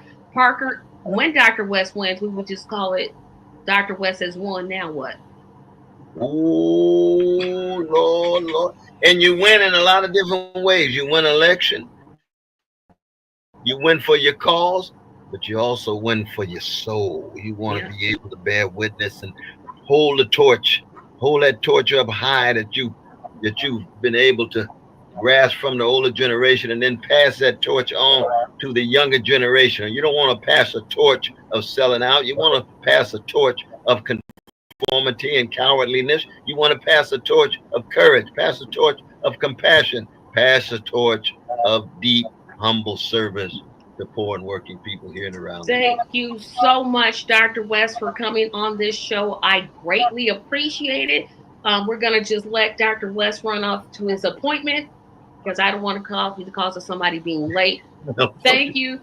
Thank you. Love you. Thank you, Kenna. Have a great day. Have a wonderful one. This was lovely. Wonderful. So there you have it, Dr. West, straight from his own words. But thank y'all for tapping in the Frontline Black News, season 4, episode 30, part 1 of the Frontline Black News. We'll be back tomorrow after we meet with Dr. West and Dr. Melina Abdullah, the real black ticket for president. And we'll keep y'all abreast on what's happening with Dr. West's campaign. In the meantime, make sure y'all like and subscribe to all of our platforms, Frontline Black News on YouTube and Facebook, The Revolutionary Agenda on YouTube and Facebook, and Shabaka's Black Experience Enhanced on Facebook and Twitter, now X.com. And join us this Tuesday for the Rumble in the Jungle. Ale Boumaier versus George Frazier. Please call in with your comments, questions, and concerns. Calling number is 516-418-5996. So Taryn Crumman, Jesse Parrish, House District 8 candidate on the ballot under the Unity Party. And we also got Dr. Cornel West on the ballot under the Unity Party here in the state of Colorado. So you're welcome, Colorado. Signing out from the Mile High Income and Illegal Migrant for the City. And if you are in one of those states where he is not on the ballot, but you do have a write-in option, please write him in. So, signing out. Peace, Mac 285. Appreciate you staying with us. I'll see y'all tomorrow or later on today for part 2. Peace.